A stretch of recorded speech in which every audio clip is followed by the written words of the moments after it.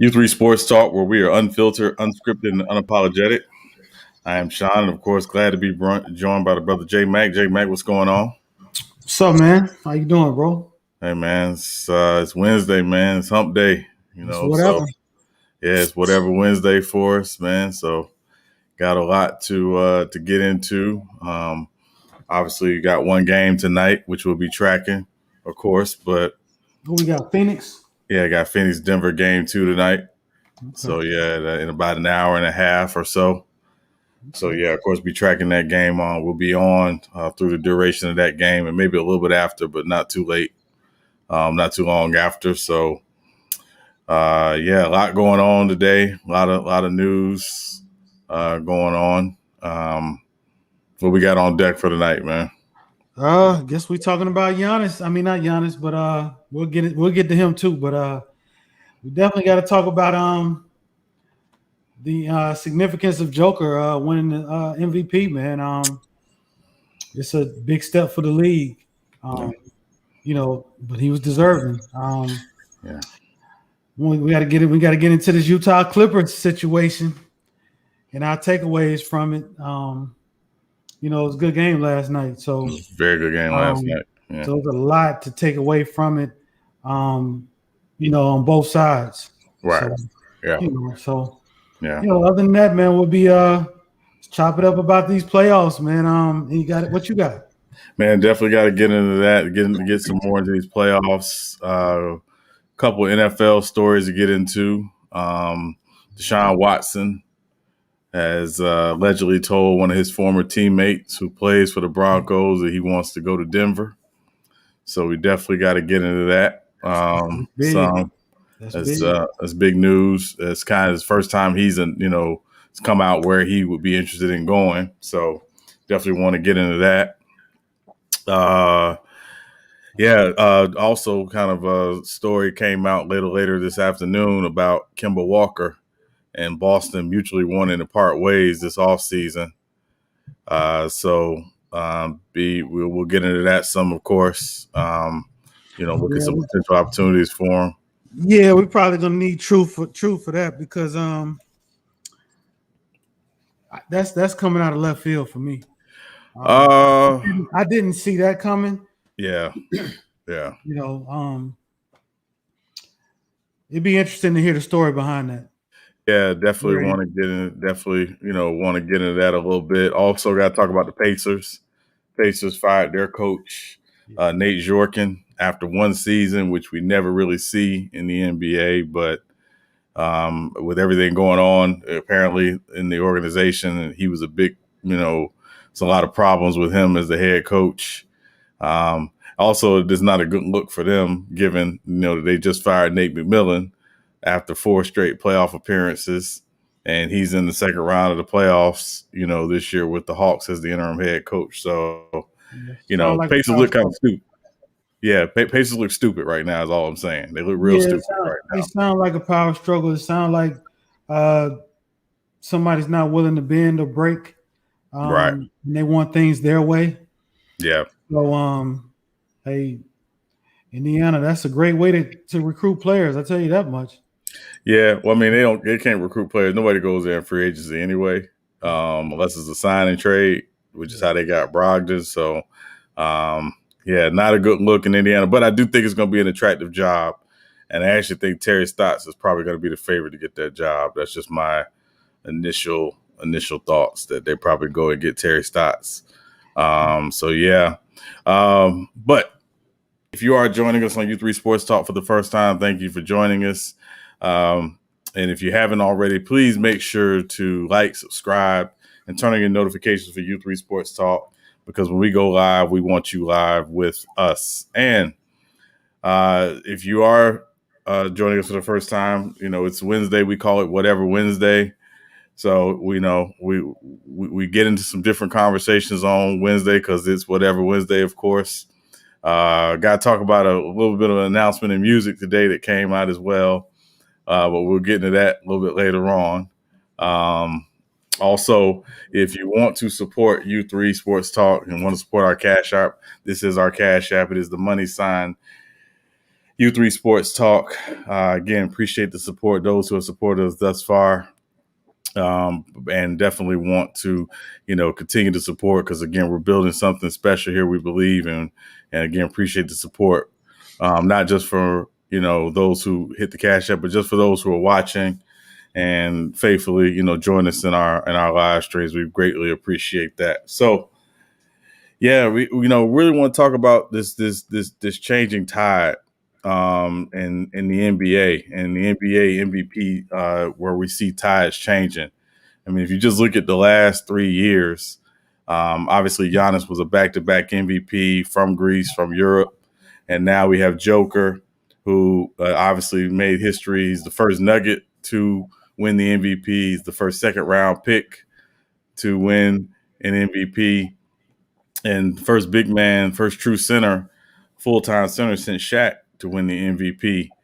But I think what we're seeing, and it wouldn't shock me if over the next few years, where more of our MVPs in the NBA are from overseas. When you look at guys like Luka, for example, and Luka's probably next up, in terms of that MVP favorite.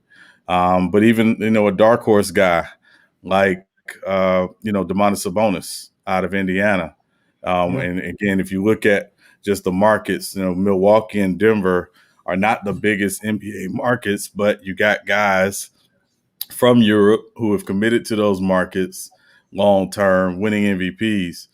I think that's where we see the tides going, in terms of the NBA. You don't have to play in, the big markets necessarily, or play on TV all the time to win an MVP anymore. Now, these voters will look at things. They're going to consider things like, the guys who commit and who stay and who talk about wanting to play for one franchise, their entire career.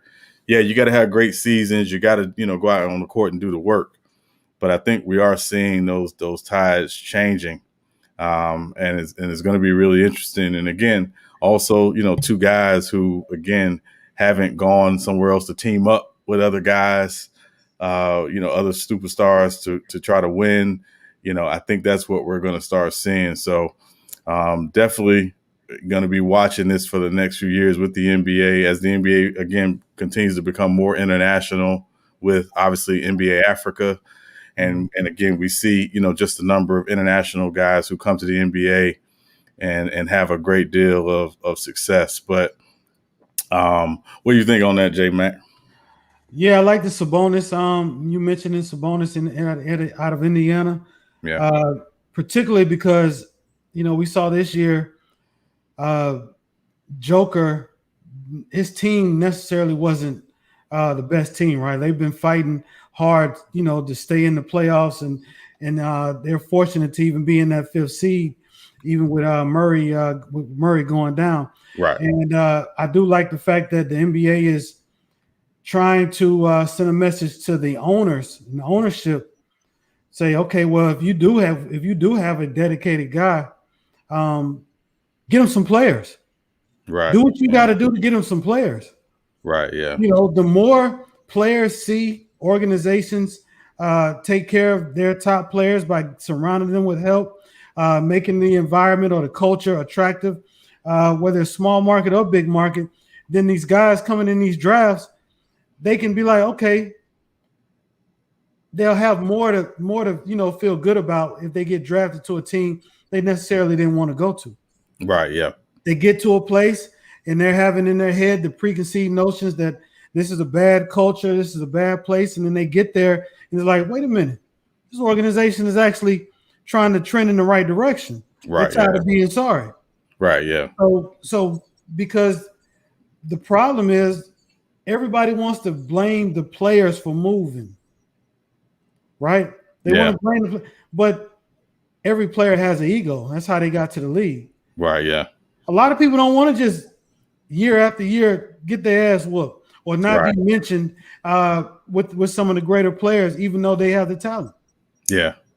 So, salute Joker. I do believe Luka could be next, but I also think if Embiid can stay healthy relatively for most of the season, if he takes one more step up, he'll win it next year. Right. Yeah. Exactly. Because Yeah. he's a matchup problem. Nobody's guarding him. Yeah. Which I mean, we're gonna get into as we talk about this Philly Atlanta series, which is now tied 1-1 going into Game 3 on Friday. But yeah, I'm with you, man. I think it sends a message to these owners to take care of their best players, and certainly again it sends a message to guys that, hey, listen, if you want to get the individual acclaim, you want to win the individual awards, it's a lot easier to make yourself marketable for those awards when you decide you're going to stay home and stay with the team that brought you up, right? What you notice too, and I don't know if you've really ever noticed this, but I was thinking about it. Outside of Porzingis, who again was a star in New York, I wouldn't say he was a superstar, but he was a star in New York. Most of these international guys don't force their way off teams. No, they tend to want to stay where they are. Yeah. Which says something about them that maybe is different from the American culture, and again, some of it may be just the AAUization of the NBA, where again you jump from one AAU team to another because that's just the way AAU basketball tends to work. These international guys, they tend to want to, Dirk could have easily left Dallas at any point. I know Dream at one point was frustrated with the Rockets, but he ended up staying and playing, 18 of his 19 years there. Tony Parker. Tony Parker, Manu. Giannis, I mean, now Giannis. now Giannis. Now Joker's in that conversation. I think Luka's going to be a Maverick lifer. I think Embiid's probably going to be a lifer, with the Sixers. So we just see. I think that's just the way the league is kind of trending, and I do think again there's going to be something to be said for these international guys who decide to stay put in their markets and be like, I'm going to fight it out here and I want to try to win it here. I will say Joker winning the MVP did not do well for Carmelo Anthony getting his jersey retired in Denver. Because once you win an MVP somewhere, wearing a certain number, that pretty much guarantees you're going to get your jersey retired, in that with that team, especially if you're the first one in team history. Yeah, but that's Melo's fault. Well, yeah, I mean, yeah. So it's gonna be interesting to see. I'm really curious to watch where these ties go, in terms of just the NBA and the MVP. And again, one advantage of not having, LeBron in the playoffs anymore is now the league is forced to market its future. You got to market the Jokers, who's current, obviously, as the MVP. You got to market the Bookers. You got to market the Donovan Mitchells, who, went off last night. You got to market, these younger guys coming up as the new faces of your league. And you can no longer depend on LeBron to say, well, LeBron's in the playoffs, so people are going to watch because LeBron's in the playoffs. And I think that's, it puts the onus on the league to try to start marketing these younger guys, better. We'll see. But the Brooklyn Nets thing is going to probably cause the if they run through the playoffs, if they run and win the chip, it's probably going to cause people, the ratings are going to drop a little bit, I believe. It's good to market these young guys coming up, and they're great, no doubt about it. However, in terms of the allure of who's going to win it, all the debates, all the people trying to figure out who's going to win way before they get to the playoffs in upcoming seasons.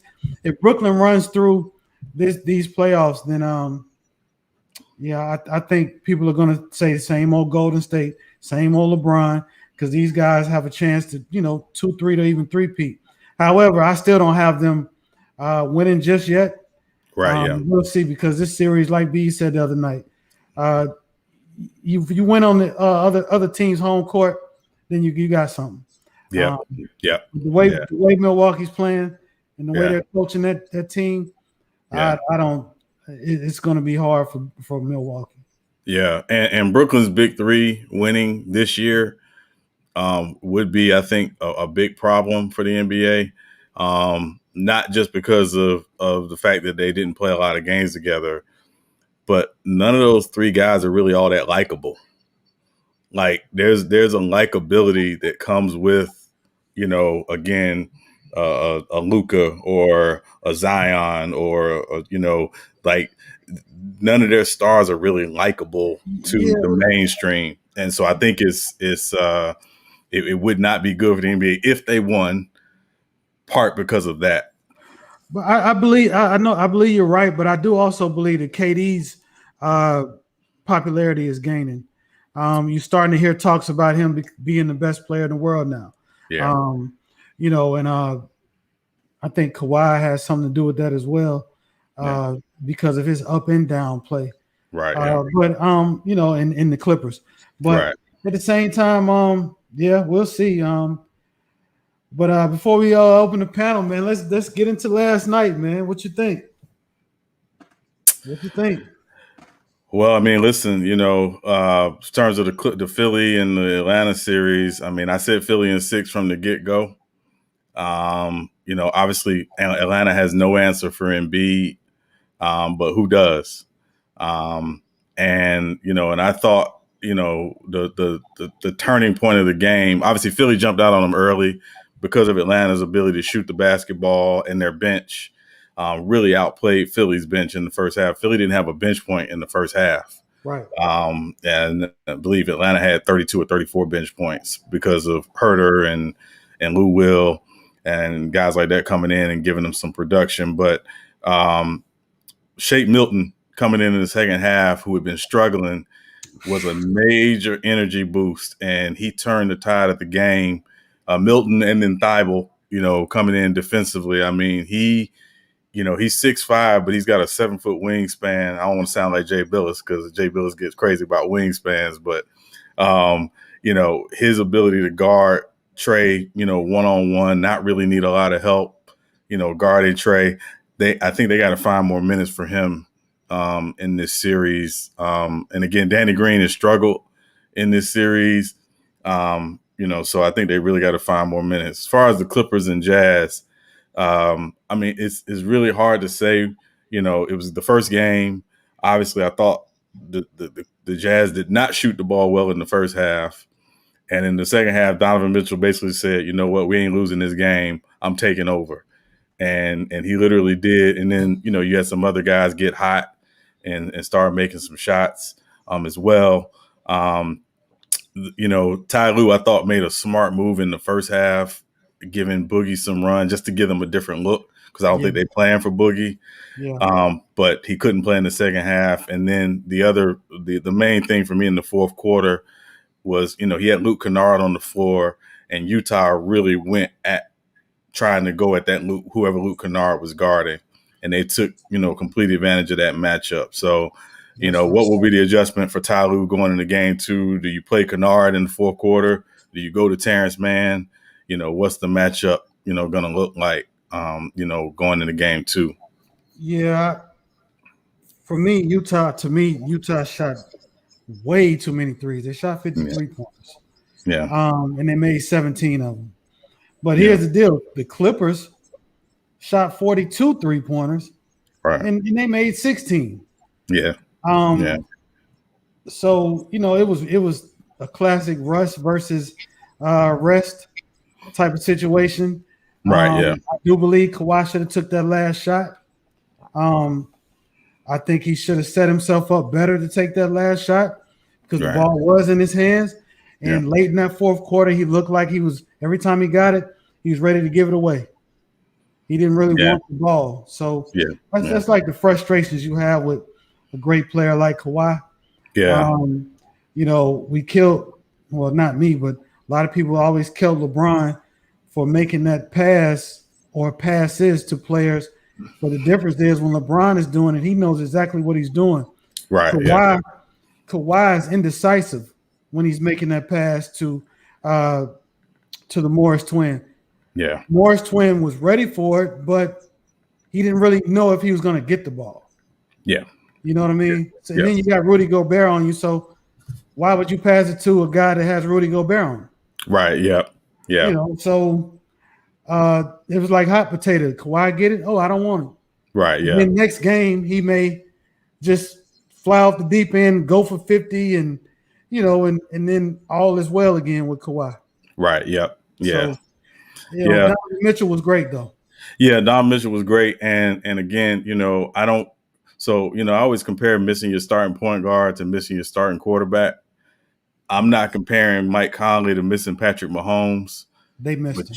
But they missed him because he's able to settle them down when the offense isn't going. And again, they had to start Ingles last night, which, kind of hurts their bench some because Ingles obviously is one of their 2 6 men. But it's going to be an interesting series. I think it's going to be an interesting series. It's going to be, again, interesting to see what the Clippers do, to make adjustments going in the game too. But Utah's got to make some adjustments too. And the ironic thing, I know we want to drop this link. We're going to drop this link here in a second. The ironic thing when I watch Utah is the Clippers were giving them the lane early, and they kept shooting the three. And then when they started finally getting in the lane, and it was again, it was Donovan Mitchell, obviously, but Bogdanovich got in the lane a few times. Ingles got in the lane a few times.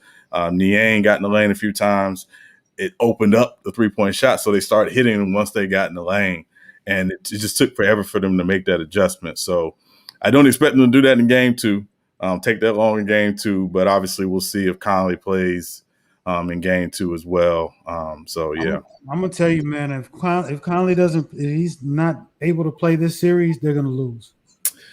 It's going to be tough. It's definitely going to be a much tougher series for him. The Clippers showed a lot of fight last night. They had that game in control. Yeah. But Mike Conley, to your point, he's another guy that can create an offense. Right. Exactly. Outside of Donovan Mitchell, those other guys just jack up shots. Yeah. They can shoot. Don't get me wrong, because I thought it was very key for them to shoot themselves out of this slump. Right. Yeah. So, we'll see, man. Let's get it, man. Yeah, man. Let's drop this link, man. Go and hit this link, man. You want to come in, chop it up with us, definitely hit the link. If you're new to us, new to U3 Sports Talk, never been in, come on in.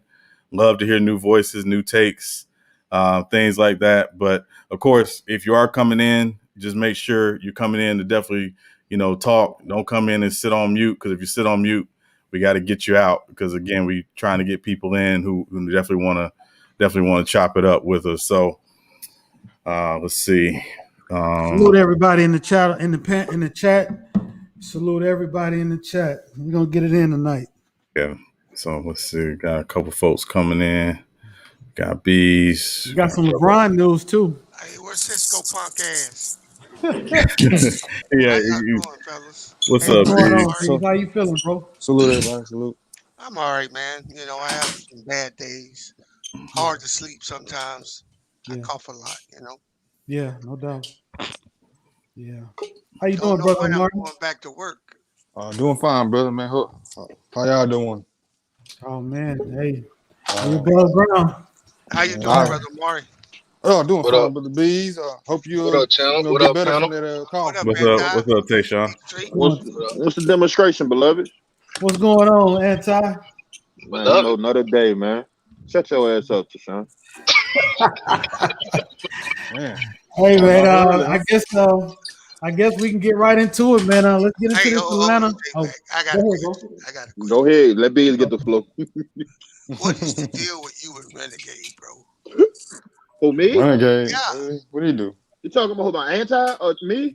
Yeah. Bro, like, like, he said some shit about Breonna Taylor I don't agree with, bro. Okay. Like, let that lady rest in peace, bro. I was just asking. Yeah, let the lady rest in peace, bro. Nah, like, I really like he was on that dude Thomas Sotomayor talking about, like, he had said the lady deserved to die because who she was dating. And she was a trap queen and all that shit, bro. I'm like, bro, at the end of the day. Bring it up. I just want to. Yeah. He was wilding, bro. Yeah, what's up? Well, let's give everybody the United States. Everybody entitled to their opinion. Hello, Lamont FYF in the building. Cooler heads. Yeah, hey, if y'all hadn't got a chance, man, check out Lamont's video about the Lakers offseason, man. It's a good video. Yeah, I'm gonna watch that when I get off here. Yeah. Lamont Troll of the Year, man. That last video was funny as hell. Damn. Trolling? What you mean? I'm talking about you put that reaction video. Yeah, what is that, Lamont? Yeah, no, somebody sent me that. They said they for real? they said they was reacting. Who was them two dudes? That's you don't know B-Lou and Zias? Yeah, they do reaction videos. Yeah. I don't know. Lamont sharing private stories like Jay Will. Don't get KD out here. Oh man. Oh man, KD he's slightly overreacting to that story. But Yeah, because he said it. KD he said it. Jay he don't want to wake up the dragon. That man, bro. That's exactly what. Yeah, that exactly nigga don't want to wake up Giannis. Yeah, that nigga don't want to wake up Giannis, nigga. That's what it is. You said it. Yeah, that's exactly. Jay Will ain't Jay Will ain't never no been reason the to lie type to about lie. you. Yeah, he ain't never been the type to lie. That man ain't got no reason to lie on you, bro. That ain't even his thing, man. Exactly. Just come out and say you said it, nigga. Own that shit. That's why I understand why Stacks got into it. Stack he been on some sucker stuff lately, man. I don't know what's going on. Yeah, he need to take his cape off, man. Let them boys discuss it themselves, bro. And I kind of like Stack, but he even if KD said it, and we all know he did say it, was it right for Jay Will to share that story? That was private. That wasn't on the hold on. It's not nothing private though. Let yes, it is. I agree. Hold up. I understand what you're saying, but you got to understand where Jay Will come from. I was listening to Chris Broussard and Rob Parker talk about this the other day. He don't have a background in journalism, bro. So he don't know the nooks and crannies around not speaking about certain stuff that goes on. Cause like Chris Broussard, like when I was at ESPN, we used to do stories around players, but we had to spend like the whole week with them. We had access to the players for the whole week. So we'll ask them like your shit on the record, off the record. Jay, we don't know nothing about the critique of that industry like that, bro. So if he feel like you tell him something, as him being a basketball player, bro, you said it. Hey, what about what Kendrick Perkins said though, Anthony? What about what Kendrick Perkins said? Kendrick Perkins be all over the place for me. Hold on. But haven't y'all noticed? Haven't y'all noticed though? Whenever shout out to K Perk, man. Whenever somebody in the media comes out and says that KD told them something verbatim, KD always comes out and denies it. Stephen A, Kendrick, it could be anybody. Every time he always denies it, and it's just like get to a point where are these people lying or is you lying? Because he do it every single. And Jay Will, that man's a liar, and man. never had the reputation to come out and lie about facts like that. He's been more factual than most. No, I think it's sad that he would shit on Jay Will's reputation like that publicly. Yeah, but it's every time. I mean, it wasn't a bigger deal though. That's the problem. That nigga KD be lying, man. He does this constantly, man. That's why I be like, I mean, like he did it with Broussard. He's done it with Stephen A, like you said. Like it's constant. It's like, dude, not to quote Jay-Z, we don't believe you. We need more people. Like, come on, man. Like at a certain KD's offense, and you guys are exactly right. In KD's offense, he defending a liar. In KD's offense, he doesn't want to seem like the bad guy. He doesn't want to dislike him, and he doesn't. The burner accounts made him a bad guy. He did that to himself. But he doesn't want to be viewed as that. And that's a slight at Giannis. I'm sorry. I don't think KD. I don't think why did he cares, even say bro. anything in the first place? Yeah, I don't think KD. Nobody talking just like us. He's sitting there talking to Jay Will just like us, sipping some cider. No, he didn't. No.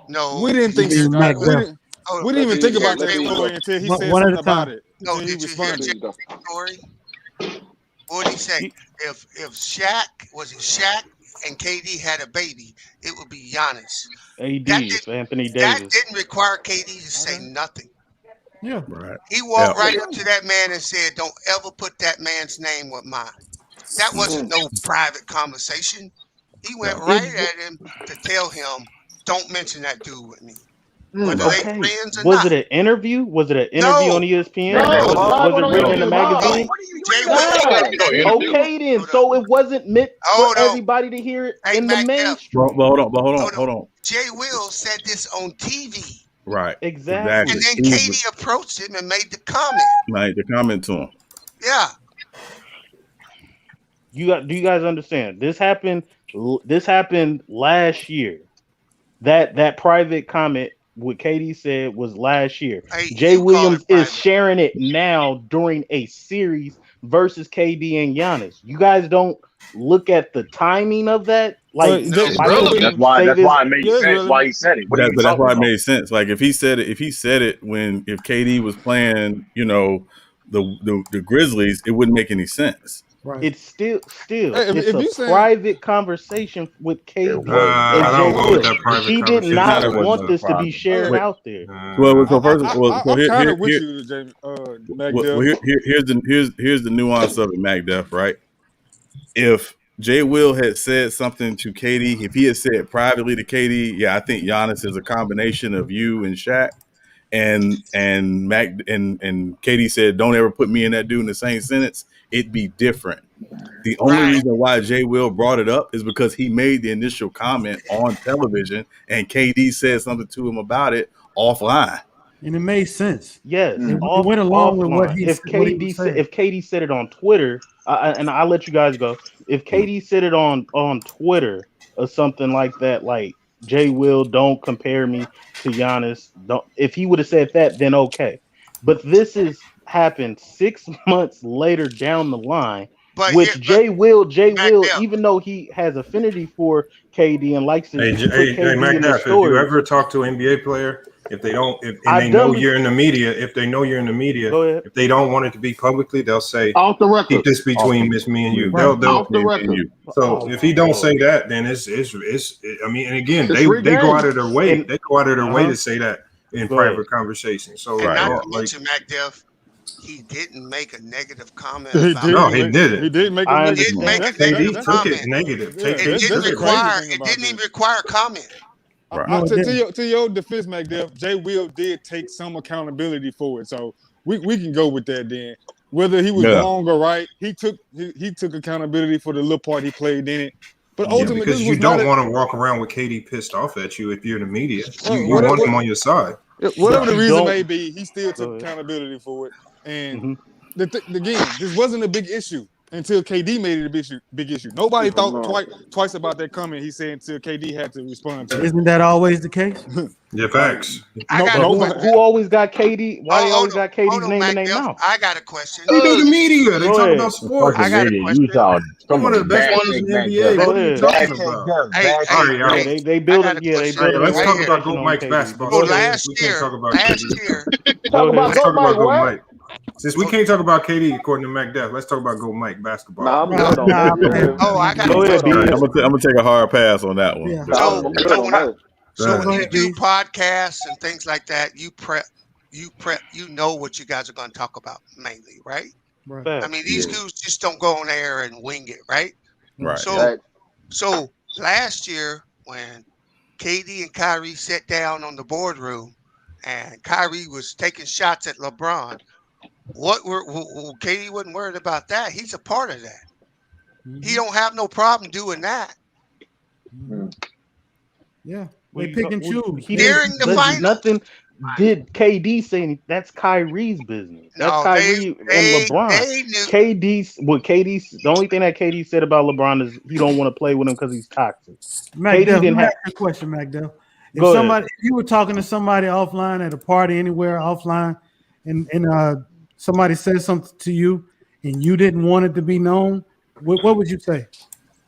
If I said something to you and I didn't want it to be known, I would say, bro, don't be putting that out. Don't put that out like that. So that's at a low level. Go ahead. That's at a low level. What do you think? These guys are professional athletes. In their careers, they make money off storylines. He's a professional journalist. He's supposed to. He's not a journalist. I just told you that he's not a journalist. Okay. But he's in that industry. And as somebody who did interviews with coaches and players that were prepping for the draft, they told me stories. I've had to do interviews before. I've had to write for the sports newspaper. I've done all that. I've talked to coaches. I've talked to players. There was one time where some kid actually passed out from a practice, and they had to put IVs in them. But did I share that story? No. Why? Because it wasn't relevant. I'm gonna give you an example. You have to know, even if he's a professional basketball player. What are you talking about? No. I didn't say anything because you don't know the kid's name. That's what I'm saying. Let Lamont respond. That's a totally perfect example. I had a conversation and he got fired, so he's no longer here at GCU. I had a conversation with Dan Marley, right? And I'm always egging him on about Jordan and all this stuff, trying to get little tidbits or something out of him, because he won't come on and do an interview.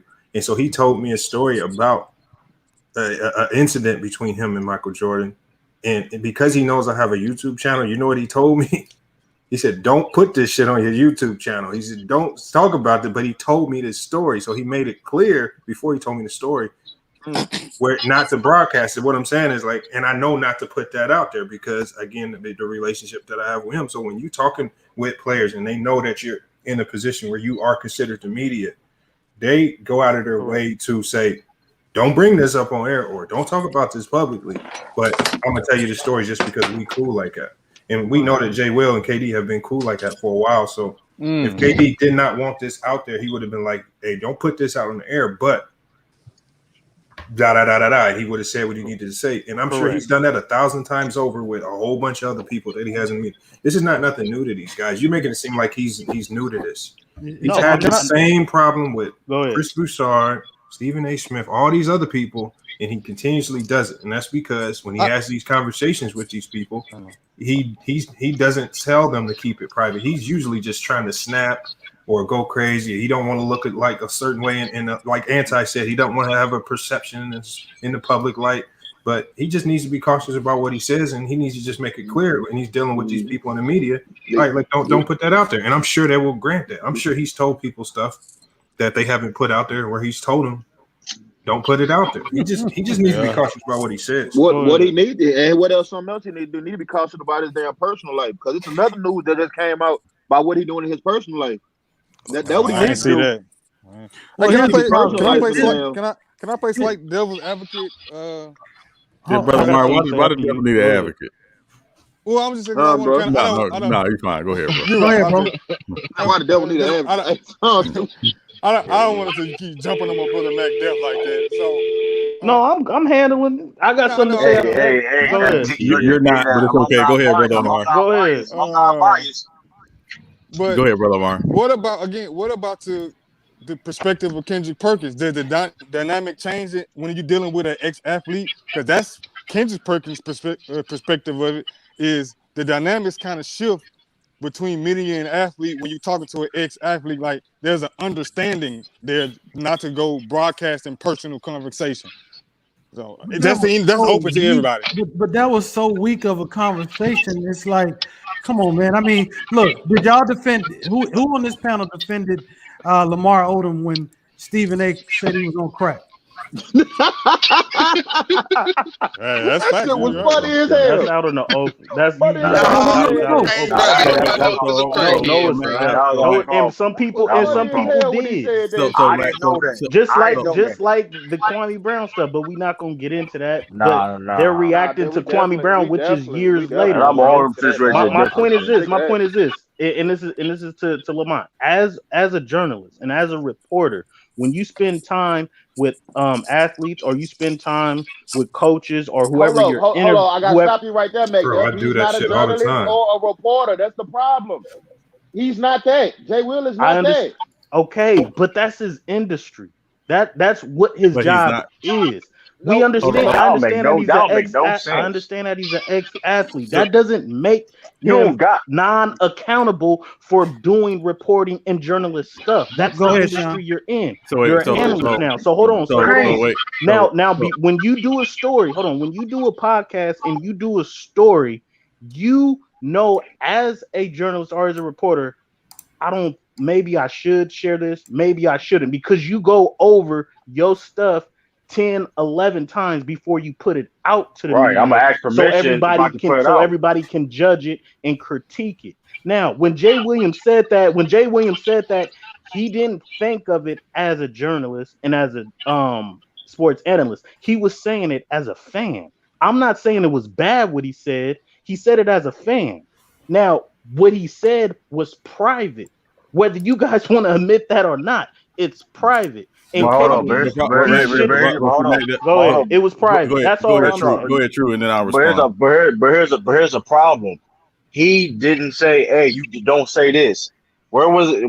Where was it? Was like, oh, don't say this. At the end of the day, when you talking to somebody and it's a conversation and they're not saying, "Oh, don't say this, don't say this, don't say that," or whatever. It's just you just having a regular conversation. Everything's no open at that point. But is it? If I'm having a conversation, if we're friends, and we're having a conversation, why would I put our conversation in the media? You talk to somebody in the media as a friend, bro, and it's private. Why do I have to worry about our conversation? They was in the club. The media. Hey, Sean, jump in here. Hold on, Mac Duff. So let me go ahead and say this real quick. So back in 2004, only for a few months, there was a beef between Kobe and Ray Allen, right? And a reporter asked Kobe about it when it was going on. And Kobe said, and I quote, "Don't ever put me and that dude in the same breath." And it was printed. And it was printed. Okay. He owned it. Like he owned it. He's like, "Oh yeah, I said it. Yeah, I own it." Like, again, he's going to still play against Ray Allen down the line, but he said it. He said, I said it. It is what it is, whatever. Fast forward, the problem with KD is not that he said it, because again, if you feel like this dude ain't in the same universe with you, that's fine. Own it. Yeah, I'm about to say own that shit. Stand on that shit. Hold on. Different mentality. No, Mac Duff. This is you can't move the goalpost. Be a freaking man. Goalpost. No, hold on, Mac Duff. Be a freaking man and own it, because again, Jay Will did not approach you. Jay Will said something on television that you didn't agree with. He said, take KD and Shaq and put them together, and you have Giannis. KD approached Jay Will and said, "Don't ever put me and that dude in the same sentence." So he was confronting him. You act like he went to go find Jay Will. Hold on, Mac Duff. Hold on, Mac Duff. The moment KD confronts him, he puts himself out there for it to come out. Yeah. And notice he didn't. And notice what Lamont said and what everybody else has said. He never said this is between me and you, or keep this between me and you. He said, "Don't ever put me and that dude in the same breath," to someone who works on television and talks on television for a living. Also, KD made a statement. Also, KD never said what actually happened.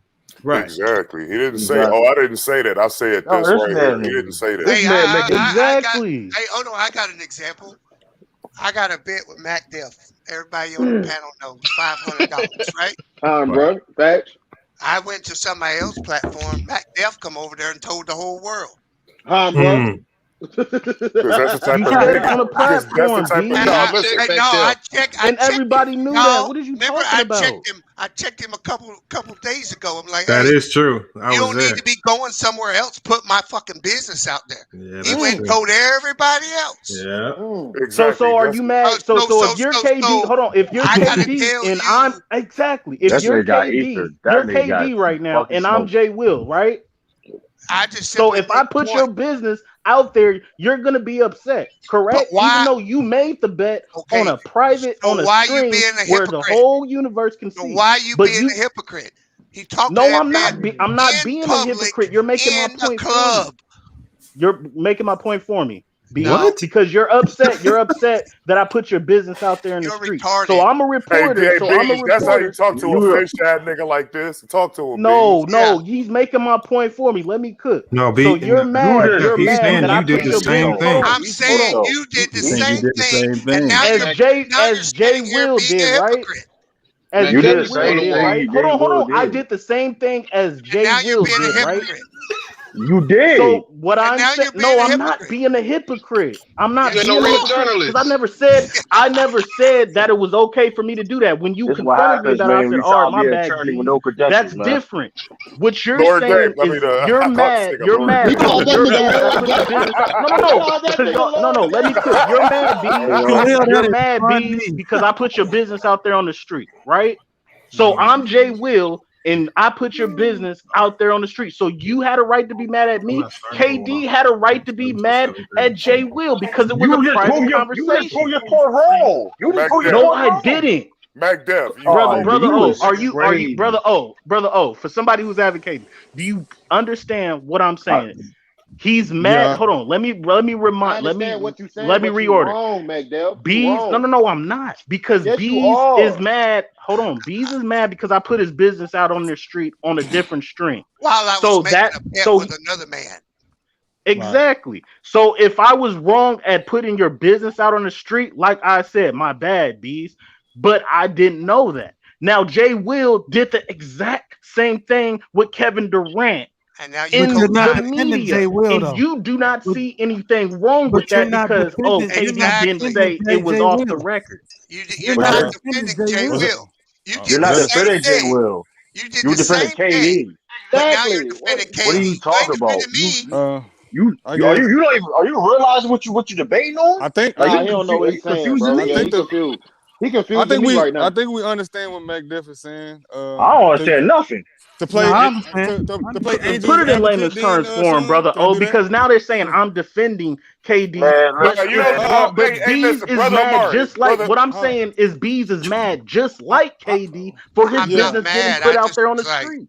Damn, bro. I guess I want you to say said something just like KD said something about it. I think you're proving my point. I think both sides. Dude, you confusing the whole. You confusing the whole. Go ahead, brother. Go ahead, bro. Yeah, we're gonna get it. Nah, you make it make sense. Yeah, I just did. Y'all not understanding. But go ahead, because y'all gonna smell my cologne on this Brooklyn too. You trying to pull in Brother Amari to be your public defender? Hey, Brother Amari. No, I didn't because if y'all not understanding, ain't no public defender. I just said what I said, bro. Hold on. I'm not gonna say much on it. I'm just gonna say this part. I principally I understand what McDuff is saying. I think we all do. From what I'm taking from it though, if I'm gonna be honest, I see the hypocrisy on both sides. The scenario he gave, both sides on the opposite side of the argument, of the argument. So if we're gonna be real about it, both sides are being hypocritical. But that's it. That's all I gotta say on it. Y'all need to get a bullshit. No, because y'all want to see the one way. Hold on, McDuff. I think the issue is KD has history on going off on the media like this. So if this was the first time, then I can understand if it wouldn't be that bad. But for him to do it on and on and on, time and time after again, like, hey, it's just make it that worse. So he a fucking Karen. That's why he keep doing the shit. He's emotional, man. I don't know why he's so emotional. Y'all gonna smell my cologne on this Brooklyn take too. So well, hey, I'm sorry. I don't particularly care to smell. I don't care for the brute. What was it? Y'all gonna get all that. Nobody want to smell Axe body spray. Y'all gonna get all that smoke. Hey, what was it? Everybody on this panel. Just 3 months ago, it was Michael Rappaport. I mean, just look at how many times this dude is getting into internet beefs. He said, she said. This dude is the toxic one. He even got into it with Kevin Durant. He even got into it with that. He even got into it with that rapper chick. How do you get into it? He's always in drama. You're always in drama. Little comment. Nigga say it's only one KD, Khalil. Yeah, I know you got to hold on. Y'all about Michael Rappaport. Y'all agreed that Michael Rappaport was wrong for putting Texas. Yeah, that's the point. Hold on, Mac. He's always the common denominator. That's the point. That's the exact point. He's always the common denominator, right? That man's always in drama for what? I don't follow dude on Twitter, right? Because I don't know if I'm following him or his burner. But that being said, I've seen him a tweet where somebody tweeted something, somebody responded, and he was going back and forth, and a dude, older dude, came out and said, "Dude, stop responding. You know how sensitive you are." And KD responded, "Yeah, you're right." So this dude admits publicly that he's a sensitive dude. So whenever somebody says something about him, he always goes to that Karen way, and that's the problem. And it's like, dude, listen. I get it. Okay. If that dude, so my thing is, if you said it about Giannis, right, and you don't think he's on your level, why are you getting upset for Jay Will putting it out? Oh, no, Troy, man. You Did y'all hear the new reports too? Did y'all hear the new reports? Kevin Durant, he flew. Nah, don't do it. Don't do it. Don't do it. No. I gotta do it. I gotta do it. I gotta do it. You already brought it up. Let him say it. I ain't saying though. I brought it up. Yeah, listen, Go ahead. That man flew out an Instagram model and she said that's a boring nigga right there, boy. She did. That's an shit nigga. That ain't the story. Nah. That ain't all. That ain't the story I heard. Go ahead, Anton. Go ahead. Yeah, you cleaned it up. The nigga couldn't even fuck a porn star. The porn star turned him down. What you mean? It's a chick named Lana Rose. She a porn star. Mm-hmm. He basically invited her out to a game and gave her VIP access with her friends and everything. But he already knew from the jump. He was like, "Hey, I want to fuck you." And Lana tracked that nigga down. Lana like, "Nah, it don't go like that." Hold on, man, Ty, you kind of misrepresenting it a little bit now. What you Go mean? ahead, That's brother how Mark. it went. Hey, if you watch Fresh and Fit, what he wanted was a whole scenario. No, I mean no. Everybody on this panel giving false accusations. What he wanted crazy. was a threesome, and he had some extra. Nah, he wanted to fuck. And the girl said, Ain't that what you do with a threesome? Yeah. That's obvious in the threesome. But the girl, she wasn't too acquainted with this third party like that. Nah, it had nothing to do with the other girls. She turned down KD. I'm not saying she turned down KD. Let me put this disclaimer right now. She ultimately turned down KD. You're right. What I'm saying is he was boring. Plus he brought in a third lame ass nigga. You gotta be. You can't even fuck a porn star. So if you that boring, you try to bring in a different girl. Like it was all no's across the board. So Jeannie on the corner ain't ever turned you down. I don't know about no chick on the corner. Fuck you talking about? In other news, the Clippers are down 1-0 to Utah. Yeah. Hey, I think the Clippers gonna beat them. That's to be expected in the first game. The Clippers just came off a long 7-game series where they had to battle, so it was perfect for Utah to sneak in that first game. Listen, I couldn't tell anyone last night how people was talking, man. I thought they lost. You know what I mean? So they were lost last night. People was talking. What do y'all see moving forward, though? I said that if Mike Conley don't play, it's over, dog. It was over. Yeah, Mike Conley don't play, but I think he's expected. I think he's gonna play. I think he's gonna play. I think he's gonna play with a bad hamstring. Shit, even if he averages like 20 minutes a night, bro, that's better than what they got right now. I mean, because he'll be able to unlock what Donovan Mitchell does well if he out there. You know what I mean? I think that if the Clippers win, that would be the biggest threat to the Brooklyn Nets to get to the finals. Because I think if anybody else in the finals, they getting blew out. Rudy Gobert gonna have to play much better for them to win. Did y'all realize that Utah played horribly yesterday? Yeah, they played horrible in the first half. They were terrible in the first half. They played a bad game and won. They can score. They played awesome in the second half. Yeah, they was great in the second half.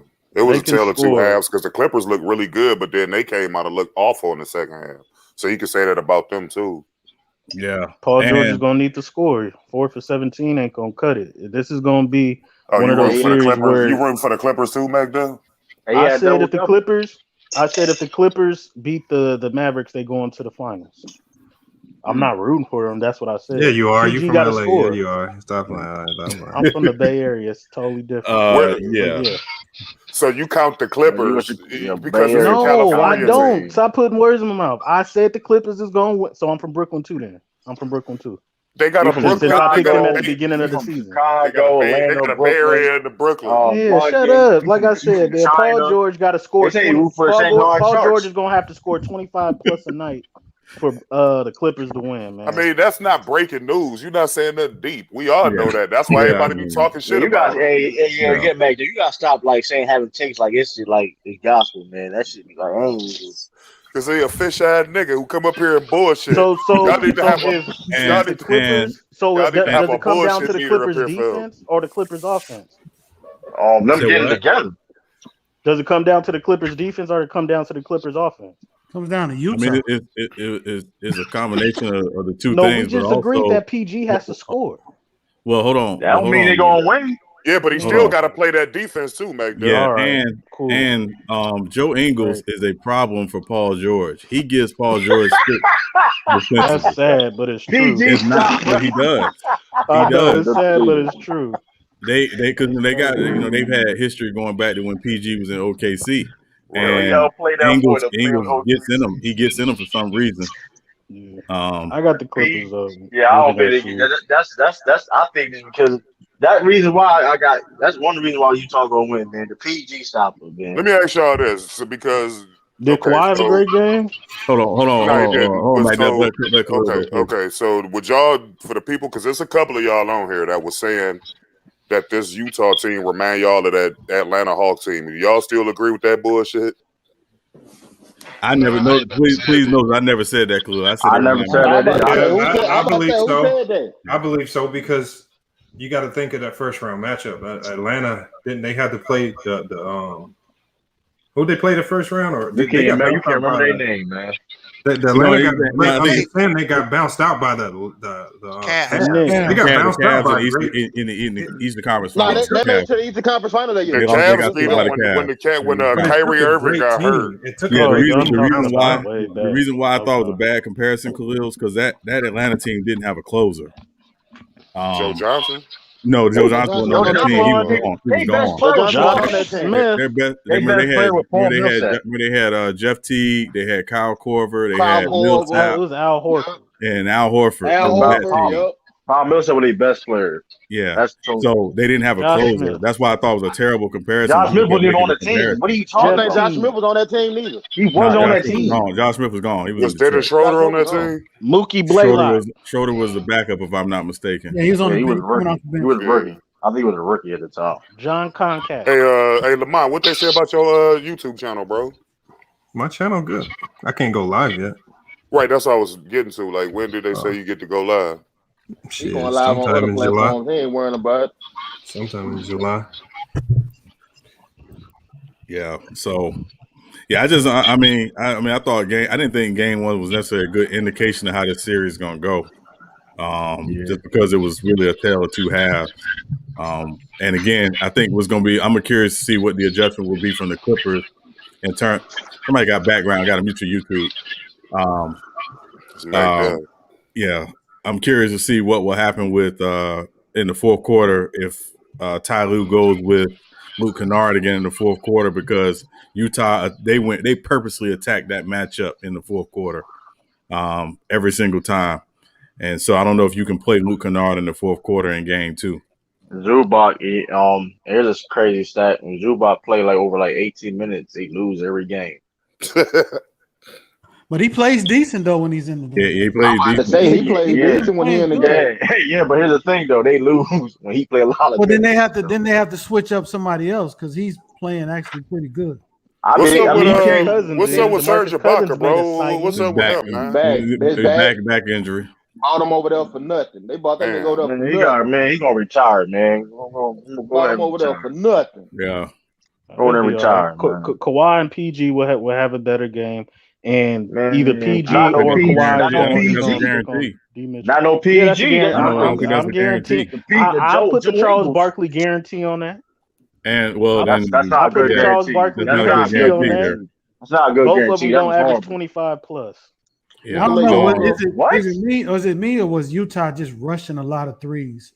They took a lot of quick, and what I mean by quick, they take quick threes, but it was a lot of rush shots. To your point, yeah.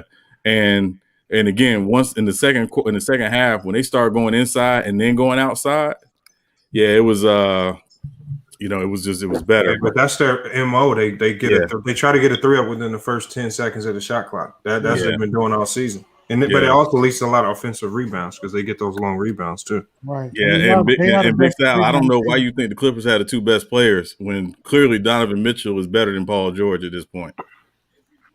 That's facts. We're not doing that.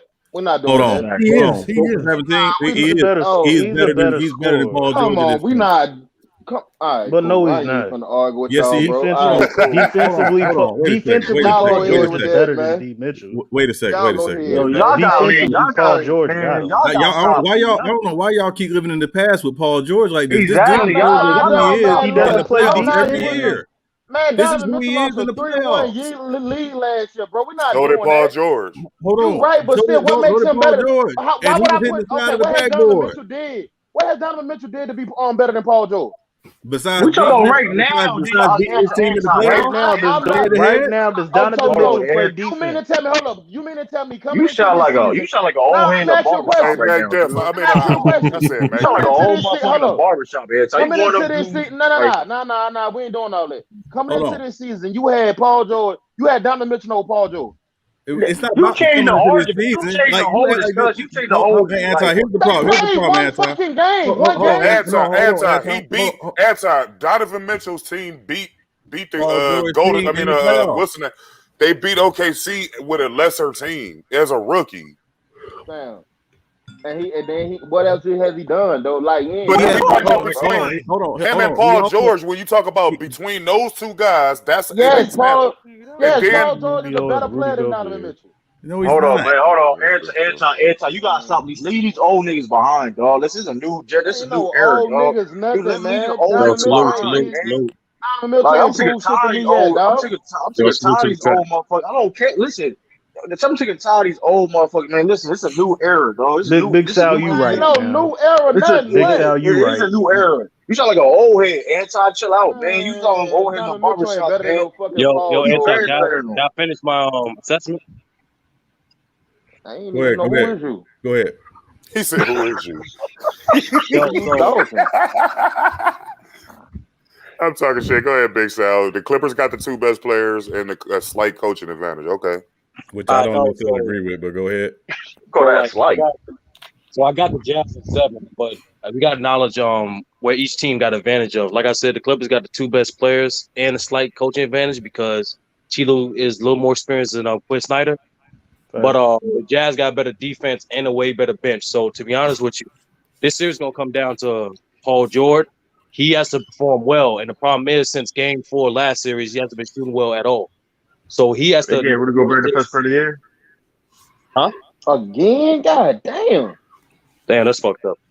See, but that all go back into what we talked about earlier in the year on Lamont's channel. Does he deserve that money he got? Yes, he does. Now you starting to see it. Man, get the fuck out of here. Nigga don't deserve no $200 million.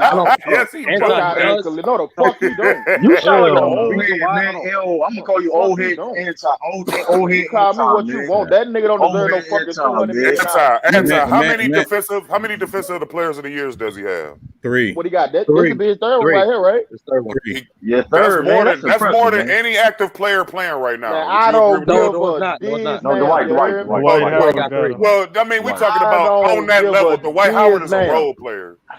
No, but I don't give a active dick, right man. now. That boy don't. That's true. That is true. That boy ain't worth $200 million. How you don't listen? They winning. What do you mean? It's working out. I'm just saying they're the only team. They're the only team in the NBA ranked in the top 5 in offensive and defensive efficiency. Okay, he's a big reason why. Okay, they better win the game about Donovan Mitchell. You can't say $100 million. They better win a motherfucking championship with that nigga. Man, we don't do. They're gonna be bounced out in the second round. Yeah, you sound like a 90s fan right now, Anti. You gotta chill out, man. Man, fuck out of here. Like, you gotta chill out, man. $200 million for 10 and 13 a night. Get the fuck out of here. He gives them more than 10 and 13 a night. Nigga, those Kwame Brown stats. Nigga, get the fuck out of here. You got There you go. There you go, Cat. There you go. That's their one. Every time you talk about big man, somebody got to bring up Kwame Brown. Hey, Sean, can I use this clip? Yeah. Please. Get the fuck out of here. Yeah. LeBart in there right now, man. I've been waiting on it. I've been waiting on it. I've been waiting to get a snippet of Anti going crazy on something. Yeah, we're not doing that. No. Oh, man. Clippers do got the advantage, man. We just gonna see what happens with what advantage? What advantage? We know bro, Kawhi. We know Kawhi's gonna do his thing, bro. They got the two best players. Wait one second. Hold on, Big Sal. Wait, before you go, wait 1 second. Even if Kawhi does his thing and Donovan Mitchell does his thing, and you take those two out of the equation, how are the Clippers better than the Jazz? Now we're doing this. Well, when I say KD can't Embiid, it don't work that way. Yo, we gotta talk about this, bro. That's what I'm saying. I'm saying even if they match each other stat for stat, point for point, and you take both of them off because they can't cancel each other out, how are the Clippers better than the Jazz? No, that's what I'm saying. The only best player. Who? Hold on, Big Sal, go ahead, because you the one that brought this topic up, bro. No, the only reason why I'm saying they have the two of the best players because ironically, PG has done more throughout his career. But this is last postseason for that because Donovan Mitchell got actually the 5th highest points per game last 40 years in the playoffs. He balls out in the playoffs. So that's why I'm saying him and Kawhi, they cancel out offensively. That's why it really depends on Paul George. So if Paul George shoots well from the series, they win. But if Paul George doesn't play well, they lose. That's simple as it is. Because as much as I think the Clippers do have an advantage with coaching, because like I said, Ty Lue is slightly more experienced than Quinn Snyder, and he's not into elimination games. And like I said, we saw in that last series, he didn't play Zubac and Beverly the last 2 games. He made adjustments, so he's capable of doing adjustments. So that's why I think the Clippers got a slight coaching advantage. Bro, they ain't giving Ben Simmons no love. Hold on, Big Sal. Let me ask you a question. Just from a Paul George perspective, when's the last time Paul George played a complete playoff series? No, and that's the problem. That's the problem. 2012. So banking on a dude who hadn't played a complete playoff series in 8 years to all of a sudden come through is asinine. Hold on, but the thing is, this is the first. This is like his second year where he's actually putting his natural role he's supposed to be in. B said all the time, Paul George is not a 1, he's a 2. And those he was a 2 in Oklahoma City. He was a 2 in Oklahoma City and flop. He was a 2 in Oklahoma City and flop. Oklahoma City, he was expected to be a scoring 1 option. No, he was a 2 in Oklahoma City. The first year he was a 2. First year he was a 2.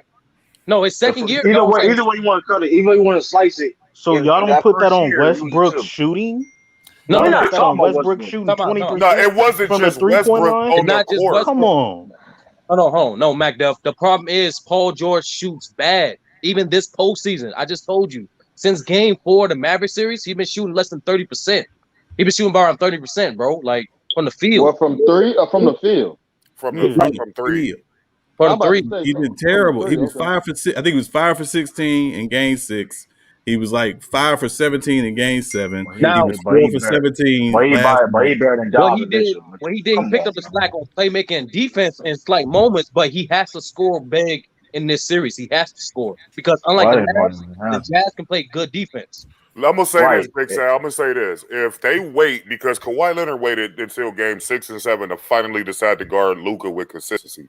If he wait to do that with Donovan Mitchell, Utah's a much better team than Dallas. Them bitches gonna lose. They're gonna lose. That's what I'm saying. Paul George has to play like the second best player in the series. Otherwise, hey, shoot that dog. Even with Luka still got his. Oh, that's the Mont dog? Yeah, that's the Mont dog. It's your damn dog, Lamar. You gotta hush up that bitch. Yeah. Yo, I'm gonna tell you. Hold on, but we forget about these retarded, bro. Hey, but we forget about these too. Killing your house, boy. Oh, wait, hold on. We gonna forget that. We forget this too. The Clippers are 1-3 at home games. They're 1-3 at home games. Ain't none of the home team been winning this damn playoff. That's a lot. The Jazz got a winning record. The Jazz got a winning record. The only one. Yeah. They the only They the only one.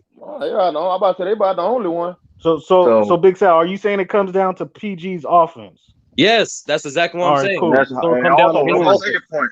My second point is this though. Hold on, but Mac Dell, we forget. Okay, but you forgetting the point though about the offense. They got the PG stopper on that team. Joe Ingles, the PG stopper. PG don't play well against the Jazz. He don't play well against Joe Ingles. He never had. That's what I'm saying. And Joe Ingles play on the Jazz. He called that boy the PG stopper. I'm gonna call that man. J.I. He is the PG stopper. He is. He's a PG stopper. Look how what I'm hearing, how y'all going up there. Okay, let's say the Clippers win this. So if the Clippers win this series, that means Paul George is better than Donovan Mitchell now? No. Y'all on some Max Kellerman stuff, bro. No. I'm saying like y'all going from series to series. I bet whoever wins, the crown is up in the air. Whoever wins is the best player. So y'all telling me? Mac, ask y'all a question. Who averaged more in the playoffs then? D. Mitch or Paul George? I think D. Mitchell was averaging more. Donovan Mitchell. By how? Do you know by how much? No, I don't know how much. Like I seen the stats. Like currently, right now, his 4 dudes is LeBron, KD, Anthony Davis, and Donovan Mitchell. Donovan Mitchell averaged almost 30 in the playoffs, bro. Hey, he averaged 27.5. Calm down, nigga. Calm down. That's a lot, nigga. That's a lot. Let's not put him on Allen Iverson. 30. Calm down. That's a lot. Y'all telling me a dude that y'all telling me a dude that outplayed Paul George as a rookie in the playoffs series. You telling me he's not better than Paul George right now? Nah, he ain't better than Paul George. I'm saying right now, he outplayed that man Jurassic. Right now, he's hot. Man. Right now, he's hot. It is what it is. He outplayed him. Old head logic, man. Nigga, hold up. Hey, Devin Booker just outplayed LeBron James. You taking Devin Booker over LeBron James, man? Hell no. We gonna have that conversation later. We not. That's what we're There ain't no conversation later, nigga. You better have that conversation when Devin Booker retired. No, the difference is Anton. The difference is Anton. Just because somebody gets somebody in a series don't mean you better, dog. The difference is Anton actually achieved more than P. Booker. But here's the problem though. You ain't brought no facts in besides Paul George. No, we gonna break it down. Let's break it down in true.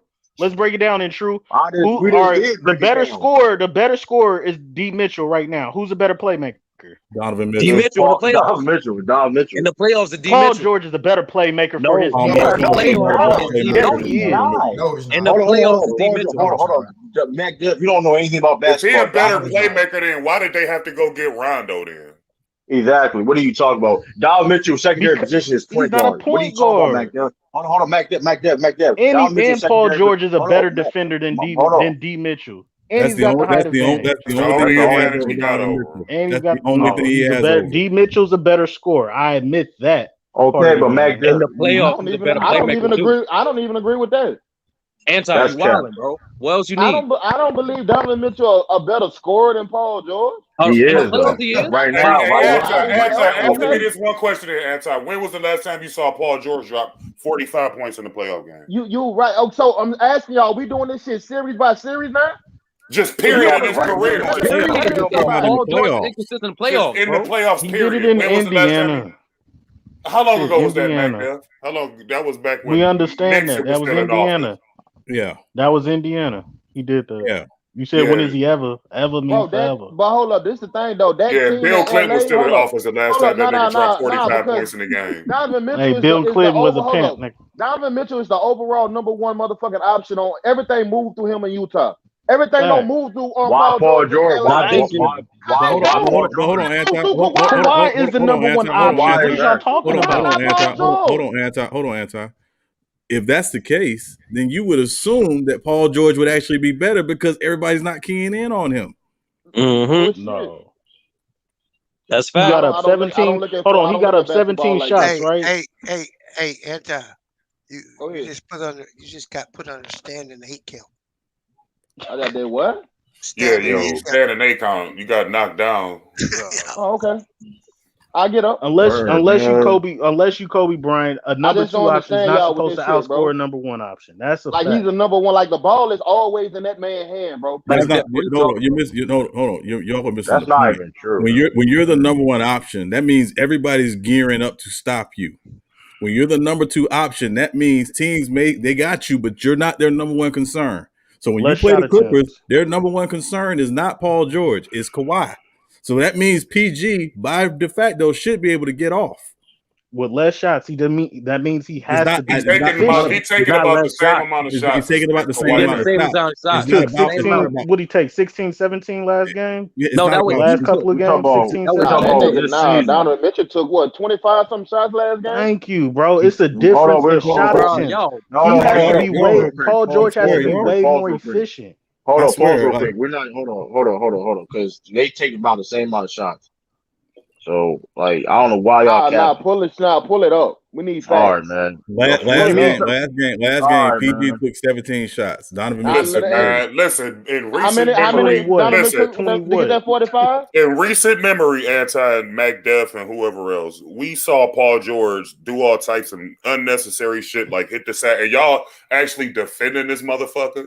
That make sense. Hold up, I'm not defending him, but I'm not finna sit up here and say that Donovan Mitchell is a better player because leave the old NBA alone, dog. He's not doing that. No, I'm not leaving the old NBA alone. Hold on. Wait. That's a problem. Wait one second. Because for me, Anti, the reason why I can make that statement is because I'm looking at from the day Donovan Mitchell came in the league in 2017 to now. where Paul George has been since 2017 and now, Donovan Mitchell has been better. Has Donovan Mitchell finished third in the MVP vote? If you want, hold on. If you want to take whole career, obviously Paul George got a 6-year head start on him.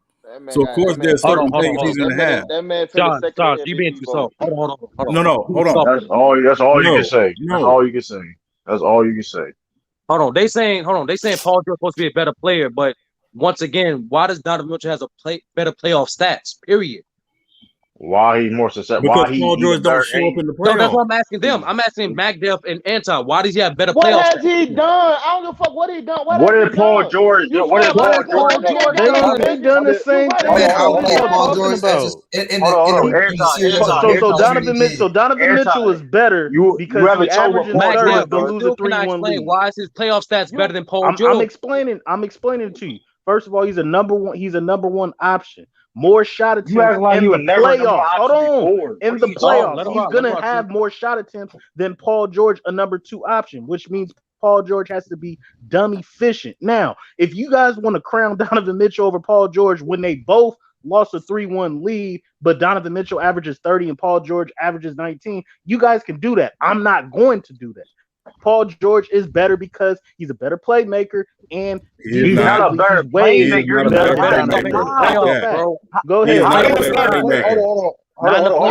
No, I think he's an all-around better player than Donovan Mitchell. Me personally. The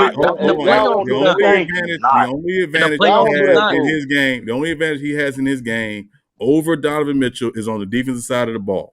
That's it. So if you want to say he's more complete because of the defensive side of the ball, I can see that.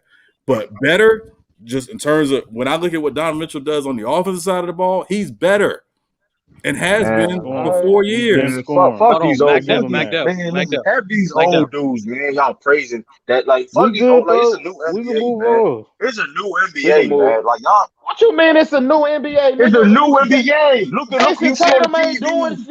It's a new NBA. I don't give a damn what you talk about. Fuck these old motherfuckers you talk about, man. It's a new NBA. What do you mean about a new NBA?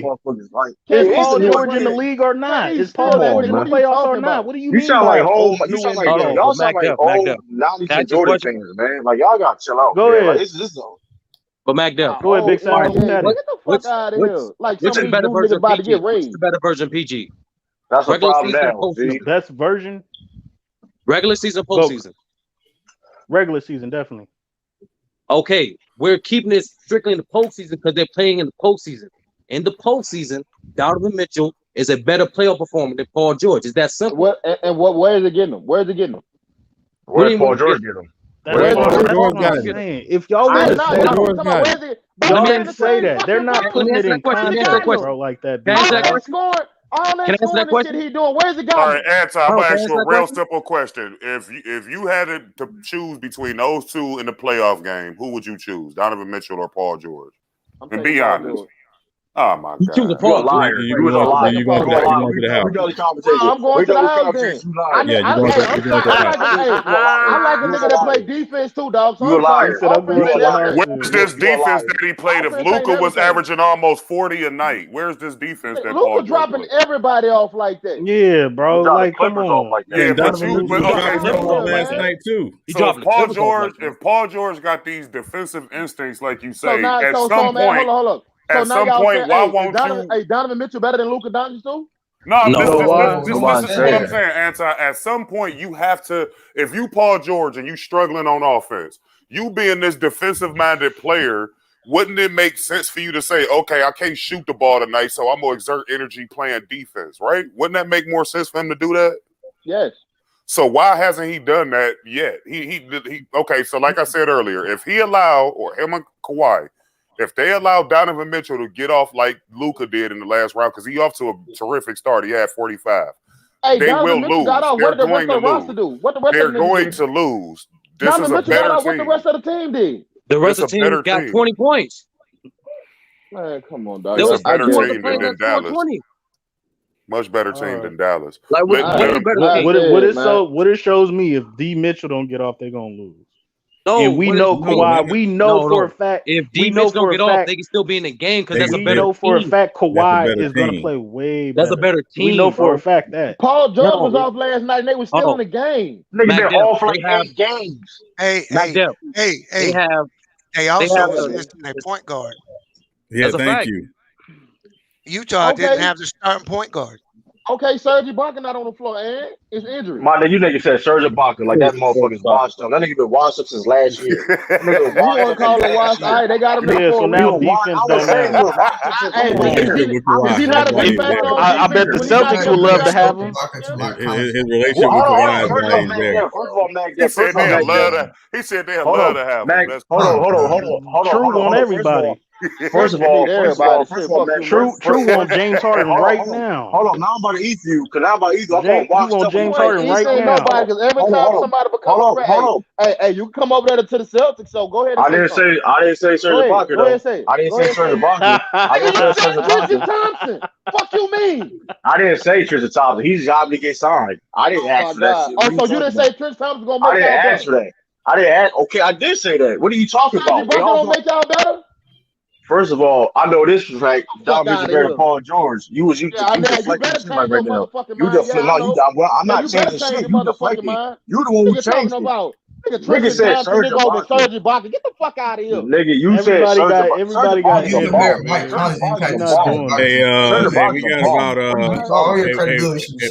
Hey, we got about 10 minutes before this next game tips off. So this Phoenix Denver game. Let's get into that real quick. What y'all expecting to see tonight? Devin Booker to go off. I expect to be the same game. Denver. I expect Jokic to be more aggressive tonight. Denver for the aggressive last game. I don't know if they win, but I expect them to be more aggressive. I think Phoenix gonna win this game too. I think they're gonna go up 2 games and yeah. I think Denver. I just don't think Denver has enough. Like, I mean, I said this when I'm talking about the series. I said, y'all said that. I mean, but here's the thing though, too, though. Like, Mikal Bridges had 23. Is he going to constantly have scoring games like that during this whole series? That's what I'm saying. Yeah, I don't think he has. I think it's really a combination of him and Crowder, what they give him, what they're expecting. Well, yeah, that's what I'm saying. But that's what I'm saying though. Like they're going to constantly give the combination of that offense the whole series. That's going to be a group. That's going to be the question. Because I mean, Denver still has the better win. The front court. Denver still got better. If CP3 looks like he did last game, they don't have a chance, bro. Yeah, and Will Barton is playing tonight, so I don't know. That's a good plus. Yeah, I don't know if he'll be on a minutes restriction because he's been out for a moment. He's gonna have to be on a minute restriction. He's been out for a very long time, though. Yeah, he's been out for a very long time. He's gonna have to be on a minute restriction. Listen, his presence, though. I mean, that's what may energize the team. You know what I mean? Yeah, that nigga ain't Walt Frazier. The question is, who do you have him guard? Do you have him guard Booker? Or do you have him guard Chris Paul? Chris Paul. You don't want that man. You don't want that man guard. Yeah, you don't want that man guarding Devin Booker. I would guard Chris Paul. Yeah, I'd much rather him guard Devin Booker because Chris Paul gonna give him more angles. Nah. I don't know how Will Barton is on defense. And don't ever equate him to Walt Frazier. You said his presence is spark the team. He ain't got it like that, man. Hold on. Whoa. Nah, he's emotional. He's an emotional leader for the team, bro. Hold on. He's a lead. He's one of the leaders of that Denver team. He's been there for a while. The biggest thing, it gives them a legit backcourt player. Right. They don't have one right now. Yeah. I agree with it from that standpoint, but to suggest that Will Barton is going to energize the team and galvanize the troops, you have to. Will Barton, he is. Will Barton, he's not Willis Reed. Let's not do that. But I mean, again, he makes him better. Spice on what I said, though. I don't know if what I said was crazy. I don't mean. I mean, he one of the leaders of 18. You know what I mean? You have a player that's hurt. You know what I mean? You want him to come back. You gonna be energized. I heard you talking about the MVP with Jokic, bro. The only thing I have about this is the fact that he won it by default. All the top 5 dudes got hurt this year. We're not doing that. We're not doing that. What you mean? I don't like doing that. That shit corny. That's facts, though. Like, when have you ever seen how did he win it by default? How did he win it by default? He won it by landslide. And yeah, It wasn't close. He had 91 of 101 first place votes. Hold up, if Joel Embiid stay healthy, I told y'all it was gonna be a landslide. Hold up, I said that. I don't know what was in the grease. You heated up today. You know exactly what I'm saying. We know what you saying, like. So you mean to tell me you agree or don't? Hold up, Bees. You tell me if James Harden would have stayed healthy, he playing the way he was playing. But here's a problem. I told you 2 months ago, Jokic was going to win it. Nigga, I told you he was because everybody was hurt. What are you talking about? Hold up, but there's a problem. James Harden is not the example to use because we already talked about how James Harden sabotaged his way out of the Rockets and did all that. I don't care what he did on the Rockets. He was the best. He was the best player at that time, bro. The voters wasn't going to vote for him, though. It don't matter. Hold on, Anti. I heard 2 voters come out and flat out say they would not vote for James Harden this year because of what he did to Houston. All right, that's 2. But I'm telling you, that's how a lot of them were thinking. That's just the 2 that came out. If James Harden would have stayed healthy, bro, playing how he was playing, he was winning. I think he would have got it. I'm telling you, he was not winning it. And he got Kyrie and Durant on the team. They voted Derrick Rose. They voted somebody to ask who voted for Derrick Rose too. It was a fan vote. It was a fan vote? Okay. Yeah. Okay. Yeah. That's still out of pocket though. That's still out of pocket. I mean it is, but you know what? He got 91 first place votes, Santa. Yeah, out of 101. By default. Steph Curry was second. How is it about hold on, Anti, we're not gonna do this, Anti. You trying to mean it's sad? No, but you're downplaying his award though. That shit corny. Like if you want to downplay, he won by default. My problem this though. Why are you saying it though? Like we don't know what fuck y'all went on. Like this is like we know motherfuckers got hurt. That's part of the game. By default. Hey, that's corny. That's corny though. It don't matter if Braun played. He still was gonna win. He still was gonna win. The fact that dude, Braun. So he was gonna win over Joel Embiid. Joel Embiid was leading. Joel Embiid was my MVP regardless of the games he missed. Hold on, so he was. He got hurt. What are you talking about? Let me go up the beat. Let me go up the beat. So Anti, when you look at his numbers, Anti, when you look at Joker's numbers, you wouldn't agree that those are MVP worthy numbers. You wouldn't agree with that? No. He is the MVP, but I wouldn't taking him over Embiid. Because Embiid was doing it on both sides of the ball. But you can't agree that his numbers is MVP worthy all in the same time. Stated it was a default victory found. It don't work that way. He put himself in position. In worst case scenario, he played every game in position first person do that says Kobe play every game. So that's impressive in itself. First of all, it was short season. He was in the top 3. He still played every game. Nobody else did. He played every game. It was a short season though. 72 he played every. He ain't giving them shit. It was a short season. Hold on. It was a short season when They do give out the MVP award. They do give out the MVP award in short seasons. I'm just saying, like LeBron got one every game. LeBron got one. Karl Malone got one. Like that. Yeah, but you ain't saying them. Like, come on, man. You ain't doing like you sound like so you saying he's not. Hold on, I'm not hating it. He won, bro. No, you hate won, but he won it by default. He won it by default. That is hate. That is hate. You don't got. Yeah, that's his hate. That is. So why do you have a problem? If y'all want to call. Why you have a problem with it? Even just why you got an issue with it? Problem with it is that you do have a problem with him. You do. Why you? Hold up. When have we ever seen 4 of the top 5 MVP candidates get hurt in a season, bro? That shit don't happen. But even if they what you missing is this, Anti. Even if they don't get hurt, Joker is still up there with them. Even if he you don't deserve MVP, he's a deserving MVP. He's not though. So how could he win it by default then if he was still competing on the same line? Listen, hold on. Listen. How many games? Even Steph Curry missed like 2 weeks on injury, right? Joel Embiid missed a few games. He missed a few games. Like everybody missed game because of injury, except him. Yeah, but let's stay right there. So the best ability is availability. If you are out there, you get to showcase your talent every single night. And in the NBA's shortened season, he still played in all the games. But how many times have we seen that happen in the NBA, bro? Hey, never. Hey, Anti, let me ask you this. Did you expect Denver to fall when Murray went down? No, I was one of the dudes that said no. I said they were going to stand back and go up.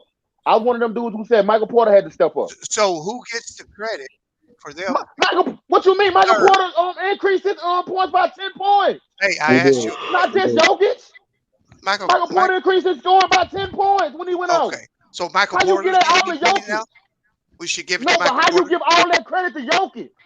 Hey, Michael Porter increased his play. But the still is the narrative is always the best player on the team. Bro.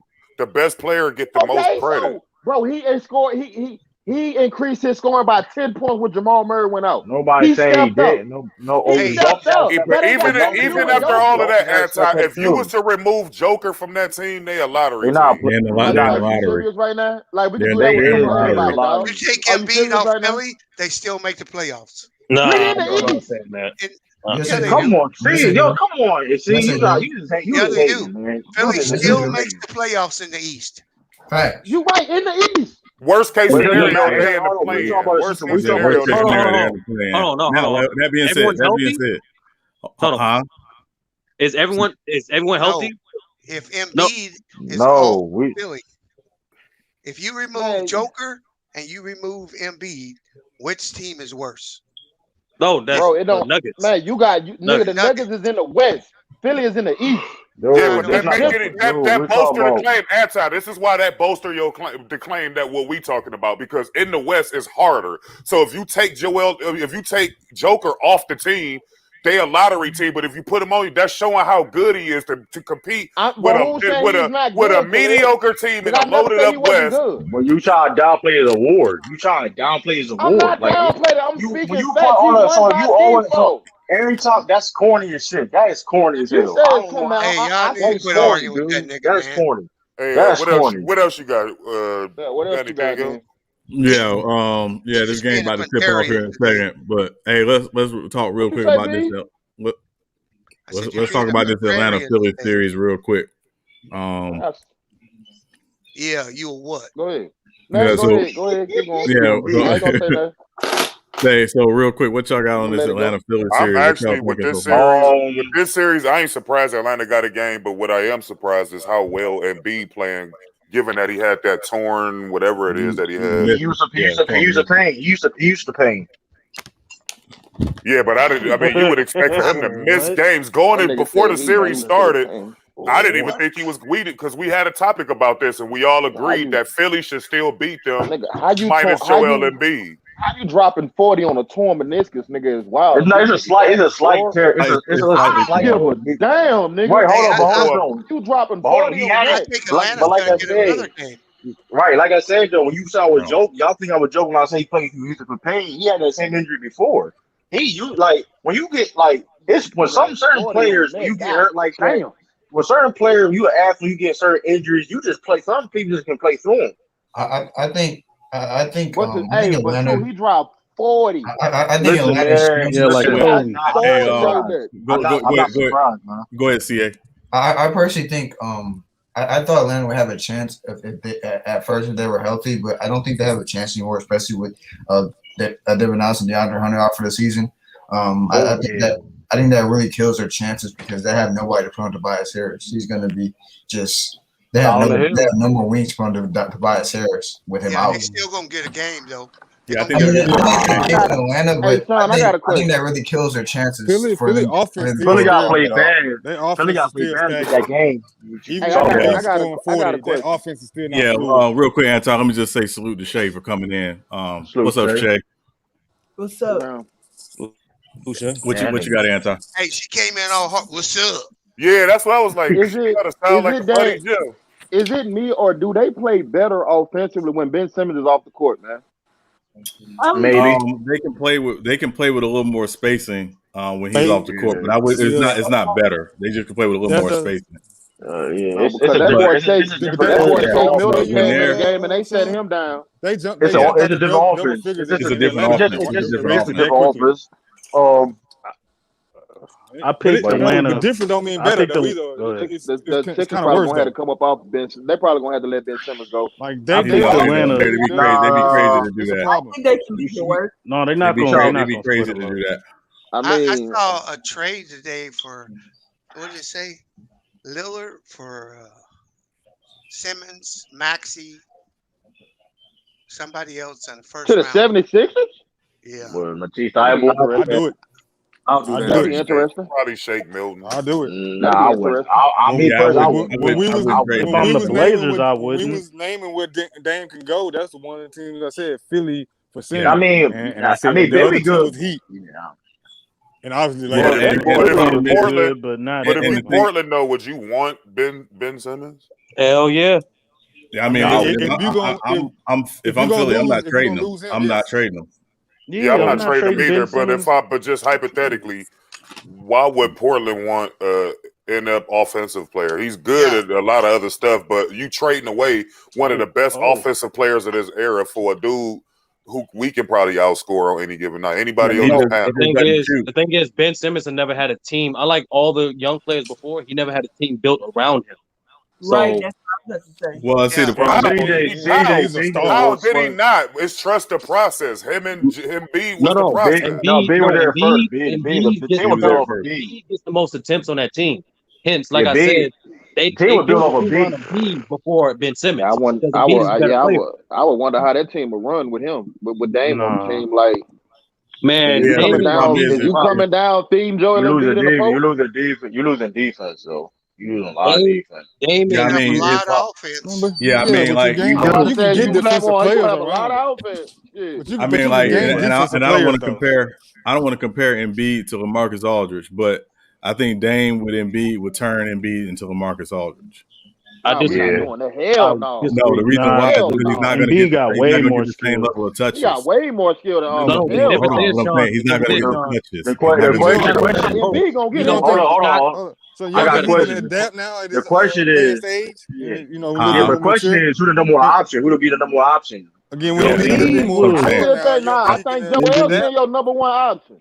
I think again that sounds great theoretically, but let's not get it twisted. Dame get them dollars. Dame get them dollars. He coming in there. Let's say what Dame getting. I feel Dame Lillard ain't the one to sabotage. Damian Lillard politics. You run your offense through Joel Embiid if you Doc Rivers. I'm just saying. I don't expect Dame to go to Philly and turn into Jason Kidd all of a sudden. Is what I'm saying. He is what he is. Nah, he ain't gonna turn into Jason Kidd. He probably you don't think he'll adapt at all to win a championship?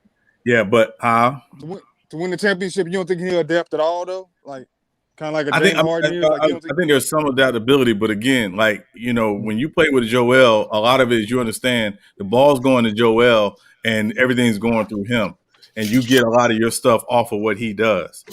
Dame hasn't really done that in his career. When he got to Portland, they really said it's your team. LaMarcus Aldridge is going to slide to that number 2 spot, and Aldridge had to figure it out off of him. They was good though, man. They sent Houston home that series. They was good. That nigga come to Philly, nigga. You playing? Yeah, you gonna be the 2. But Ben Simmons is what he is. I wouldn't try to build no team around Ben Simmons. He is what he is. This is the best team he's gonna have. You better keep Ben Simmons. Ben still ain't shooting no jumpers though, dog. Like and you horrible from the free throw line, man. Yeah, that's my bigger issue with the free throw line is the bigger issue for me. That's my bigger issue. Like. Listen, you may not be a shooter, you would never be, but you got hit your free throws, man. Like, you got like so. I wouldn't be opposed to Philly trading them, dog. Like, you ain't. But here's the thing, though. How long you been in the league? 4 years? Well, the thing is, this is the first year. I'm sorry, Shay. I'll come to you in a second. This is the first year where we've seen teams employ the hack of Ben. Like teams weren't doing that before this year. So now what we're gonna see. in the offseason, does Ben come back and be a better free throw shooter? That's going to be the key for me. No, he's not, because Ben Simmons. What year is this Ben Simmons? What year? This is fifth year or fourth? Well, technically it's fourth year because he missed his rookie season. So just offensively, because we know how good he is defensively, playmaking ability. No better. Where has he gotten better at in the offseason? He's got worse. Like as only much thing as we give Giannis, hold on, let me finish right quick. If as much riff as we give Giannis, you can honestly say that year by year you saw Giannis get better at something. Y'all agree with that? Yeah. So why hasn't Ben Simmons done this yet? So I would say it's two things. I would say it's two things, Khalil, to that. The first thing is this is the first year he's had a real coach. Let's be clear, because Brett Brown was terrible. Yeah, I agree. And Doc has been more demanding of him about attacking, which he has been more attacking. He does hit the little jump hook in the paint. Like he's expanded his game. It's just not where he's not taking jumpers. He even hits this little fadeaway in the paint. So he's expanding. It's just not 15, 20 feet from the basket. The thing for Ben is aggression, is be aggressive. When he decides he's going to the basket, there's not a single person in the NBA who can stop him. Right. And he's shown that. So the thing is, be aggressive. If he's doing that, he's fine. But is he worth building a team around though? I wouldn't want him as my number one guy. I wouldn't want him as my number one guy because he's not. I wouldn't want him as my number two. You don't build around him. Three. As a number two, as a number two, I think he's perfect. I think he's perfect as a number two. I think he's perfect as a number two. You're not number two. You're not number two now. Tobias Harris is number two scoring option. He's their number two scoring option, but he's not their number two best player. Okay. Ben Simmons is their second best player. Ben Simmons is cool where he's at. Yeah, he's in the perfect position. So in order for Philly to really succeed, would you think it's possible for them to get rid of Tobias Harris and bring in a better alternate than him? No, I mean, I say get rid of Ben Simmons. Dog. No, I'm gonna be real. I'm gonna be real. I'm gonna be real with y'all because, like I said, unfortunately, Sixers. Like I said, I'm living in Sixers country. I'm in Delaware, so that's all they play. Talk about Sixers games or whatever. That team has a lot of potential. Like, I mean, they just build on and just keep getting better year after year. They have a future. You know what I mean?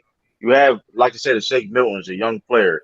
You have Matisse Thybulle. Matisse Thybulle, he can develop be a pretty really good starter. Like he can be like defensive. Like his defensively, he's gonna be in them all time conversations. He keep playing like this. He's doing things historically. You going too far? Hold up. Listen, man. Listen. True. You was cooking, but now you're going too far, man. You're going too far. Hold up, I'm not going to. Like I said, because y'all don't know not. Listen, I know Philly basketball more than everybody on this panel. That's great news. I agree with that, but ultimately you went too far. And just be like, I went too far. Hold up, Matisse Thybulle may be on the all defensive. Hold up, Matisse Thybulle has a great chance. He's gonna get a lot of votes for being on the all defensive team. He probably gonna be on the like second team. He playing like under like 20 minutes a game. Yeah. And I would say right. I would take Tyrese so what I said wasn't too far. You get Maxey's inconsistent. I was about to say he got potential, but he's a rookie. He's a rookie. And I would say this about Ben. Maxey. I would say this about Ben Simmons, and this is the part people don't talk about enough. Ben Simmons' biggest asset to that team is his versatility, because you think about it. At 6'10", 250, with his ball handling, his passing, they can play 3, 4 guards with him on the floor and not really lose much. So that's his value to that team. Huh? Ben Simmons 250? Yeah. Yeah, Ben Simmons he's big. He's big dude. No, he's a big dude. Okay. Yeah. What you say, Shay? No, I was just about to say, because even though they're in the playoffs, something I was thinking about before the season started with the Sixers is I do like when Joel and Ben Simmons play together, but to me, I'd rather have them play separately because I feel like the floor opens up better, when they're not on the floor at the same time, and put shooters around them and stuff like that, or better defensive talent. Right. Yeah, but that's why they versatile. That's why it makes them so versatile, because they can't do that at certain times during the game. Right, and if Joel didn't shoot 38% from 3, I would agree with you. But because he's a 38% 3-point shooter, I don't think it's as bad as people think. Yeah, and going back to Matisse Thybulle, that man averaged he's a shooting guard, 6'5" shooting guard, averaging a block a game, playing under 20 minutes. Yeah. No, that's not historical though. No, you got to shoot. Name me a shooting guard that's playing that minutes he's playing that's doing that. That's I mean, when you look, go ahead, Big Sal. No, I'm saying he's definitely going to be an all-time defender because off the bench, he's top 5 in the league, and not only blocks amongst guard, but also deflections. Period.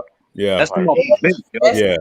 All time. And honestly, I think they're gonna let Danny Green walk this offseason, which they should. And I think Zion can fit right into that spot. They should. Because he is like his defense. Listen, he can guard. Listen, he can guard. You could put him on anybody. Listen, he give anybody a hard time. He's defense. Y'all better check. Y'all better check him out. He's not no. Listen, I'm trying to tell you that. Listen, he's true. He your type of player. He Tony Allen number 2. 2 point. I mean, I'm not surprised by what you're saying about Matisse Thybulle. Like, I knew he was like that. Yeah. You know somebody who I think would be perfect for them other than Ben Simmons? You could swap him out. What? And he played there. If you put Jimmy Butler on there, I think they'll be better. They tried it. It didn't work. I know, but it did work. They just lost. What I'm saying is there was ego issues. That's what I'm saying. Yeah. How many years Jimmy Butler got left on that contract? On Miami. Jimmy Butler has 2 years. He has 2 years left. The last year is a player option. Miami. So y'all got Philly winning the series. Y'all got Philly winning the series. I got Philly in 6. I got Philly in 6. Yeah, I picked Atlanta before the series started because of Joel Embiid's injury. Okay, I get you. I'm still riding with Atlanta. They gonna split in ATL. They're shooting. No, I'm not wilding. Their shooting ability in their offense.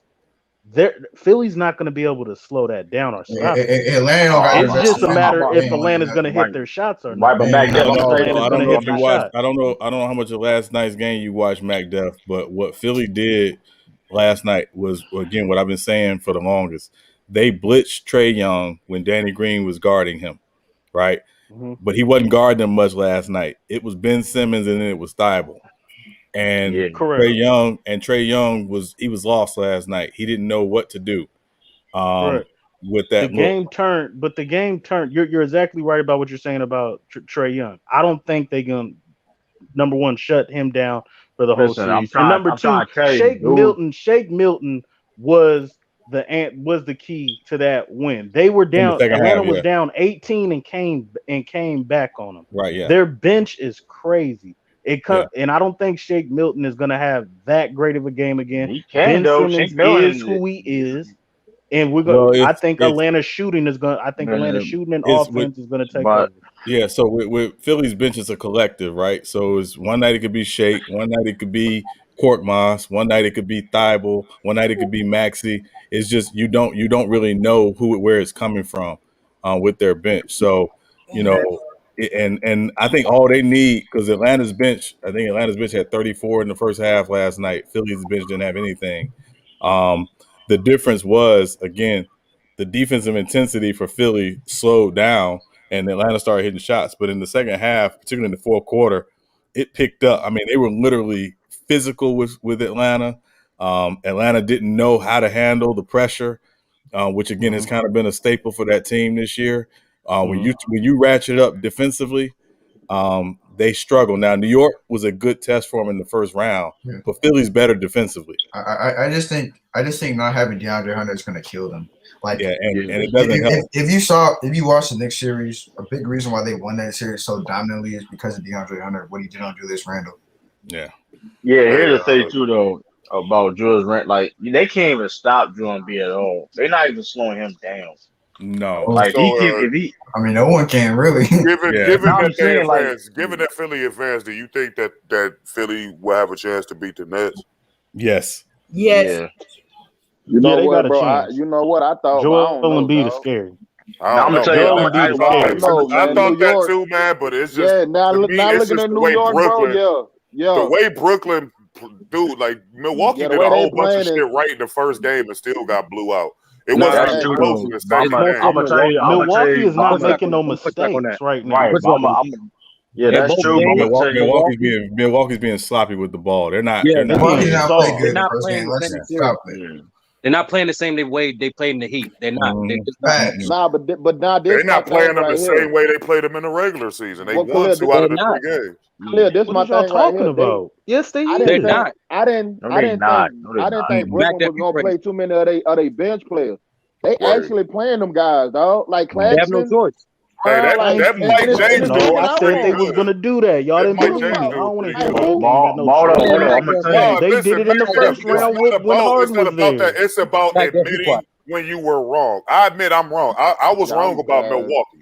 I thought Milwaukee would have a really good chance to beat them. Apparently they don't. Because James Harden ain't played and they getting wiped away.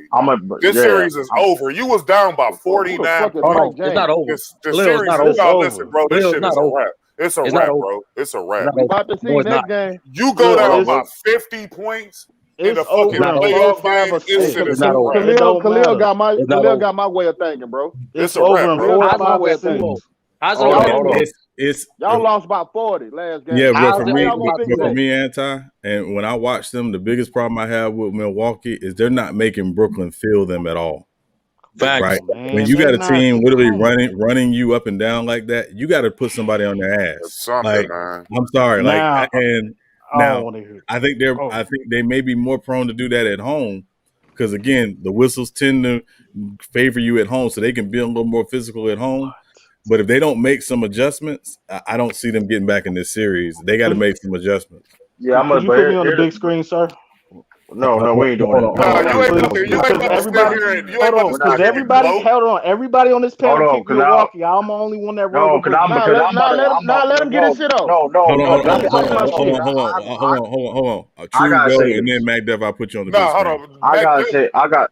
I gotta say this because True cap because True talking about. I'm not about to cap. I'm not about to cap. Cause we not talking about why are they play. Why this Brooklyn Nets team you seeing is a different team. You know why? They got Bruce Brown. When you play Bruce Brown, way more because of Bruce Brown. Wow. Hold up. This is a known fact. When Bruce Brown plays more minutes, the Brooklyn Nets defense is better. And when you have all the Kevin Durant had 3 blocks. Kevin Durant had 3 blocks and 2 steals last game. But when Bruce Brown's on the floor, regardless, statistics or whatever you want to look at, they are a better defensive team. We play more minutes. That's just fact. KD fucking them up. I'm not saying he's KD fucking them up. I'm not saying he's not, but we're not going to act like Bruce ain't playing the No, I was going to say I want to put MacDuff on the screen, but True, you might remember I said before the series started, I said Brooklyn's got to find a way to get Bruce Brown at least 30 minutes. James Harden getting hurt. James Harden missed his hamstring. Probably was a blessing to Mac, if you say too much bullshit up here for you to get a gloating moment, you don't deserve it. Let me get my 15 minutes. Hold on, MacDuff. I'm putting you on the big screen. I'm putting you on the big screen. You got 1 minute.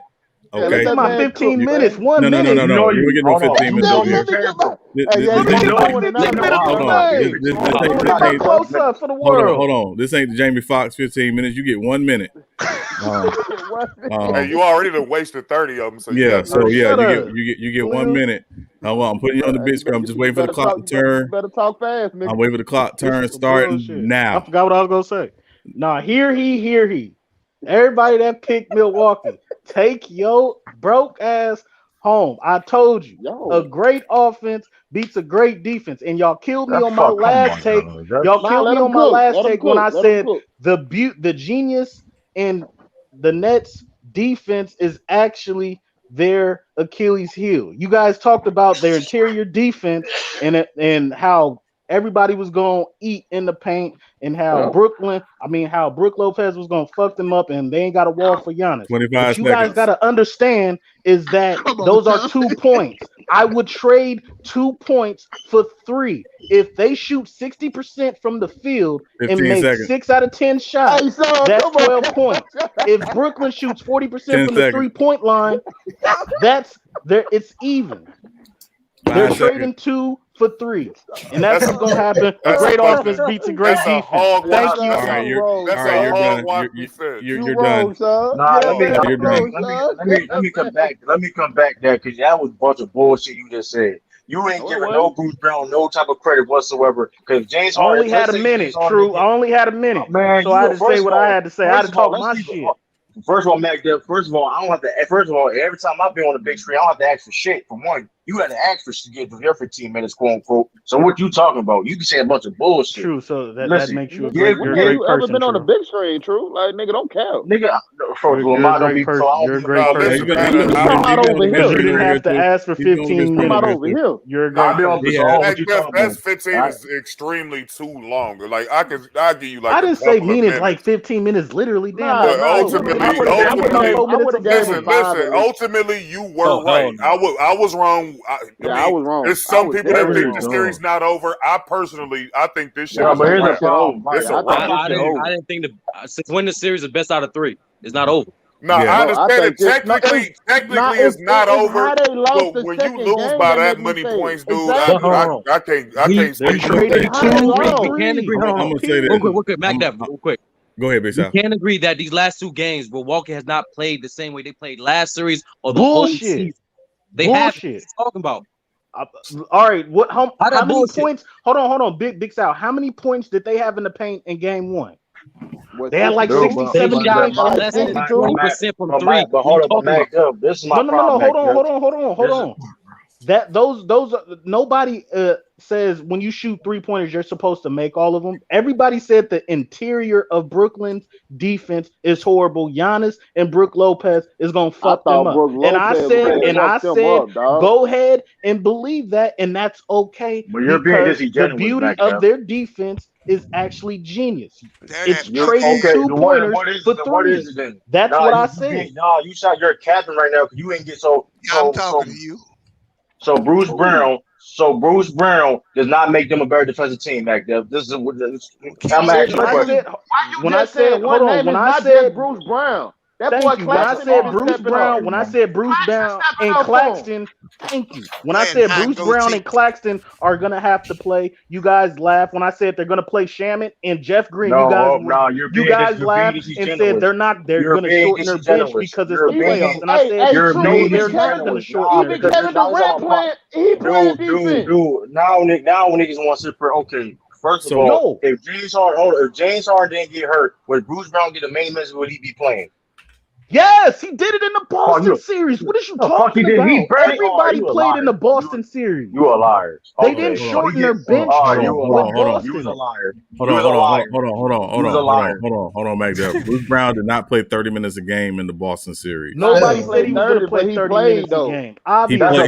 He played because he's one of their main rotation guys. But they didn't play their entire. They didn't play their entire bench in the Boston series until the games were over, which is what they've been able to do in this series against because the games have basically been over in the fourth quarter.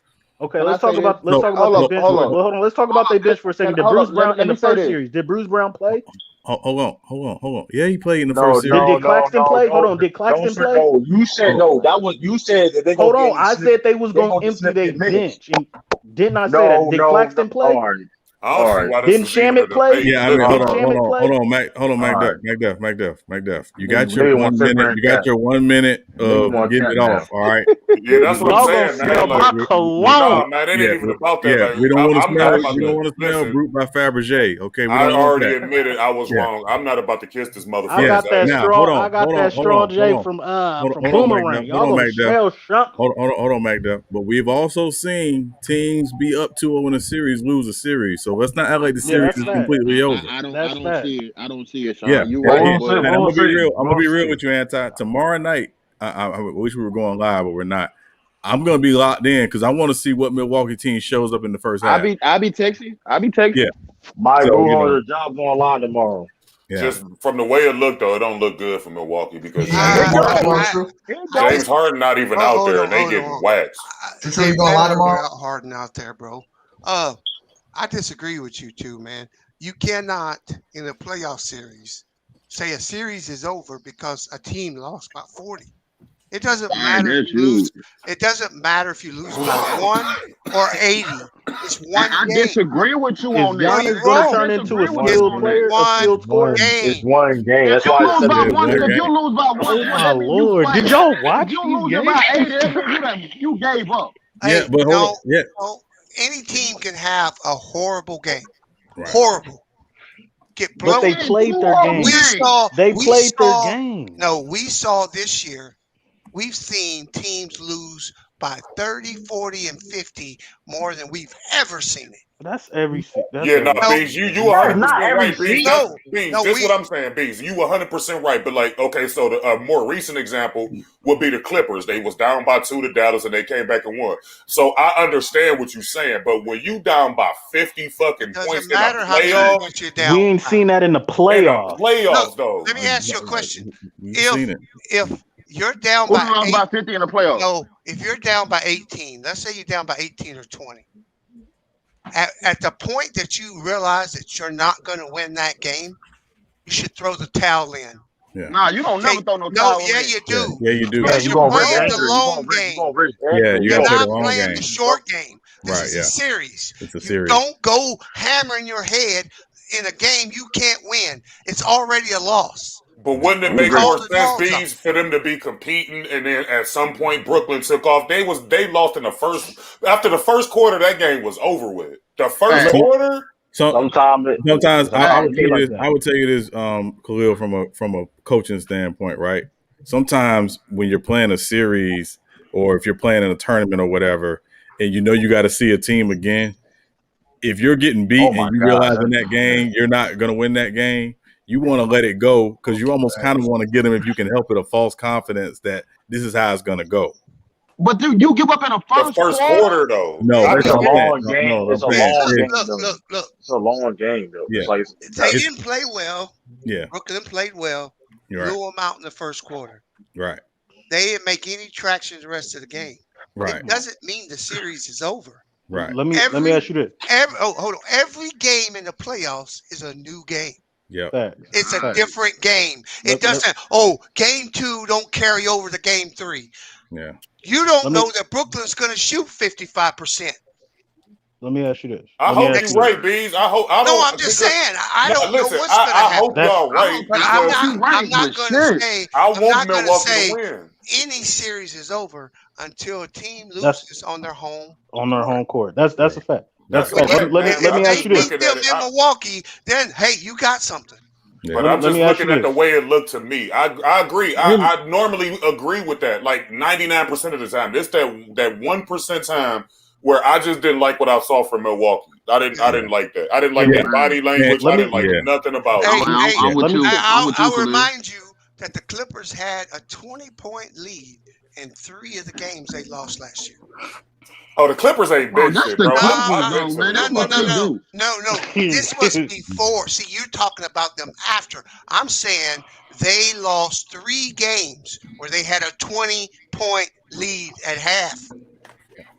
Just remember that. Let me ask you this: Is Giannis the reigning defensive player of the year? He is. Yeah. Okay. No, I'm just saying. Not anymore. Not after tonight. I understand that, but we understand that Giannis is one of the best defensive players in the league. Kyrie and KD are cooking him. What defensive strategy do you got against Brooklyn? What are you going to come up with when your best defender is getting hurt? You say all this shit. Niggas can't have shit, man. Now y'all going to come up with a defensive strategy. Let me know what it is. That's not my job. That's that dude's job. Niggas can't have shit, man. With me talking shit. Niggas can't. Yeah. Well, so there are two things. There are 2 things. Number one, Mac Duff. There are 2 things that Mac Duff. They're number one. The problem with Milwaukee defensively in this series has been they have not taken care of the basketball, which means they are playing out of sorts defensively because they're turning over the ball at an untimely rate, which is kind of surprising for them. First things first, they got to figure out how to take care of the basketball. If they can take care of the basketball, they can slow the game down and make the games go at their pace. They are trying to win at Brooklyn's pace, which is killing them. When you play a team like Brooklyn, you have to ugly it up, and they haven't been able to do that because they can't take care of the basketball. That's something we ain't mentioned, bro. Chris Middleton has been fucking horrible. He's been horrible. Yeah. What up, B? What are the chances that Brooklyn shoots 50% from 3-point range next game? Shit. It's highly likely. How much are they shooting? They shot 50% last game. 21 from 42 from 3. And they was 15 for like 40 the first game. Well, it's highly likely. Given the way Milwaukee not playing defense, they got a big chance to do that again, bro. I doubt it, bro. I hope you're right, B. Listen, because I hope you're right. I don't want MacDeff to be right about nothing ever. So I want you to be right. I want you to be right. That's what I'm saying. Like because I ain't about to kiss his ass. I already admitted that I was wrong so far. Because in my mind, I feel like they lost the series. The series not over. No, I'm not talking about y'all who admitted that it's over. I'm talking about who still believe. Who got the believe shirts on. Shooting 50% from 3 is ridiculous, bro. Yeah, that is crazy. So Giannis is going. But Milwaukee got to come out and do their part in order for that to work. I don't care what Milwaukee does. They ain't shooting 50% from 3 again. Yeah, but if they shoot, let's say if they shoot 47% and Milwaukee don't come out and do what they want, what they supposed to do, they gonna lose anyway. Bro, 50% from 3 is beyond ridiculous. Yeah. Yeah, that's what I'm saying, ridiculous. But what I'm saying they were hotter than fish grease, bro. But what I'm saying, Bees, is if Milwaukee don't come out and do what they do. Let's say Brooklyn don't shoot 50%. Let's say they shoot 46, 47%. They can still first game. They can still beat them even with that 46, 47% if Milwaukee don't do what they supposed to do. Like that's what I'm talking about. But what I'm saying, I want to see them niggas do they're better. Not going to shoot 47% from 3. All right. I just gave you the mathematics on it. If Milwaukee shoots 60%, if Milwaukee shoots 60% from the field. And the Brooklyn Nets shoot 40% from the 3-point line. That's a tie ball game. What are you talking about? Let me finish. Let me finish. If Brooklyn and Milwaukee take 10 shots each, 40. I do not see them shooting 50% from the 3-point range. You don't see Brooklyn shooting 40%? What the fuck that means? He didn't say that. He said 50. He didn't say 40. Okay, but I agree with him on that. What I'm saying, I say that Brooklyn is gonna at least shoot 40. No, MacDeff. They don't go shoot 40%? MacDeff. Here's the part. I don't know how you cap even though when you right. That's crazy. So here's the problem now. Who led the league this year? You right. MacDeff, who led the league in scoring this year? What team? Steph Curry. Oh, no. What team? What team? I don't know what team. I don't know what team. No, this nigga's horrible. The Bucks. Okay. Before the second round, who led the playoffs in scoring as a team?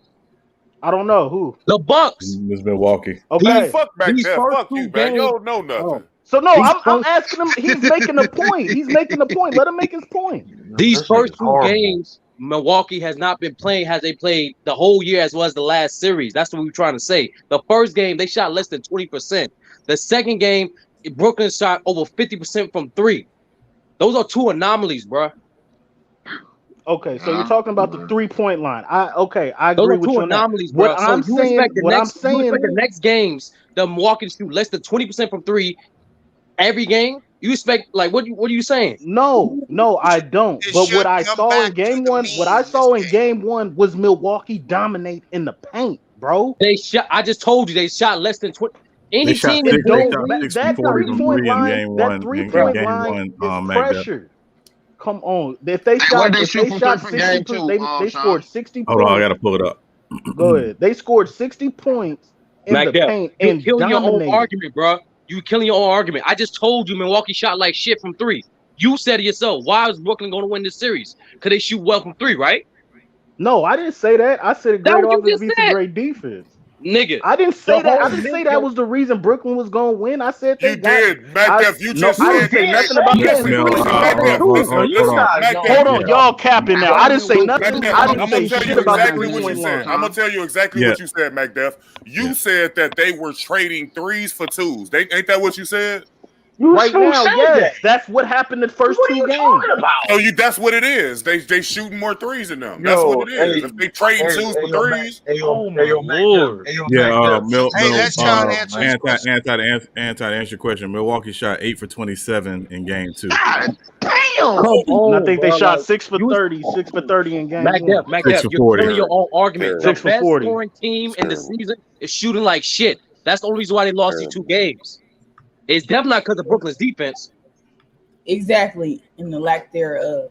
And you can say what you want to say. This is what I'm saying. You guys expect them to dominate in the paint and shoot 45, 50% from the 3-point line? I expect them to shoot at least average from 3. Because guess what? That's what they shot for the last series and for the whole year. What you talking about? No, hold up, big. That's what I'm saying. Hold up, big. Hold up, nah, B. I understand what he's saying because hold up, no. I was of the mindset Milwaukee would dominate in the paint too. I was talking about mindset. But no, I was of that mindset too. It's not just dominating the paint. They are also good shooters too. Let's stop. Right. You've seen 2 games. Yeah. Let's wait and see what happens tomorrow. That's what I'm saying. All right. What y'all gonna say? That's all I'm saying. Wait. If Milwaukee loses tomorrow, the series is over. It's over. They got to win. You can say all that shit. So they got to win the wins tomorrow. Nobody's capping. So y'all putting your hopes on that 3-point line. That's what you got to put. You deaf or slow? I don't know which one is it. They're not going to shoot. They're not going to be great from the 3-point line. What are you going to do to stop Brooklyn? That's what you got to worry about. Everybody is saying this, MacDuff. From right now, Brooklyn just won their 2 home games, which is what they were supposed to do. You agree with that, right? Yeah. Okay. So if Milwaukee go back home and win their 2 home games, then it's a series. But ultimately, like I said at the beginning, I just didn't like what I saw from Milwaukee. And everybody explaining reasons why they should do this and that. It sound good, but that's a lot of ifs. That's a whole lot of ifs. No, these are not ifs. These are what these dudes been doing literally the last series the whole year. Okay, so you look at breakdown game 1. Milwaukee played well. It was just that they didn't play Middleton didn't show up. Middleton had a bad game, and we just said it. Middleton and Gerald, they didn't have good games in game 1. The only people that had good games were Giannis and Brook Lopez. That's it. Yeah, Holiday didn't have a good game. That's the thing about Chris Middleton. That nigga is so inconsistent, bro. Very inconsistent. When y'all talk about Brooklyn losing, Paul George in the Eastern Conference. When y'all talk about Brooklyn losing, MacDuff. The second reason why we chose Brooklyn, because the Bucks are also a good offensive team. So the first 2 games. They're not good offensive team. I didn't say that. That's not the reason y'all picked them, but I didn't say that. That is the reason. That is the reason why. Yeah, no, it was a combination of both.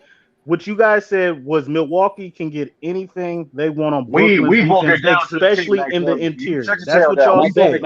And then y'all said defensively. Then y'all said defensively, Holiday is going to slow down James Harden. And Kyrie is going to have the off nights, and they're going to make everything difficult and make them inefficient. That's what you guys said. They're not doing anything. They're not doing anything with their best defensive player on Kyrie one-on-one and KD one-on-one. He's getting cooked. There's nothing defensively that they can do with Brooklyn. That's not true. That's not true. That's a fact. Hold on, MacDuff. That's not true. I just said, hold on, MacDuff. That's what I'm saying. The fact that you've never played real basketball is showing up right now. Because I just said earlier, when a team is scoring against you like that, the problem is you have to make them feel you. You got to hit them. You got to get in your head that you're not. Hold on, you gotta be physical. You gotta be physical. You gotta be physical. That is this era. 90s. No, it's not the 90s. You have to make them feel you. That Let him been finish his 2016. point, man. No, he's not talking about play. Hold on. I'm not saying you got to play like the bad boys, but you have to make them feel you. You got to be That been physical. Hold on. I'm gonna bring up an example. And again, Cisco, just forgive me, but this is the example I have to use. The Rockets in 2016 in the finals. The difference in the finals when after Golden State went up 3-1, besides the fact that Draymond got suspended and Bogut got hurt, was Cleveland did a great job of making Steph feel them. Yep. He wasn't able to run free like that. You got to make guys feel you. You got to get physical with them. That's what Milwaukee hasn't done the first two games. So it's not like they can't make that adjustment. They can. Will they is the question. Okay. Make KD. I was chalking it up. I think something wrong with Giannis. I thought he was hurt or something, bro. He don't look the same. I don't know what's wrong, but they got to play better. He do not look the same. He mentally checked out. He had a good how though? Like because he got double crossed. What he had 19? Motherfucking Kyrie hit a 3-pointer in his eye. The first play. And so he did game one. He did play game one. And Blake Griffin dunked on him too, man. So Giannis out here looking bad. And then that report came out. That report came out about Kevin Durant and what he said about him. So like all of this stuff in Giannis's head. All of this stuff right now. If I'm Giannis, nigga, I'm coming. If I'm Giannis, I'm coming out trying to drop 50 tomorrow on these niggas, nigga. He needs to drop 50 on them. Do it in the paint. Do it in the paint because you can't shoot, nigga. No, they can't shoot. There's nothing that you're missing out on. There's another fact. When they do score in the paint, they draw more fouls. You forget in game one, KD and Blake was in foul trouble.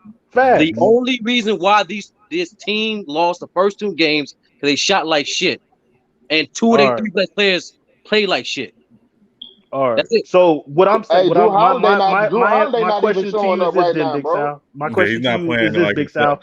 Did they shoot like shit from 3-pointer because they were just off, or did they shoot like shit from the 3-point line because they're at Brooklyn is not only actually playing good defense, but the pace of the game? That first game they were missing wide open shots. They're off. We look they are. Yeah, I can promise they went 6 for 40 from 3 in the first game. I can promise you 34 of them shots wasn't contested. No. Okay. Because Milwaukee is still top 5 in open threes in this playoffs. Yeah. So yes, they were just off. So in game one they shot historically bad. In game 2 they shot off. So yeah, they shot bad. Yeah. Hold on, I was paying attention to something. Hold on, Mac. You was trying to defend Brooklyn's defense. That's what you was just. No, I asked a question. I didn't say anything that did I say anything like Brooklyn and shut them down? I asked a question. I didn't know. That's why I asked the question. I didn't know. My bad. I just asked the question. I just wanted to know why they're shooting like shit, because it has to be something. It's either Brooklyn's defense or they're off. But you know the answer to that though. Oh yeah. No, I don't. I wanted to hear what he said. Also, almost halftime, and now one of these motherfuckers got 40 points shit. God damn. Yeah, that's what I'm saying. It's not uncommon for teams who eliminate the teams early to get to shoot bad in the first game of the next round. Right. The Jazz missed 20 shots last game. Like that, right? You resting, man. I mean, that's you little. Yeah, it's rust over rest. But I mean, listen. At the end of the day, Milwaukee's got to play better, right? We know this. They have no choice. I have a question, and I have two questions really. One for the panel for discussion. Damn, like that fucking hurt it, bro. Yeah, really, man. That's nice. Hey, so real quick, anti what? I didn't say anything about anti. So I'm looking at the regular season stats, right? So Milwaukee scored the most points, or average most points per game, but Brooklyn was number two. Field goal percentage, Brooklyn has them. 3-point percentage, Milwaukee Bucks has them by a point.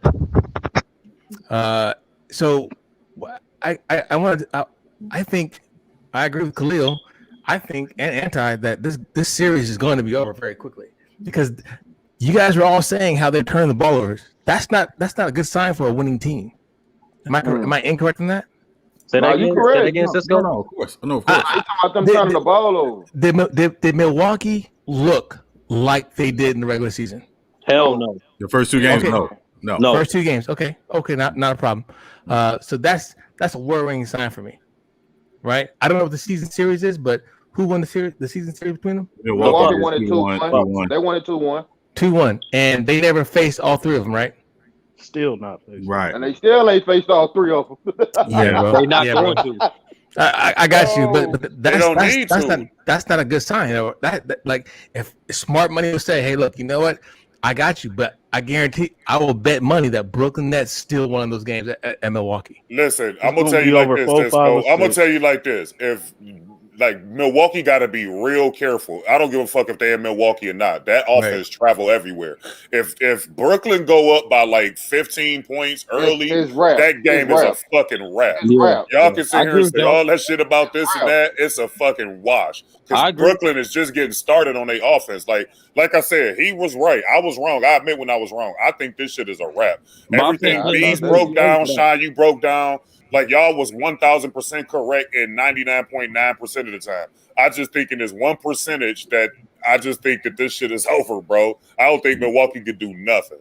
Yeah, I don't like their body language. I didn't. Exactly. Yeah, and I'm with you, Khalil. They body language is horrible. Yeah, and again, for me, again, this is going to be, and it comes down to coaching, right? And I always tell people, like, when you're coaching, if you getting beat like that, if you're losing a game and you're getting handed it to you, for me, I want to lose by 90 because I got to have something when we get together to say, I want to show you just how bad you look. I want you pissed off, and I'm really gonna go in on everybody because that's how I want to play it.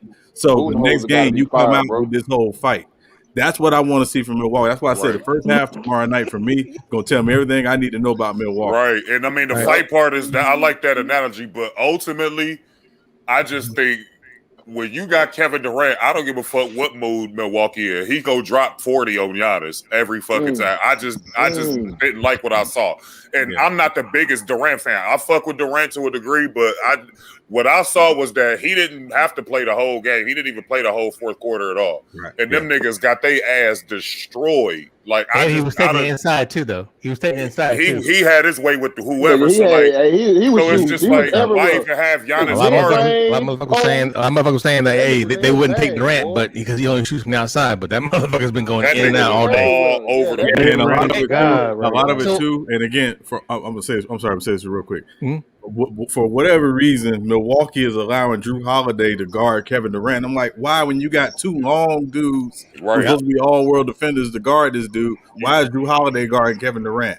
So that's a problem. So again, where I want to see is Giannis, you two-time defensive player or defensive player of the year. Okay, where you at?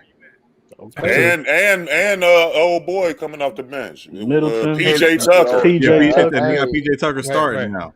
Okay, so him and Middleton need to accept some of them challenges too. Like one of the tall players. Khalil.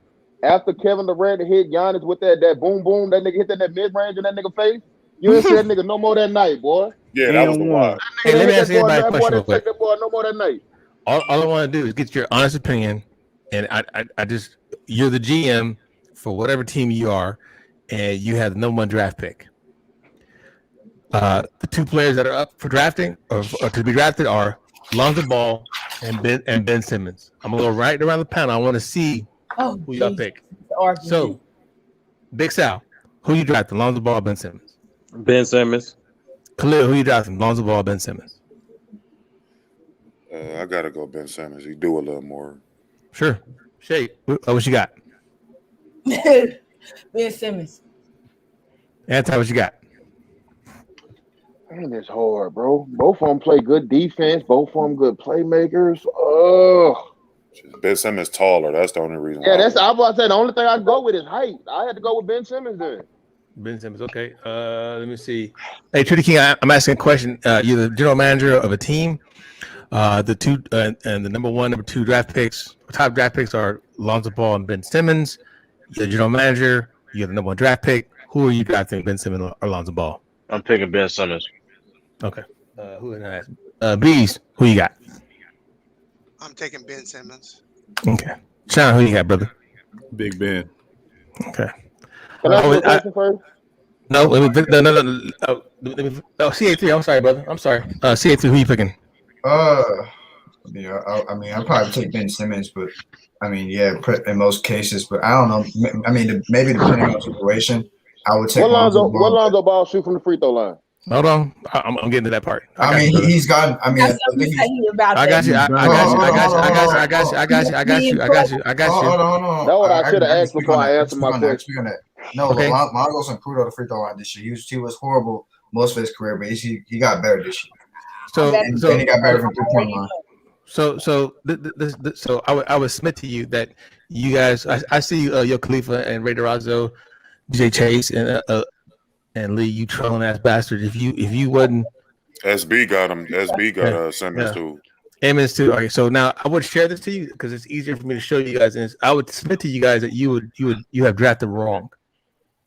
I would just say that's okay. I know. I know. 3-point shooter than that nigga too. So this is the last 3 years, right? They both started playing this at the same year because I think Ben was drafted the year before. He was hurt and he came in the next year. Is that correct? Or Ball was drafted? That's correct. Ben Simmons didn't play his rookie. Okay, cool. All right. So this is Ben Simmons' stats line from 2018 2019. 60 points a game. As you can see, their stats are just damn near similar, except for the points. Turnovers a little bit higher, but he averaged 2 more assists.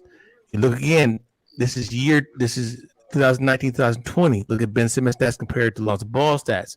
I submit to you, I see growth. What do I see growth at? I see growth at with Lonzo Ball's all-around game.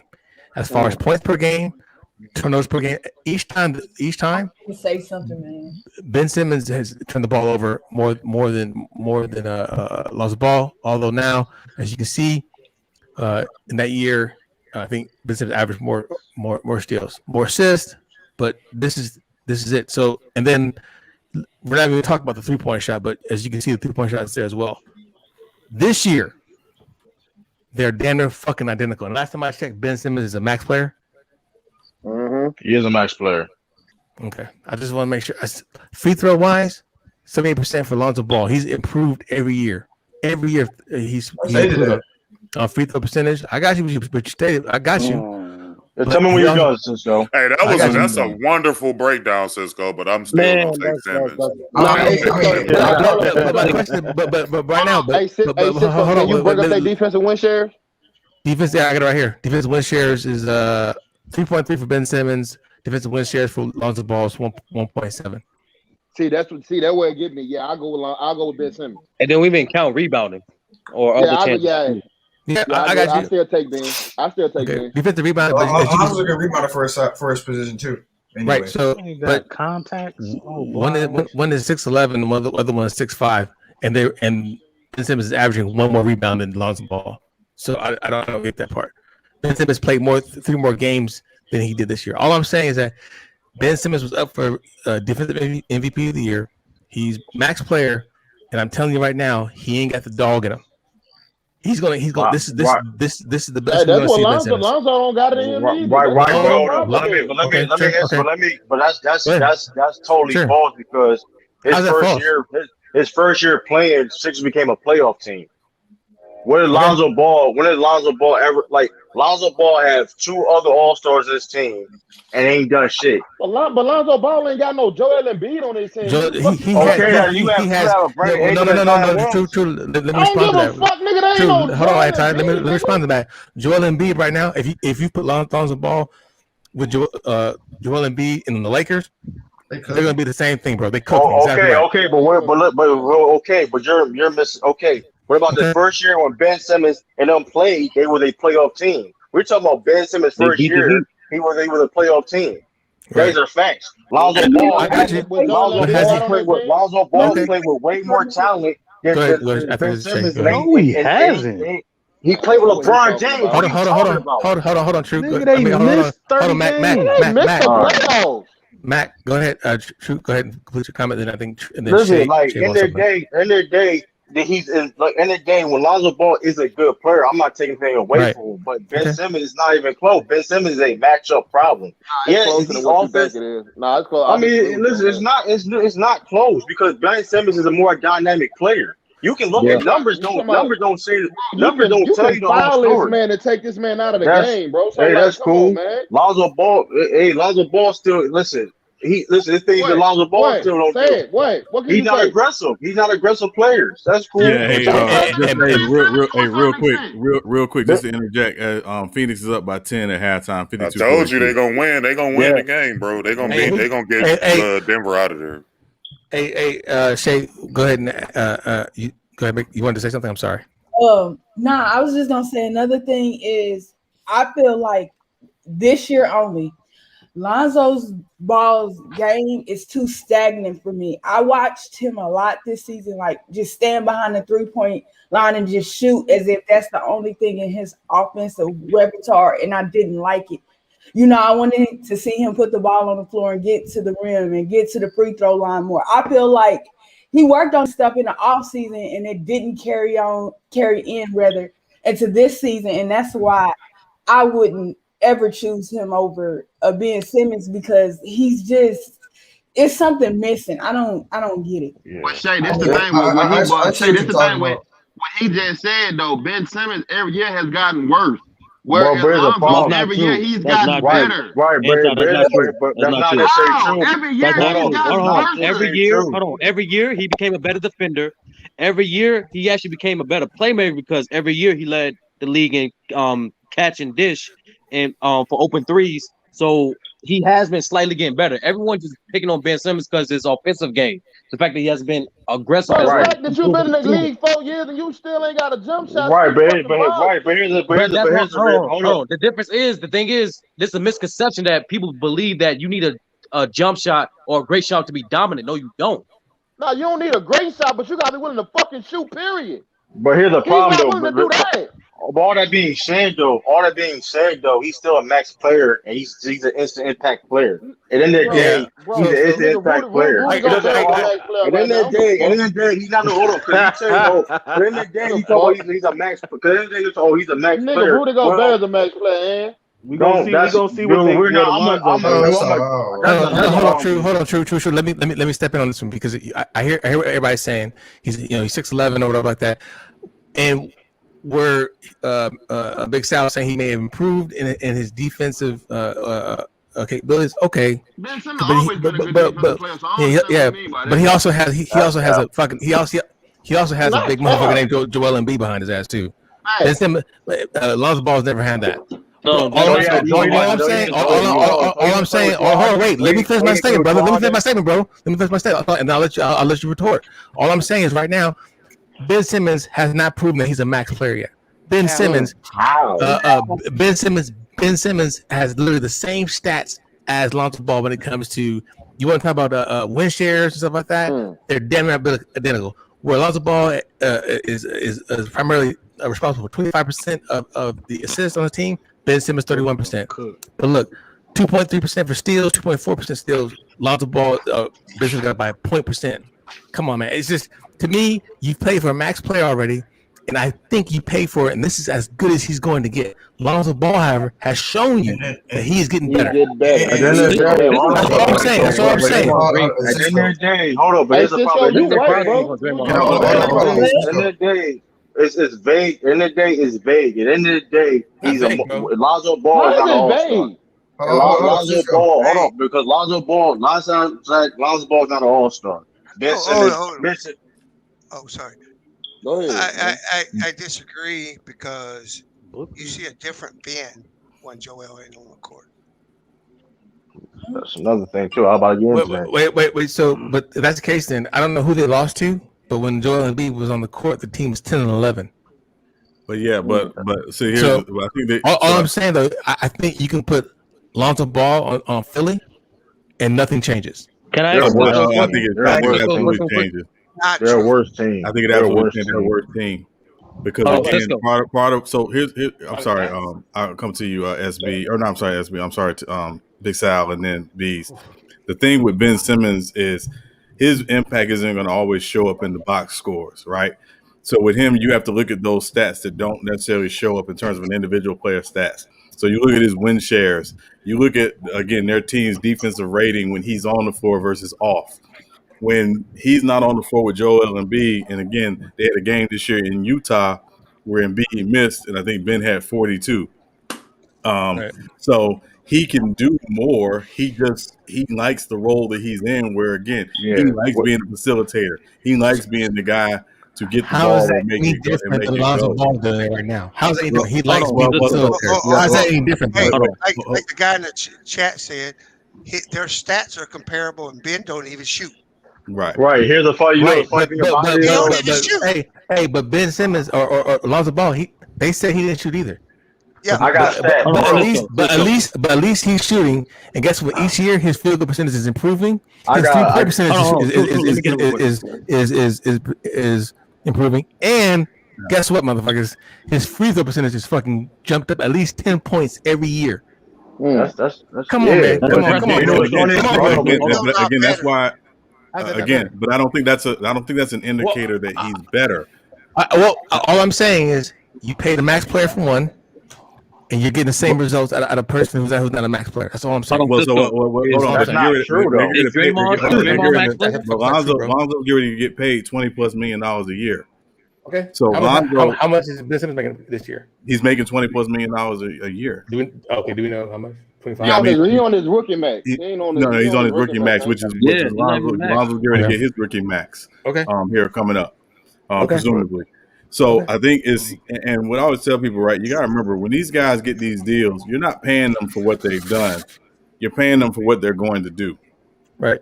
So in Ben Simmons' case, when he got paid, it was because he's still ascending. Now, granted, he doesn't shoot, but he doesn't have to shoot to be dominant. He averaged, I think, 18 points a game or 16 points a game this season without really being a guy who looks to score. 14 points a game. And 14 points a game, and Lonzo Ball averaged 14.6. Okay. Hold on. You know what's funny though? You know what's funny? Yeah. You know what's funny though? Sure. Lonzo Ball career high is like 32 points. Who cares? That doesn't mean all that being said. No, I'm just we putting stats out there. Right. That's the insignificant stat. We going with that's the insignificant stat, dog. It's not significant because we come at Ben Simmons. Oh, he can't shoot. I'm looking at a whole body of work though. I'm looking at the last 3 years of work, bro. I am looking at the whole body of work. I think again that's where statistically it's not always fair. You have to look with wait. So I heard the same. I heard you say it doesn't always show up on the stats, but we can say the same thing for Lonzo Ball. What he does, he takes out if it's a 3 or below, he's guarding the best player on that court. Maybe if it's not too big. A lot of stuff that Ben Simmons doesn't do. I got you. That's great. But a lot of stuff that you say Ben Simmons doesn't do or doesn't show up on the stat score, we can say that exact same thing for Lonzo Ball. Plus, Ben got way more responsibility than Lonzo ever had in his career. Like, it should be conversation over with, man. I don't know the conversation over because you ain't proved nothing true. You haven't proved nothing, bro. You took one piece thing. Come on, Max. His highest score is 33. Who cares? I'm about body work. I showed you. I've proven to you with stats. With stats and numbers, say, hey, look, Ben Simmons has stayed the same. That's not necessarily true, though. That's not necessarily true, man. You got to watch it. Look, this Ben Simmons, the Ben Simmons I see on TV. Hold on, the Ben Simmons I see on TV ain't the same Ben Simmons I see his rookie year. We're not doing that, man. We doing that because he got motherfucking cooked. He's been 3 for 12 for the last 2 games. Was he 3 for 12? Hey, he's still running Lonzo Ball. He's still running Lonzo Ball. And you guys, any executive, any other top players in the league, they would say they was pick Ben Simmons over Lonzo Ball. I got you. You can say that. You can say that, bro. You can say. Let me ask you a question. That's a fact. Go ahead. I've given you facts, bro. You giving me a stat line for 32 points, bro. I don't know what you're talking about. Go ahead. I disagree with you when you say if Lonzo was to go to Philly, you said they get worse. I disagree with you on that. He's not aggressive.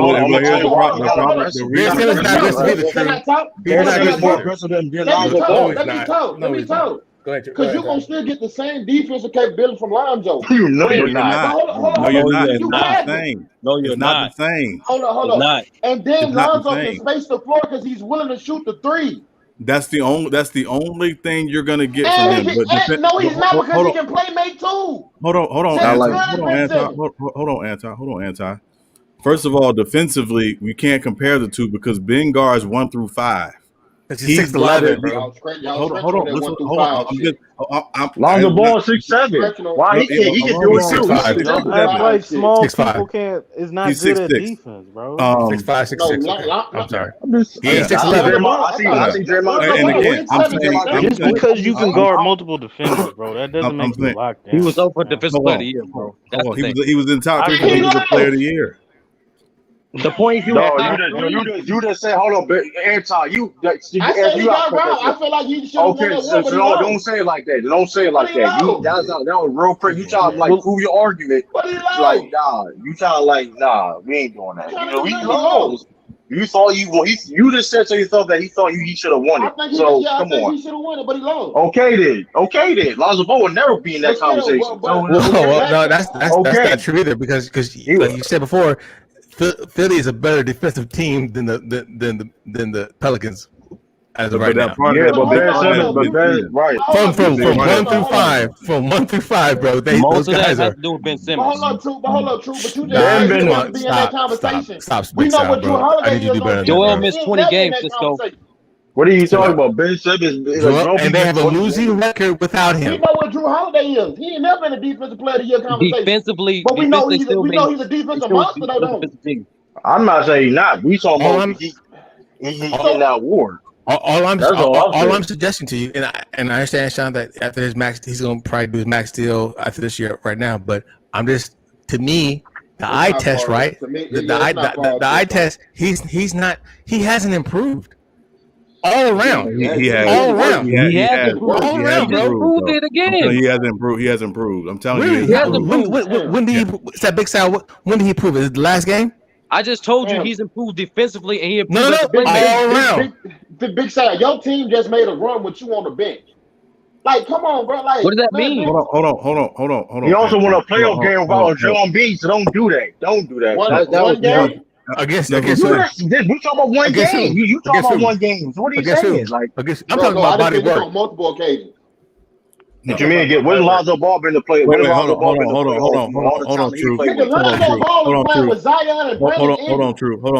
True. Let me ask you a question, True. The Sixers played Boston in the bubble last year in the playoffs, correct? Yes. What was the outcome of that series? A sweep. Why did they have Ben Simmons? And that team could have beat Boston last year with Ben Simmons. Oh, nice. That would have been way more competitive series. Every playoff that Ben Simmons. Come on, now we ain't going to cap on Ben Simmons. He got the first round. I'm not capping. All I'm saying is, I'm sorry, Big Sal. I didn't mean to interrupt you. Go ahead, brother. I'm sorry. Go ahead, bro. No, I'm saying every playoff that Ben Simmons has played, they got the first round. I give you that, but you're not going to sit up here and tell me if Lonzo Ball go on their team, they become worse. I don't believe that. Okay, but I'm going to kill that point. I don't believe that. I'm going to kill that point. When Lonzo has the right amount of talent around him to be a playoff team, right? Correct? Stop. No, he does not. No, he does not, bro. Stop. No, he does not. Hold up. Let me call.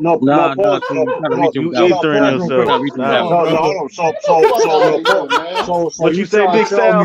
No, hold up. So you trying to tell me? So you think Lonzo Ball is an all-star level player, right? Yes. So if he playing with two other all-star players, isn't that most likely a playoff team? In the West, no. But go ahead. Yes. If you how many people in the West got 3 all-stars? How many teams? One team does this year. How many teams have 2 of the top 10 players on their team? I submit to you. LA Lakers, LA Clippers. Right, but actually, hold up. How many teams have 3 all-stars? Paul George is not a top 10 player. We're going to cut that out. Yeah, but something close to it. Definitely not doing that. He looked like it. So hold up. So all that being so we now New Orleans. So a lot of people. So you trying to tell me that a lot of people didn't pick New Orleans to make the playoffs this year? No, they weren't going to make the playoffs this year. Yeah. Okay. A lot of people didn't pick them. Okay. They should have made the playoffs in the West. Hold on. Let's break it. Come on, man. Y'all the same people that said Golden State gonna make it, bro. Let's break it down. Let's break down their starting 5. Hold on. Let's break down their starting 5. Eric Bledsoe. We ain't got to. Eric Bledsoe. True Dash. Okay. Lonzo Ball. Hold on, Lonzo Ball, all-star level, right? Brandon Ingram, all-star level player. Solid. Zion Williamson, A nigga that all-star don't play a level lick player. of defense. All-star. Nigga don't play a lick of defense. He's still a hell of a player. He's still a hell of a player. He's still a hell of a player. Steve Adams, solid center. Retirement. Here's the problem. Here's the problem in the world is that their best two players, they don't play lick of defense. Facts. And Brandon Ingram, and I think Brandon Ingram's a fucking ball stopper. And Brandon Ingram hurts the team because he holds the ball so damn. Yes. But that's still talent. But my point is, that's still talent on your team, though. If you put talent, but it's not a good combination. If you put Ben Simmons on New Orleans, they making the playoffs. Is it Lonzo the field general? What? Why he can't get they don't. They use him more as a 3-and-D guy. Yep. They had a ball in Zion's hand as more of a point forward. No, I understand that, which cancels Cisco's argument. They don't even let him be a field general. Well, my thing is this. Let me say something. I think. But hold on, wait. Let me respond to Sean and let me respond to Lee on that one. If that's the case, I got you. If he's not even the primary ball handler, then why is his stats fucking damn near similar to fucking Ben Simmons then? He should better, and they're actually better. Actually, excuse me. This year, I'm a Warriors fan. To be honest with you. So hold up. I got an interesting stat too. Lonzo Ball shoots 78% from the free throw line. He averages 1.2 attempts a game. Okay. Ben Simmons. Ben Simmons, bro. I showed you Ben Simmons. Ben Simmons again, bro. No, you let that go nowhere, bro. Hold on, I got you, bro. Hold on. The reason why I brought it up because you said, easy work. I got you, bro. Hold on, you said Lonzo Ball is more aggressive than Ben Simmons, correct? No, you said Ben Simmons is aggressive. I did not say that. You said Ben Simmons was aggressive, and I've heard Sean many a time on this show say he wishes Ben Simmons was more aggressive. I've heard him say that many times. My whole point is he's way more aggressive than Lonzo Ball. That's my whole point. I don't get it. He's aggressive more, but guess what? The stats are exactly the same, bro. For somebody that doesn't shoot, you can't say that. But we got the reason why, but we got to put his free throw percentage in context. He shoots 1.2 attempts a game, so that could be a little bit misdeceiving. My thing, I don't care. I don't care if you shoot one free throw, two free throws, three free throws. If you shoot 70% above, bro, that's my man. That's my man. That's my man, dog. That's my man. Yeah. Well, hold on. So basically, I just don't understand what y'all saying. Basically what y'all saying, y'all want to. Yeah, that's a cap, bro. That's cap. Wait, hold on. Wait a second. Wow. Here's the reason why I don't think it's a seamless thing if you put Lonzo Ball on Philly, that Philly doesn't have drop off. We've seen Lonzo when he was with the Lakers basically had a ball in his hands consistently as that dude, and it didn't go. No, you have not. No, hold on. No, you have not. Was it Lonzo Ball? Lonzo Ball? No, you haven't. No, you haven't. Yes, the first year he was. No. First year in LA. First year in LA, he had the ball in his hands. First year in LA. The first year in LA, he had the ball in his hands constantly. Then hold on. Get out of here, shit, bro. Hold on. Get out of here, shit, bro. No, in the first year in LA, he had the ball in his hands constantly. I know that, but he's a fucking rookie, bro. And I know. Hold on. Ben Simmons rookie year. With Joel fucking Embiid, dog. With Joel Embiid. I don't care. Crazy, dog. Hold on. Let me go. You really don't care. He's up for MVP, bro. He's up for MVP, bro. He wasn't MVP at that time. He wasn't MVP at that time when Ben Simmons was a rookie. So we're not going to lie. He was not games. That's the point. He was number one draft pick, bro. But okay. All right, so what? Ben Simmons was number 3 draft pick. What you saying? Lonzo Ball was number 2 draft pick. What you saying? Brandon Ingram, he's not a max player, but go ahead. He get paid like one, so it don't matter. I would retort or bring it back to Sean's argument about Rudy Gobert. That's the reason why he's a max player. Because it is important to the team. Helps the team. Cisco, I would take Ben Simmons over Lonzo Ball because he's more versatile. Now, Lonzo Ball is actually a lot better than what he has shown, but it comes back to what True said. He has to be more aggressive. Lonzo Ball has got game. Lonzo Ball's got game. You put Lonzo Ball on Philly, they probably be better. No, they would not. You have to expand Lonzo's ball game and get Alonzo Ball to be more aggressive. Alonzo Ball has game. I've watched him a little bit this season, and yes, he's a solid role player. He does stay at the 3-point line, like Shay said. He does do that, but I have watched him as well when the game was out of hand and they asked him to score. He can score and he can get to the free throw line if he's more aggressive, but he has to be put in a situation where they say, Lonzo Ball, go get it. We believe in you. Go score, and it has to be the right situation. Right now with the Pelicans, that's not the ideal situation. But Ben Simmons, even though I think he's better because he's more versatile, he's in the perfect situation. If it was the other way around, we would probably be saying Lonzo Ball is better than Ben Simmons. Yeah, disagree. Disagree. That's a fact. Hey, It is hot in here. You may need to come in here and mute that nigga Cisco. He getting off the chain. Hey, Bees, I will fucking kick your ass out of the studio. I'll bring you back in though in 5 minutes. But here's also the problem. Like, we could play a role player to an all-star. We could play a loser to a winner. Let's just keep it out here. The nigga that's winning got Joel Embiid, nigga. Hold on, but you are ignoring us. Hold on. Hey, you said a loser? Yeah, true. You said a loser, bro.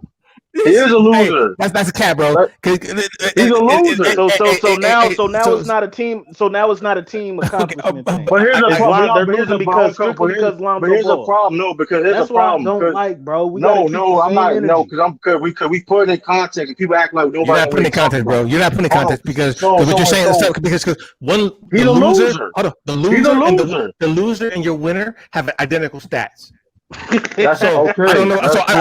I don't know what the fuck you're saying right now, bro. I don't know. Okay, what did Lonzo Ball accomplish in the NBA? What did Lonzo Ball accomplish in the NBA? Answer that question. What's Ben Simmons accomplish? What is Ben Simmons done? We're talking about individual accomplishments. What did he accomplish? What did Ben Simmons accomplish? He's an all-star. Okay. Why would you say he's a loser and he's a winner if it's individual and you put it on a team? He's a loser. That has to do with a team. First of all, hold on. So personal awards don't mean nothing now. That what we doing? Sure. What is Rookie of the Year? He made an All-Star game. Hold on.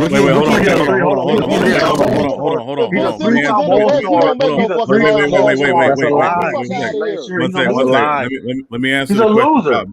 Let me answer that question about Ben Simmons' individual. He's a loser. He's a 3-time All-Star. He's been All-NBA one time. He's been All-Defensive First Team. He's been NBA Rookie of the Year, NBA Rookie First Team. He's led the NBA in steals. And these are all individual, bro. Hold on, that's what I'm saying. Those are his individual accomplishments. Individual. Hey, Sean, I've heard you say a winner. I heard you say the reason why you didn't think Kobe was necessarily on all NBA defensive teams was because he has Shaquille O'Neal in the background. Jay, back me up on that one, bro. Wait, hold on. That's a lie. Hold on. That is a lie. Kobe's a lockdown defender. Stop.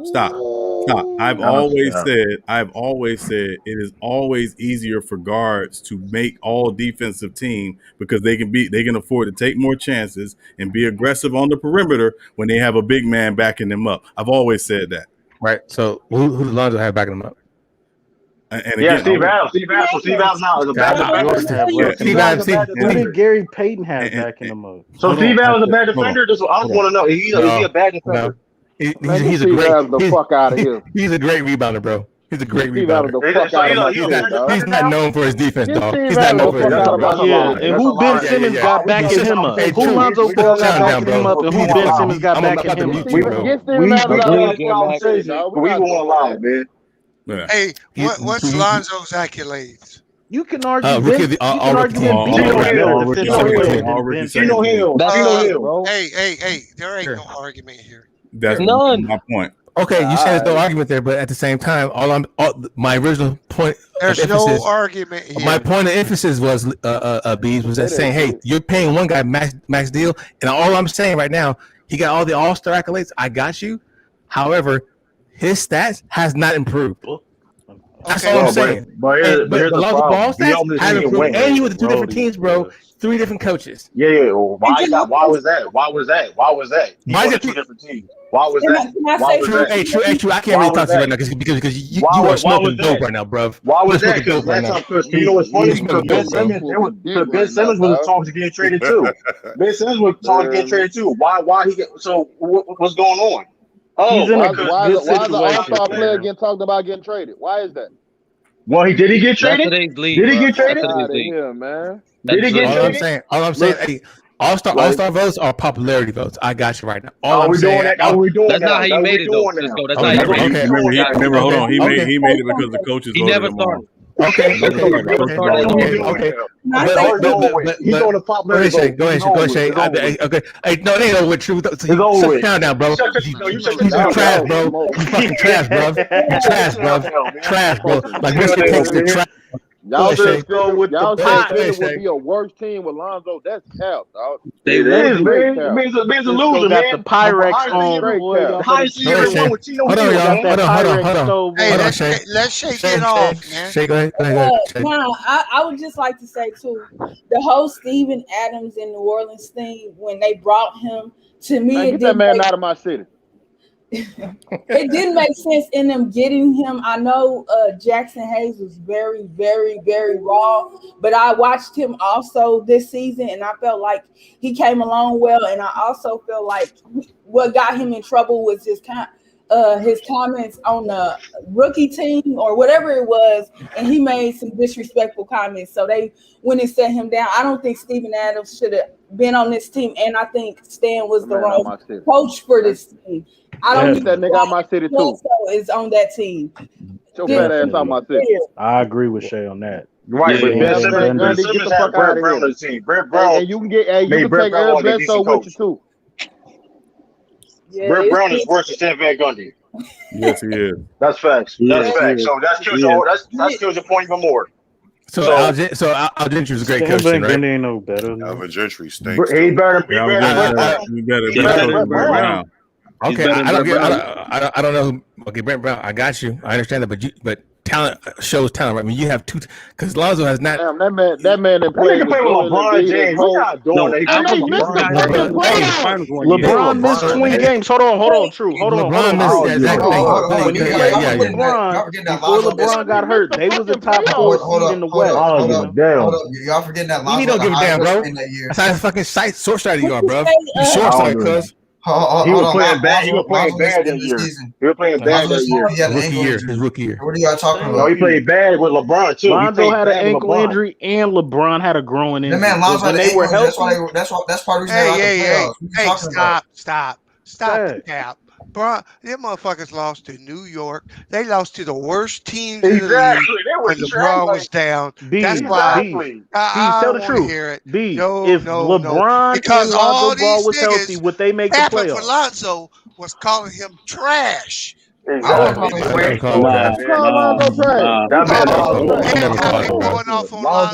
player. Lonzo a good right. He a good solid role player. Hey, Lonzo's improved. He's becoming a good player. Hey, hats off to Lonzo. Yeah, hats off. The only thing I'm saying, Lee. Say about Lonzo, I said he need to get aggressive like his brother. That's it. He's not even better as little brother. All I'm saying, right as of right now, they've been playing the same amount of time, and I've only seen one person improving all around. Well, but that's through your eyes. That's through the numbers that I fucking just said, bro. Through your eyes and your perception. What do you mean my eyes when I'm looking at the numbers? The majority of people in here. No, stop. You said my perception. I'm looking at the numbers, bro. I'm looking at the numbers well. Cisco doesn't think Lonzo Ball is better than Ben Simmons, do you? Hey, no, I don't. Hey, Cisco, who you got as the GOAT, bro? Kareem Abdul-Jabbar. Okay, that's all right. I can't say nothing. Just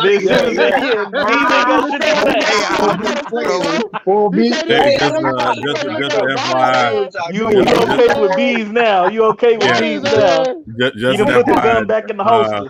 Just an FYI, Phoenix is up by 19 midway through the third. Oh, that's offensive foul. AG. Are you serious? Are you Crowder is in Aaron Gordon's head. George Barr is arguably the greatest basketball player of all time. Okay. Jordan, we college, good, bro. college. God bless. We good. You don't know how you forget that. Cisco missed it. Look, we ain't gonna win with Zion being our number one, bro. Can you at least admit Ben Simmons got better as a defender? Now let's just change the topic. Yeah, I thought about it, and I wanted to ask your guys' opinion. I give it to Cisco. That was a Cisco to be honest, but I'm kind of. Hey, that motherfucker got too much time on his hands. I'm just an Excel file, and he doesn't. You got? Don't you got a job, motherfucker? I'm retiring. Where you get time? I'm retiring, brother. I'm retiring in place, bro. See, dog, what Cisco, what you just did there, what you just did, Cisco, was you crowbarred 2 waffle-colored Negroes into the conversation, and you had us talk about them for a whole fucking hour. I'm ashamed of you 3 sports. Yeah. It was a good Yo, I got random questions. I was at work earlier. That's fucked up, Khalil. Yeah. Hey, I want to switch to an NFL topic just real quick. Okay, we can talk about that. So I don't know if y'all heard Kareem Jackson was on a Key to Lee's podcast. Oh yeah. And basically you got a podcast? I didn't know that. Check it out. Yeah. It's all right. He basically mentioned that Deshaun Watson has told him to tell them that I want to be in Denver to get me to Denver. Oh, that's the bad. Denver a good place, man. I heard Denver's nice, man. That's a good listen. No, sir. I seen that. That's where they got Kobe at, fam. No. Well, they got Kobe in there. You gotta chill out. You know what, man? You don't nigga to think of some shit like that. That's one of the best jokes I'm just taking the whole shit with Deshaun Watson, man. You ain't gonna get burned that, Duff. I'm just capping. Go ahead. All jokes aside, though, that'd be a good situation for. I mean, like, good area, of course. I mean, the team's right. They got a defense. They got the weapons. No. I mean. Stay away from Denver. What did Denver go last year? You feel me? Wait, Shay, why you don't want to make that? What was their record? Say the obvious. They were horrible. They had a top 10 pick in the draft for a reason. So yeah, I know. I mean, horrible. Yeah, but their defense was still. No, they don't have a bad defense. What would they rank defensively? I don't care. They were horrible. They were horrible. They were horrible. And they had a lot of injuries too, right? On the defense. Yeah, they're horrible. They're horrible, but still, though, we got to look at what's constructed right now. Like, they still have a pretty good defense. Yeah, they were 5-11. They were 5-11 last year, last in the conference, last in their division. Does Deshaun Watson move the needle for y'all if he go there? Hell yeah. Yeah, I mean, he hasn't really moved the needle for him. It's some Deshaun Watson is great. Deshaun Watson is great. Arguably a top 5 quarterback. You don't know anything about football back there. No, he does not move the needle in Denver. No, he doesn't. He moved it. You probably win a couple of more games, but you ain't beating Patrick Mahomes. Hold on, wait a second. Wait. It's not about being Patrick Mahomes. It's not about. Yes, it is. No. I mean, what you mean? Is he trying to win a championship or not? Hold on. Of course, that's the goal, but we're talking about them winning and being a playoff team. No, they just got to get in the playoffs. That's what I'm saying. You think they become a playoff team under Deshaun Watson? Yes. With Deshaun Watson, yes. That defense, that's obvious. I don't see that. Is Deshaun Watson top 5 QB right now? Yes. Yes. Top so 3. they get the playoffs.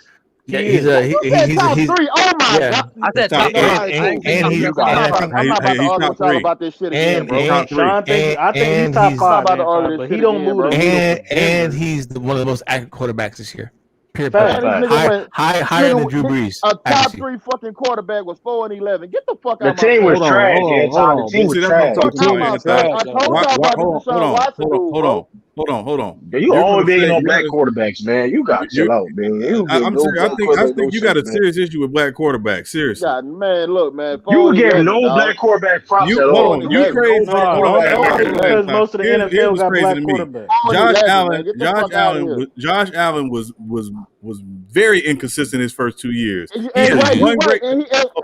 has one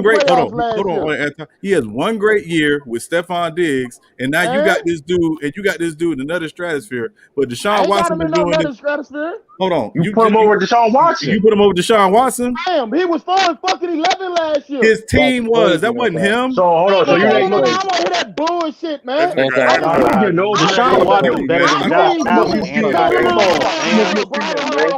You watch too much ESPN, man, for that shit. It's not even about the playoffs or wins and losses, bro. Deshaun Watson is better than Josh Allen. Hold on, this is my problem too, though.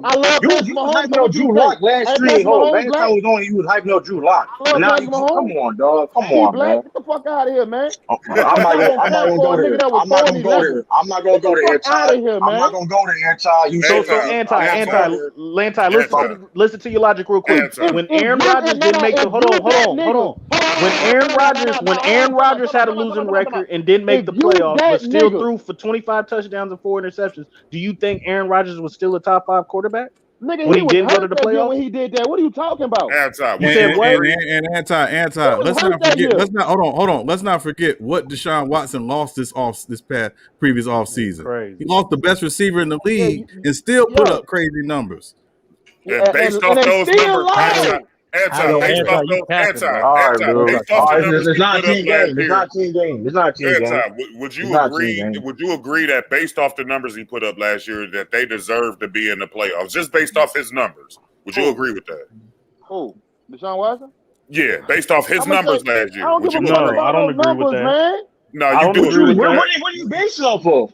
Hold on.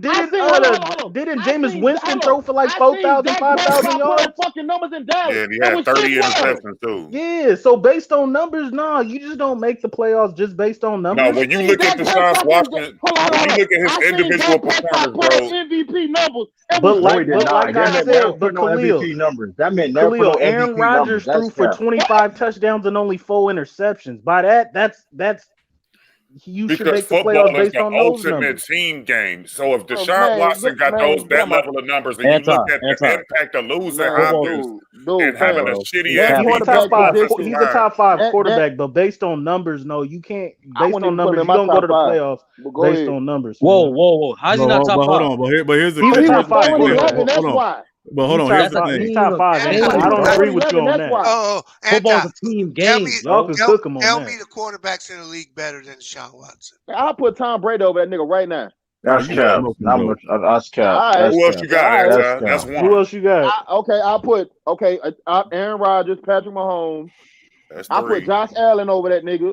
Like I told you, I'll put Tom Brady over that nigga, and I'll put Russell Wilson over that nigga. So that's six guys. Deshaun Watson? Crazy. Hold on. He said, "Let me do this real quick." So that's only it was Deshaun. No, he said Brady. He said Josh Allen. Hold on. Josh Allen. Tom Brady. Hold on. Patrick Mahomes. Patrick Mahomes. Hold on. Patrick Mahomes. Deshaun Watson's better than Josh Allen. That's a lot. That's a lot. Light list. Light-skinned list. Man, you might as well just say you in this light-skinned shit, dog. I don't. You just might as well say, he got a big nose and he's sucking up all the white man's air. I'm not doing none of that, dog. I'm talking, bro. You a quarterback. Hold on. It looks crazy, It looks crazy. It looks crazy. I seen Drew Brees with shit drag his team to 8-8 for years, bro. Years with shit. How many years did Drew have the worst O-line in the league? Did he have that? How many years he had the worst O-line in the league? No. He had one. He had the bottom. He had bottom, like the bottom defense in the league, like the worst defense. Yes. No. You're lying. Anti. No, the Saints did have a horrible defense with Darren Sharper left. When Darren Sharper left, they did have a horrible defense. How many years did he have the worst O-line? Deshaun Watson? No. Drew Brees. Always had a good line protecting him, bro. Okay, that's the point, bro. Hey, like Deshaun Watson line is shit. The defense is shit. Man, get the fuck out of here, man. The Texans is horrible. Y'all making a lot of excuses for these niggas. I agree with Big excuses, bro. We saying his team is horrible. A lot of excuses for these niggas, dog. The Texans is horrible. Let me ask y'all something. Hold up. So you mean to tell me? Hold on, Anton. No. Let me ask you one question. If you swap out Deshaun Watson for Aaron Rodgers, is Houston not better? No, Houston does not get the playoffs. They don't. No, they don't get the playoffs. That bad. They won more than 4 fucking games. Hey, they don't get to the playoffs. Black quarterbacks can play the game. Anti, not this year, but last year. I'll remind you that Houston, the last year they made the playoffs, Deshaun put up 24 points in a quarter and a half and was losing by halftime. Okay. That's crazy. That? So you act like Aaron Rodgers ain't had the same No. I'm telling you that the last year they were in the playoffs, the year before, they went to Kansas City and they were up 24-3 or whatever. And got their ass walked the fuck down. Yeah. How that's Patrick Mahomes, though. 24 points and you lose. Hold on. How can you? I blame the defense. I blame the coach. Anti, hold on. They ran that fake ass punt. That was cool. So Josh Allen, Tom Brady, Patrick Mahomes, and Deshaun Watson. Deshaun Watson completed 70% of his passes. I don't care about no you can't name one of his wide receivers. You can't name one of his wide receivers. Will Fuller and Brian Cook. Hold on, bro. Will Fuller and Brian. Hold on, bro. Hey, I'm trying to say, 4,800 yards passing. That's more than anybody there. He doesn't have running game. They receivers though, bro. Okay, name receivers then. I just told you Will Fuller. Will Fuller suspended, bro. Will Fuller was suspended for a good portion of the year. What are you talking about? He's still on the team. And he got hurt. It doesn't matter. You got to chill out, Anton. You got to chill out. Get the fuck out. You got to chill out. You got to chill out, Y'all niggas finna come with every. Anton, you saying the quarterback supposed to be has to play defense, special teams, and coach. Nah, I ain't saying none of that. I ain't saying none of that. But he makes sure he's better. How you supposed to control what the team? How you a top 5 quarterback going 4-11? Hey, Anton, let me ask you a question. Hold on, big side. Hey, so let me ask everybody else. So Deshaun Watson, hold on. Deshaun Watson has a better completion percentage. He has more yards. He has more total yards. He has 33 touchdowns. I think most of Josh Allen 37. Also, all your but hold on, wait. He was also sacked more than double any other quarterback. Patrick Mahomes, Tom Brady, Josh Allen. He was sacked 49 times.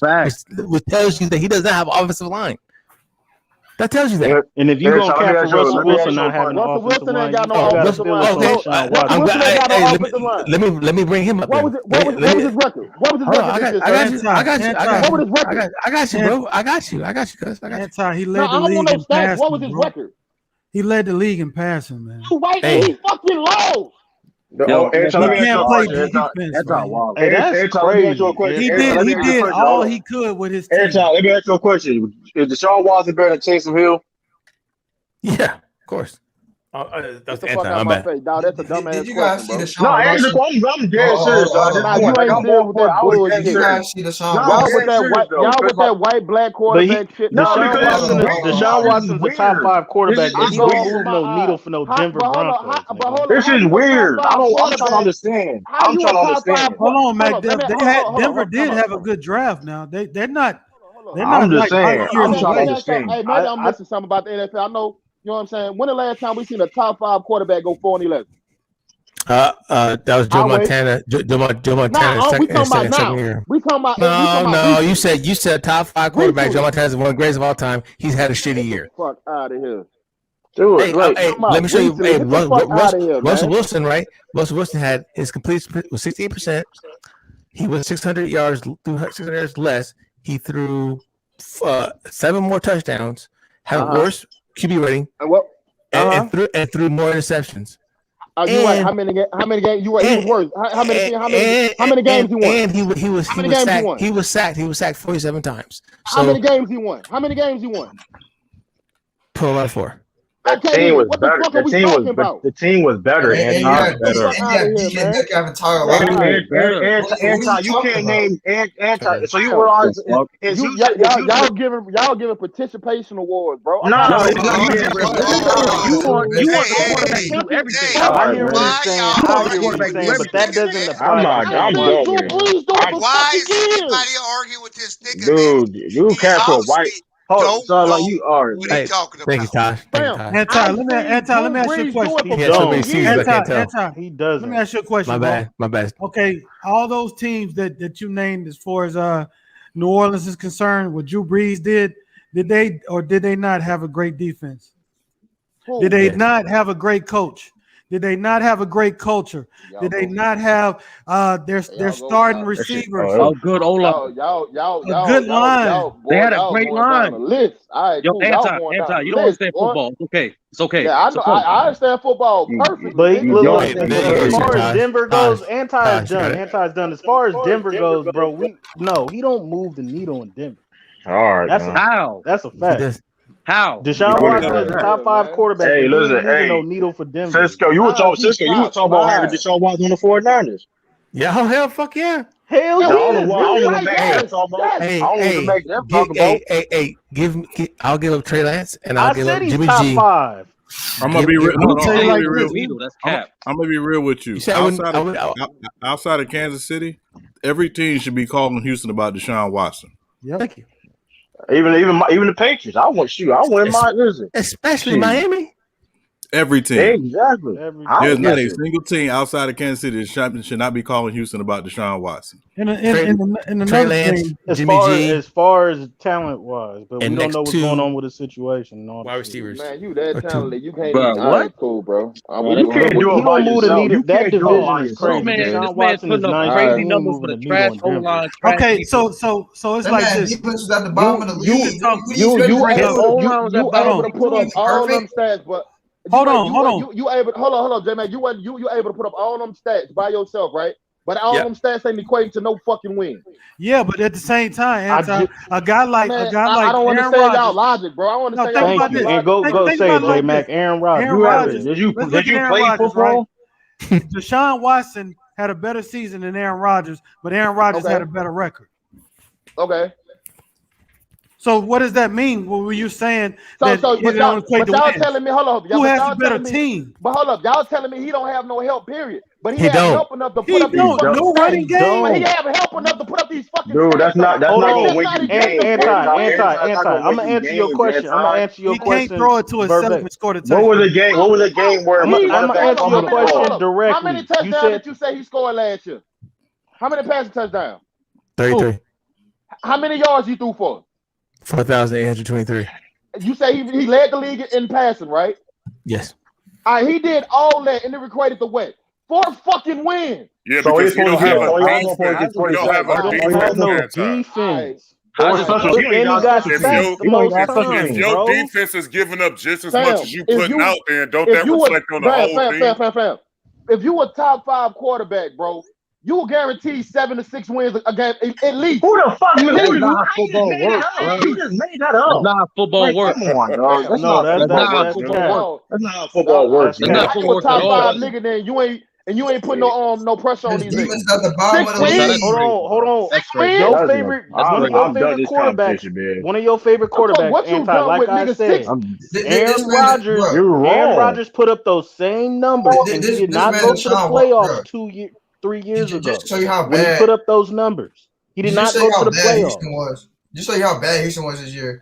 When the Texans played. Hold on. Let's see it go. Let's see it go. Let him just to show you how bad Houston was this year. When Houston played Tennessee that one game, and they went to overtime, Houston lost a coin toss. This man Deshaun Watson hit the floor and hit his knee because he was like, "Damn, I fucking lost." Because my defense ain't gonna step up and get a stop.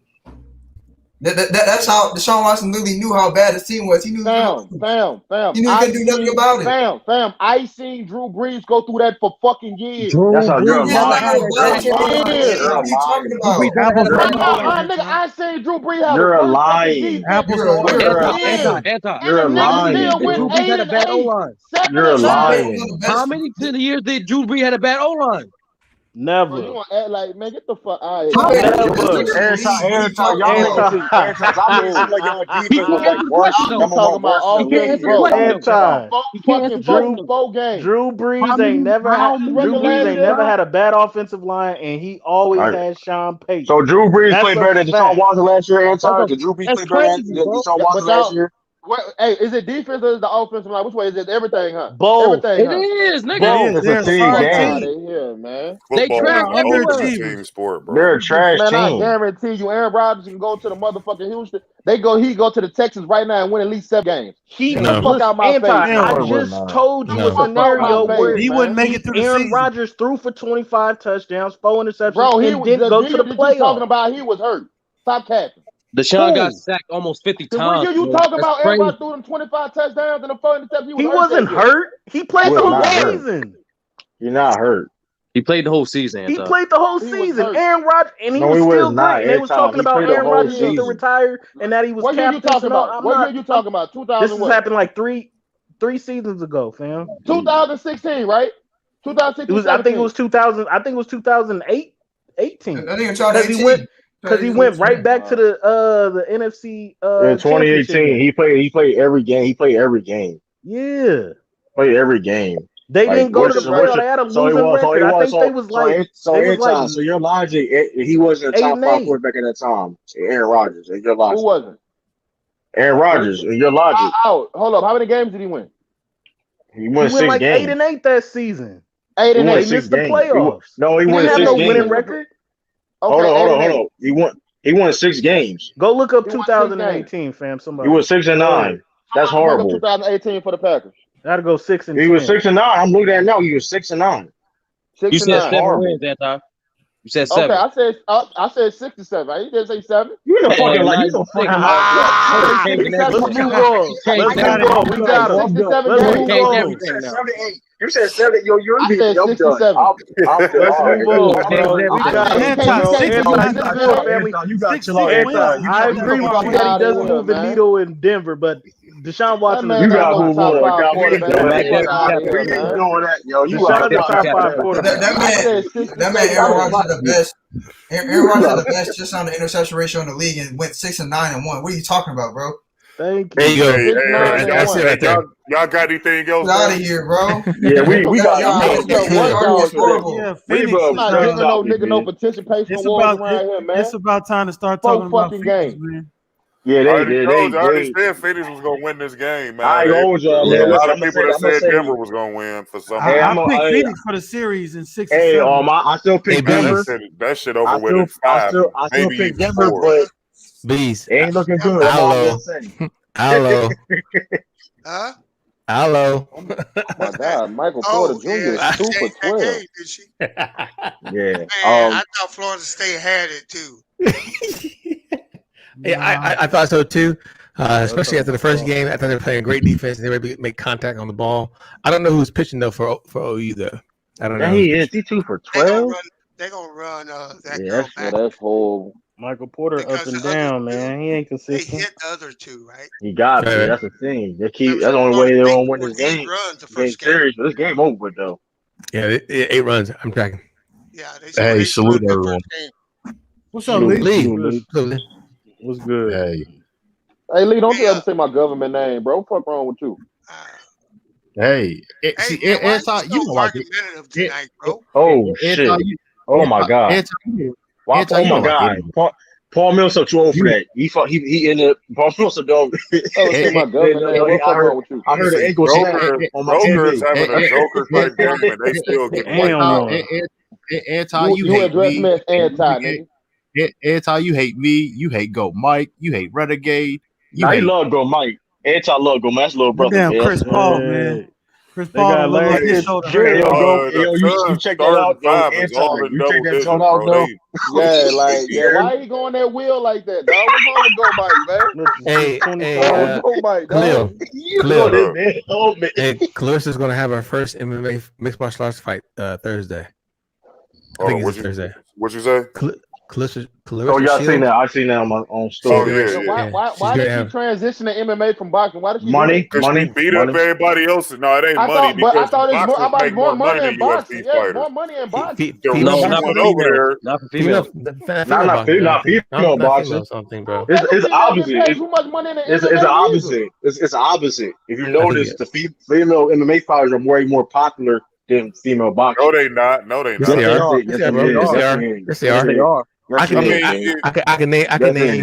name like 3 champions from UFC. No. I can only name. Well, Clarissa Shields is the most popular combat sports person. Period. Women. That's not. As far as that's not true. That's not true. She's still not.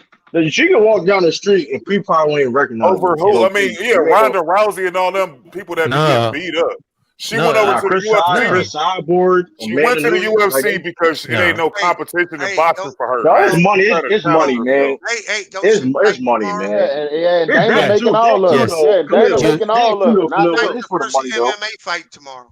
Right, it's tomorrow. She's going to get somebody that's like 3-6, I think. So it's a wash fight. It's gonna be a good debut fight. It's a good debut fight. It's a tune-up. I mean, she just a tomato can. So she beat up the tomato can, and then we'll see what she do with somebody else. Yeah. The person she's fighting is 3-6 or 3-7. I mean, hey, anything can happen to MMA though, man. That's what I'm So Cisco, we talk about this weekend. Israel Adesanya. It's a lot of fights, man. Man, I wish you were there for 262, bro. I got Leon Edwards over Nate Diaz. So you got Oklahoma tomorrow? Of course, Southern Boone, man. I got because my family goes to OU. Hey, Cisco. Oh, they do. Yes, sir. Yeah. I heard you. Hey, yo, that nigga Bees is vicious. No, I'm rooting for Florida State, bro. No, I need OU to keep that energy. Hey, they got more sisters on that team. That's right. I respect that. Florida State. They got 2 race now. They got 2, bro. They got 2. They got 2. That's my squad. That's how everybody else. Cisco, you want to bring race and everything. Hell no. Y'all nigga want to bring. You got like a phone. He has like the team photo. Cisco has the team photo. Having everybody else blocked out. Because I don't like Deshaun Watson. Hey, and both of them hitting jacks. Harden. Yeah, she had 2 home runs. I don't think it's that anti. I just think that you too hard on Deshaun Watson, bro. I ain't hard on that. You just gotta look at it aesthetically. Look at it aesthetically. Here's the crazy thing. Drew Brees was fucking shit water last year. Yeah, I won't say it though. This is why it's about race. You barely said you barely won't say it. Hold on. Time out. I came over here plenty of times and said, nigga, our defense was carrying us last year. What is you talking about? Hold on. But hold on. Drew Brees is shit water. Man, I never heard you say that. Drew Brees ain't no shit water. Nigga had a noodle on. Exactly. He was hurt. Fuck you talking about? He good until he got hurt. For the last 3 playoff seasons, he's been shit water. Yeah. Mm-hmm. Hey, that's why we wondering like that. It just we trying to figure out. If you was in a room full of white boys, if you was in a room full of white boys and saying the same shit about Deshaun Watson, they all would subscribe to your channel. They all. Hey, yo, that's crazy. That's crazy. Hey, Lee, what you got on all this, bro? What you got? Hey, Lee, come on, we haven't heard your voice in a while, bro. Cat. But see, hey, understand Lee, the rules to the troll. Look, Cisco, I didn't been kicked out so many times because of you. I know the rules already. Jazzy, DJ Jazzy Jeff for you three sports. That's funny. True. That's funny. Here he goes. And yes, anti. We all know you can't stand me. It's all good. It's all wrong though. I don't even know you not to stand you, dog. Like I know. I'm just joking. But yeah, I heard you guys earlier going at it in reference to Lonzo Ball. Oh God! Yeah, here we go. Hey, first of all, Khalil was fucked up. He said you got 2 waffle. Oh my gosh, that was fucked up. That was Yeah, you say you seen that? Yeah, this game I have bro. Crazy. So reference to the comparisons between the two. I That have man, no Michael comment. Porter Jr. be looking lost on defense, man.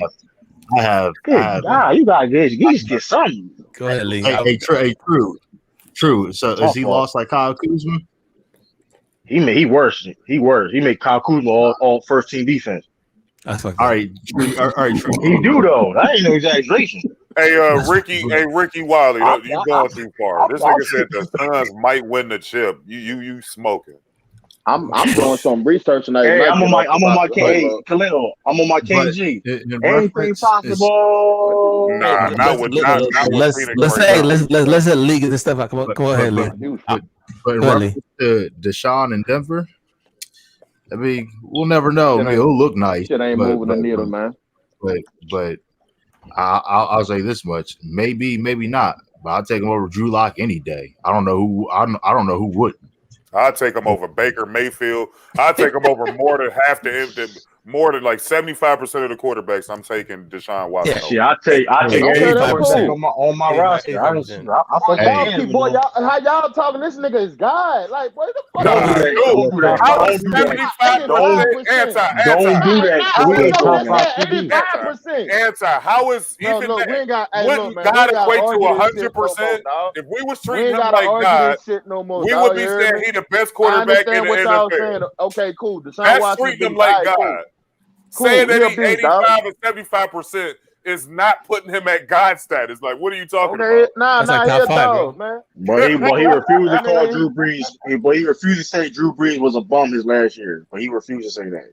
3 years. Nigga, Cam Newton was a bum last year. How about that? I don't care. Listen, but here's the thing. But here's the thing, though. You don't give no black quarterbacks props. You don't give no black quarterbacks props. Bro, that race shit, move me with that shit. It's not about race shit. It just is what it is. Nigga, you talking about race.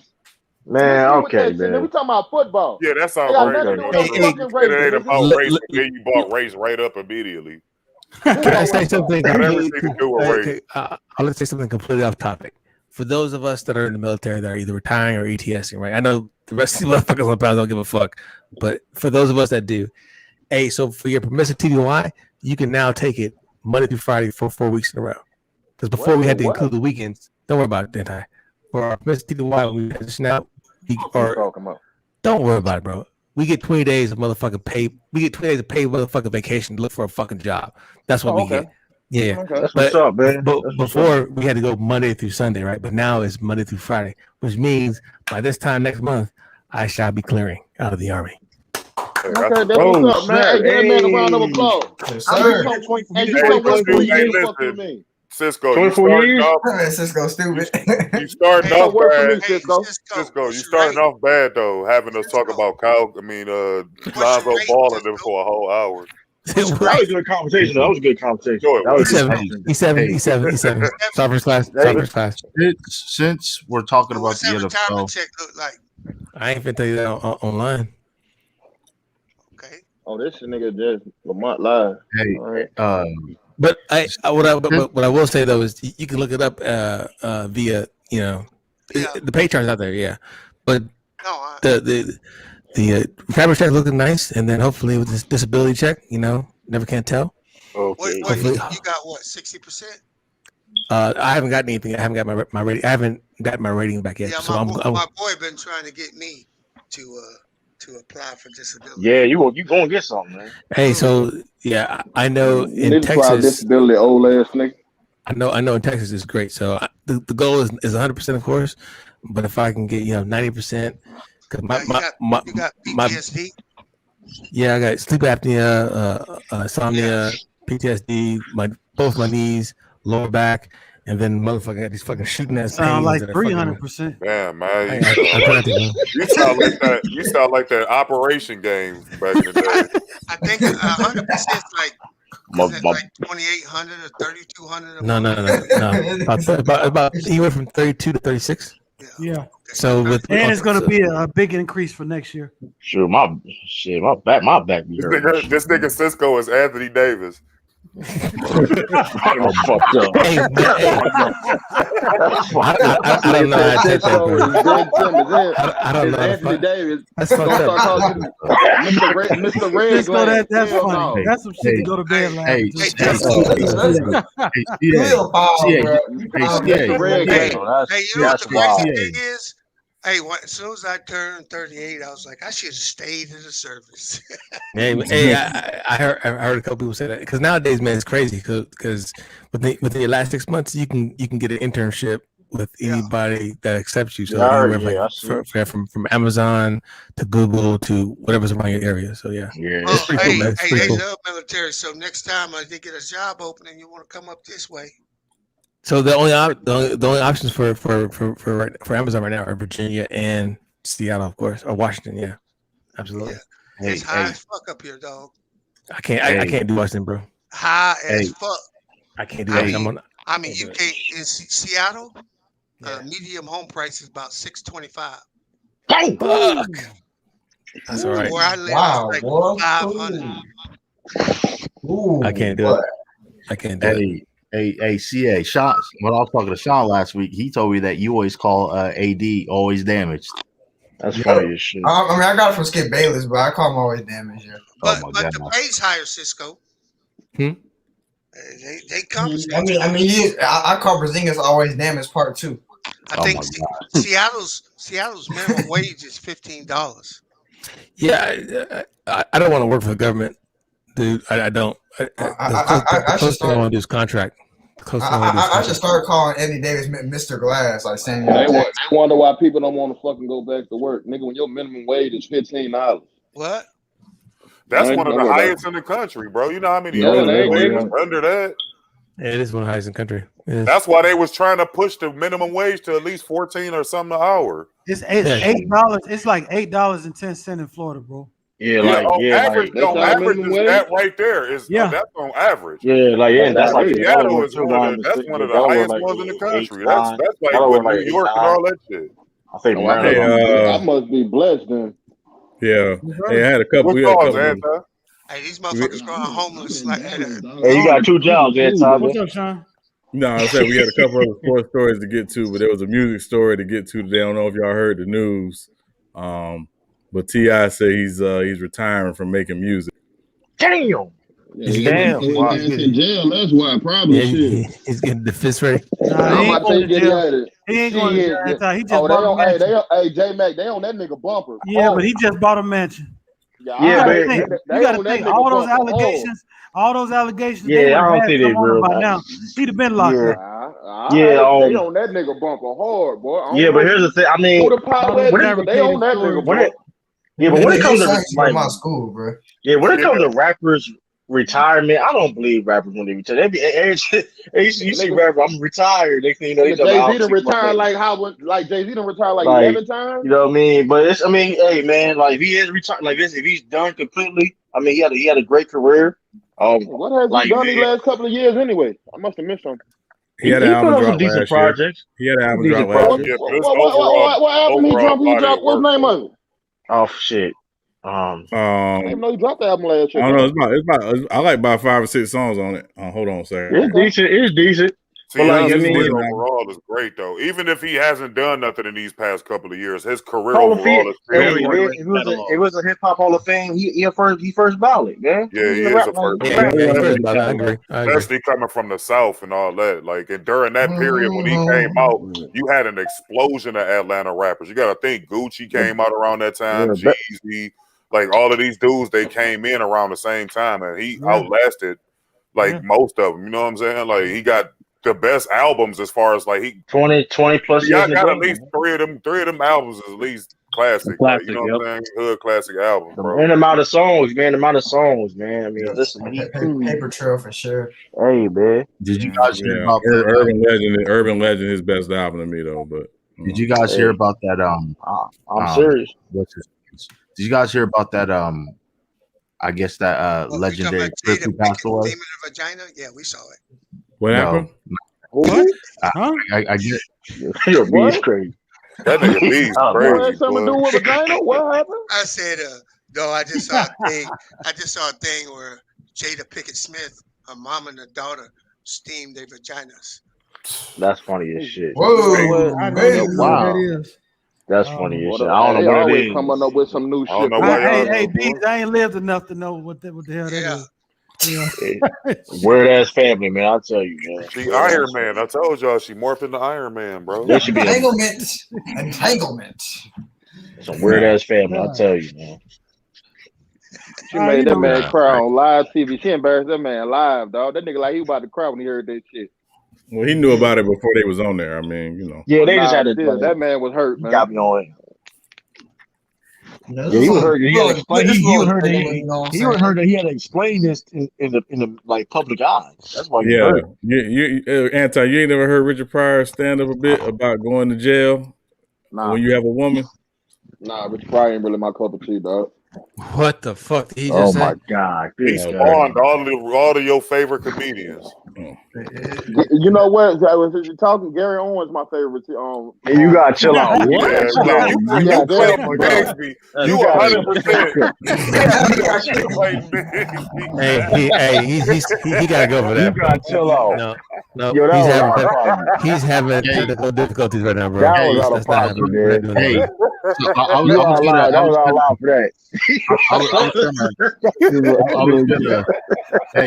was gonna ask a question real quick. I know it's very. That was funny. That man loves the white man, boy. I got chill. And after Gary Owens is Larry the Cable Guy. Fuck you, man. That man loves for the white man, boy. I like Gary Owens too, though. I like that him. nigga. I don't say I don't like him, but he ain't better. That was funny. Talk about this race shit, nigga. I'm gonna lean into it, boy. Fuck you. Don't do that, man. Hey, that was funny, shit, boy. That was pretty funny. I thought you were serious for a second. That was funny. You didn't think that? Nah, Oh, Richard Pryor, that's before my time. That's all, bro. That's all.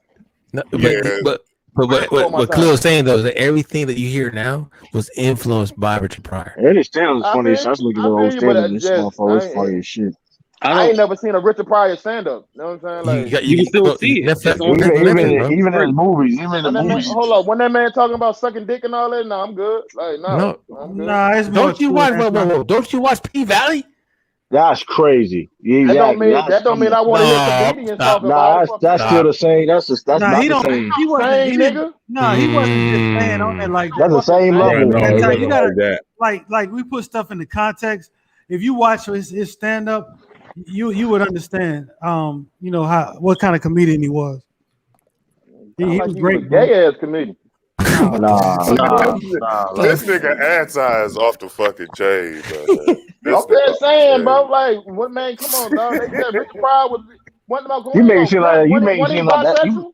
Hey, bisexual? No. So that's according to Quincy Jones, I think. But Anti guarantee. Nah, we not gonna care, bro. He was bisexual. No, it was Richard Pryor too, bro. He admitted it, bro. Nah, yeah. When he was on crack, he was willing to do anything.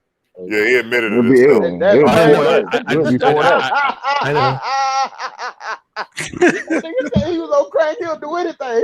Yeah, bro. He was on that base hard, bro. Verbatim. Yeah, he was. That's by his own admission. That's what he said out his own mouth. Yeah, he did say that. He not making up nothing. That's what he said. Eddie Griffin cool too. I mean, there's a lot of good comedians, man. But like I said, bro, he spawned all of them because before his level of comic relief, bro. Well, you had guys like Red Fox. Well, yeah, you had those guys. I fuck with Patrice O'Neal heavy. I hate him. That man died. See, the guy behind Richard Pryor was really Paul Mooney, who was right. Yeah, I was getting ready to say Paul Mooney. I'm gonna bring clarity to that. So Paul Mooney never wrote Richard stand up. He wrote for the Richard Pryor show.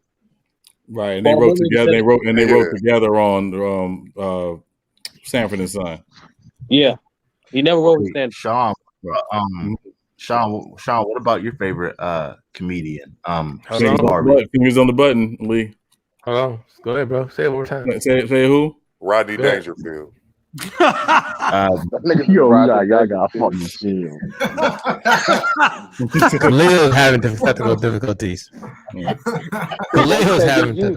you can't give a light skin no nigga. They can't get that light skin nigga no power. He's having technical difficulties. Next, let's keep it going. Let's keep it going. Let's keep it going. Hey, Sean Cisco. Daniel Sean Cisco. Here we go. Come on, Lee. Sean Okay. Cisco. Never mind. Okay. Hey, They really should have never gave you niggas money. Daniel Todd's fired, man. All right, I'll give y'all my favorite comedian for real. My favorite comedian was Andrew Dice Clay. Hey, yo, y'all some wild. Who we say? Hey, what's that thing we say, Sean? The viewpoints expressed by the panel here do not reflect the views of U3 Sports. Yeah, this banner here. Yeah. Currently expressed by Khalil and Anti. First of all, nothing. Y'all crazy. Y'all are crazy. Yeah, Phoenix like they taking off, boy. Hey, damn it, y'all better fight back, nigga. They have a complete team. This all bench guys. They just getting some. Yeah. They just getting their sweat on. Yeah, they have a complete team, man. Chris Paul is playing like they got something to say. Like he wanted, yeah. Man, I want Chris Paul to win that. I mean, I don't think the Phoenix will win a chip, but I want Chris Paul to at least be able to. That'd be a good story, though. Yeah, I finally did it. Well, they do have a chance to get to the finals. Yeah, they get to the finals, but if over the Clippers. Yeah, they have a chance. You got the Clippers. How y'all believe in the Clippers, dog? When y'all talking about Paul George, they're not gonna get past Utah. Styles, man. Styles make matchup. You don't think the Clippers get past Utah? No, I got Jazz in 7. Why not? Because we talked about this earlier. Because the Clippers got the two best players. The Clippers got the two best players, but they don't have a better bench, and Jazz got better defense. So really, Mike Conley don't come back. Paul George ain't better than Don Mitchell right now. Mike Conley, I agree. No, he's right. He's right, bro. I ain't arguing with you. Did I just transport back in time? You just flip out the whole time when you arguing, boy. Nah, J-Mac just asked a question about it. No, I just asked a question. Quick question. You know. The show need to be Anti versus the field, because every time it's the field against Anti. You know, I don't care, dog. The pot Ray. I'm assuming I'm pronouncing that right. Yeah, I fuck with you, Anti. I fuck with you heavy, man. That shit just Bucks funny. Series prediction. So anybody want to give a Nets versus Bucks series prediction? Nets in 4. Yeah, Nets in 4. Nets in 5.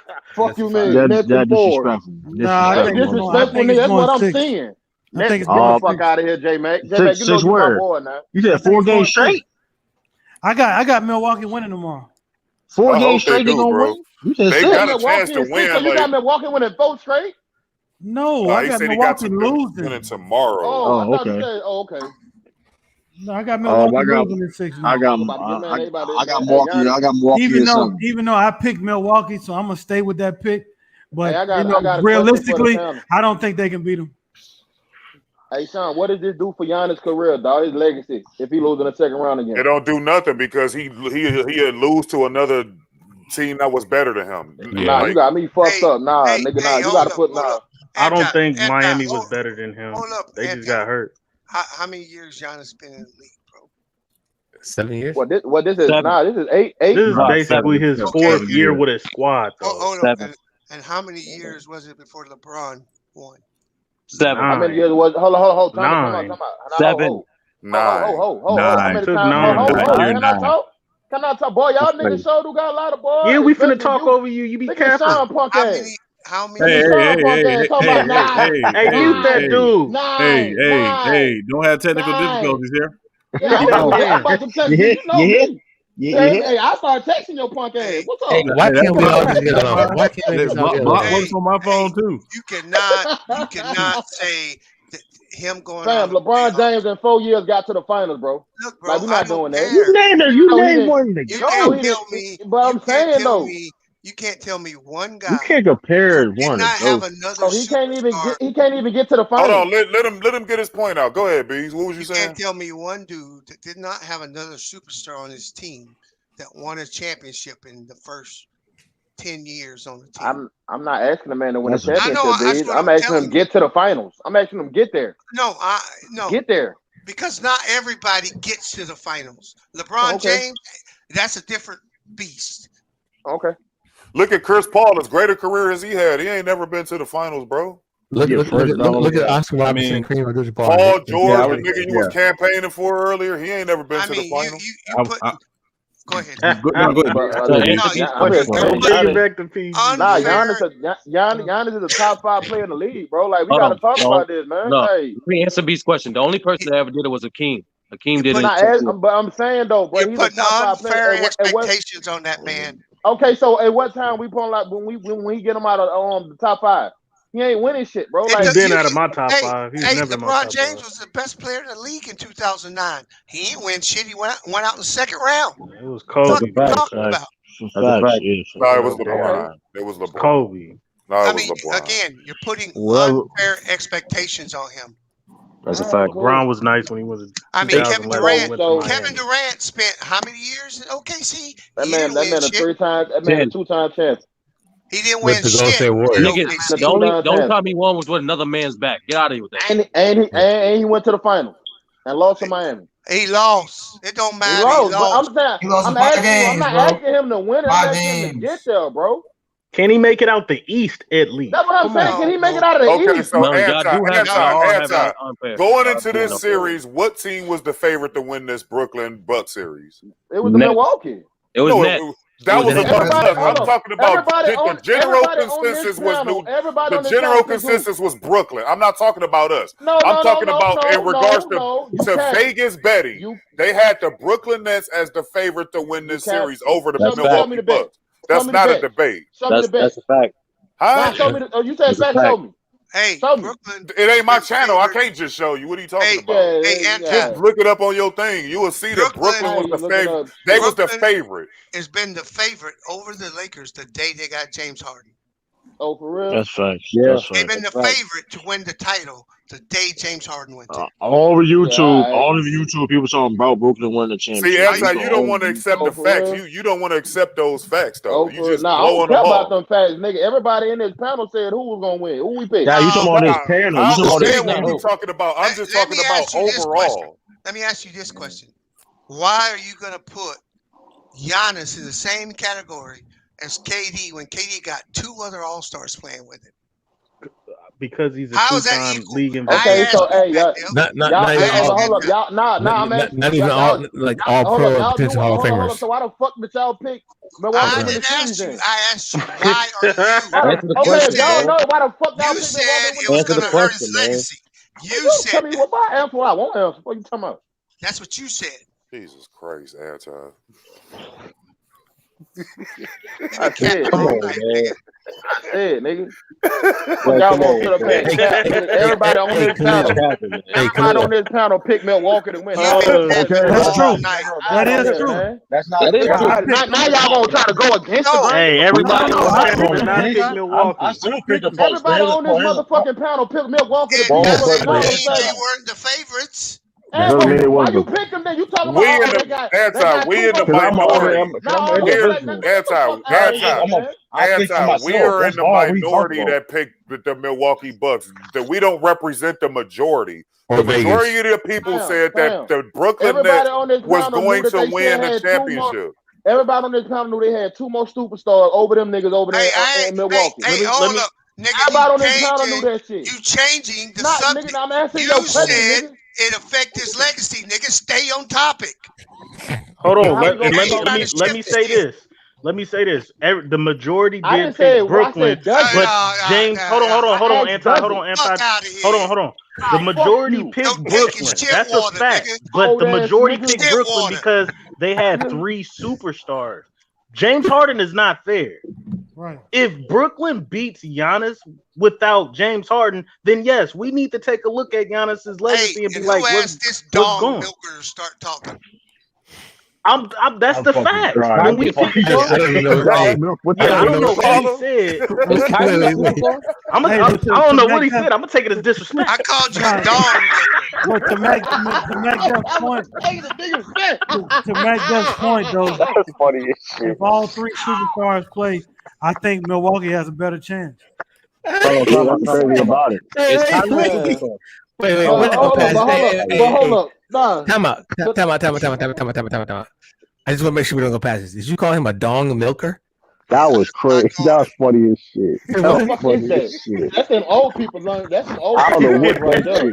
I never heard that one before. Start clapping them dong milkers. That's why I asked Dong. Dong. Take your ass back to the farm and cow tip something, nigga. Hey, clearly they don't get it. They don't get the dong. Right. Yeah, I don't get it neither, nigga. I mean, I'm not old. I'm young, dog. Like, the old people joke or something. That one of you old niggas jokes or something. That's funny. Yeah, I've never heard. That's funny as shit. I've never heard that. I'm 31 years old, fam. I don't know nothing about no dong. Sound like some gay ass shit. No, it ain't nothing gay. No, it's very fucking gay. What do you call it? Dong milk? What you say? Like a long dog. I ain't gonna repeat it, man. I don't know what I ain't gonna repeat it. He said you a dick milker.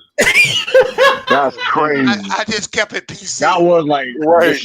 Why you keeping shit PC, old ass nigga? I was shocked when you said that shit. I was like, damn, that shit just slipped past everybody. Because I knew it'd go right over your head. You right, because that shit went right over my head. I ain't never heard nobody say that word before, dog. Bees, just because you had finger waves in the early in the 80s does not make you a pimp. Bro, it was too funny, bro.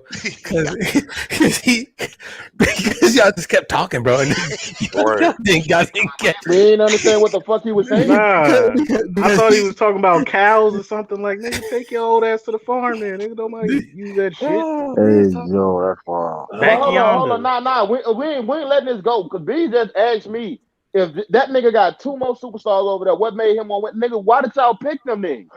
That's not general. Why did y'all pick Milwaukee? No, that don't make sense. Why everybody on the panel pick Hey, bro, I picked them. I understand y'all don't like Mac Dell. I picked them because I thought all three. You know they had three superstars. Why the fuck? All right, so let him explain why he picked them. Okay, you want to know why I picked them, man? Yeah, tell me why. Because I got a $500 bet against. I ain't gonna bet $500 and then pick against myself. Yeah, I know. All right, so what about you? Anybody else on the panel? J-Mac, go ahead. Listen, I picked them because I thought that all three, Harden, KD, and Kyrie, would play the majority of the minutes, right? And with them playing the majority of the minutes, some of their best role players would not see the floor to provide the defense that they needed to play. Also, they did not have a post presence, and they still don't. They haven't won yet, number one. But at the same time, all three of them playing at the same time, getting all those minutes, no defense. With Harden being gone, now they got a more balanced team. Shit, KD playing defense though, J-Mac. No, they're playing good because they're a balanced team now. But if you have all three of those guys in there, not Brent Brown, but what's his name? Bruce Brown. Bruce Brown. He's getting more minutes, which I said a long time ago that he needed to play. This is a knock on KD for the KD stands. I know you won, Mac Def. This is an indictment on Kevin Durant because if he would have just left his team alone and just kept Jared Allen and fucking LeVert and all these guys, they would have had a really good chance to do this anyway. That's big. So you want them niggas that killing him because he got James Harden? I'm not doing that. No, it ain't about killing him. It's about stating a fact. Look at what they doing without him now. They beating the third record. What did Milwaukee have? The third best record. You want to trade all them niggas to go get the third best record in the Eastern Conference. Listen, let me finish why. Let me finish why. Because you had Jared Allen, you had Karis LeVert, you got rid of them. Those was defensive players. You got rid of them to bring in an offensive player who was a better ball handler because y'all was complaining about the same shit the Clippers was complaining about. They didn't have a facilitator, a true point guard. So you got your team to go get James Harden, and now you winning without James Harden and without those other components that you had prior to getting him. So it looked bad because they would have did this without even requiring James Harden. So why would you go add him to the team? Why would you add that to the team? You don't make that deal. Huh? They don't have to. They proven to you that they don't have to do it. They didn't have to. Man, I still make that deal. Nigga, that's How? James Harden. When they proven to you that they don't have to. They I don't have do you him think now. that's James Harden? Listen, they don't have him now, and they destroying Milwaukee. What was James Harden doing? Hold on. What was James Harden doing when KD was down? We talking about what's going on with right now. What you seeing now? I don't care about that. What are you seeing now? You're what seeing now. What did he do against the Boston series? My nigga, you keep referring back to all of this other shit.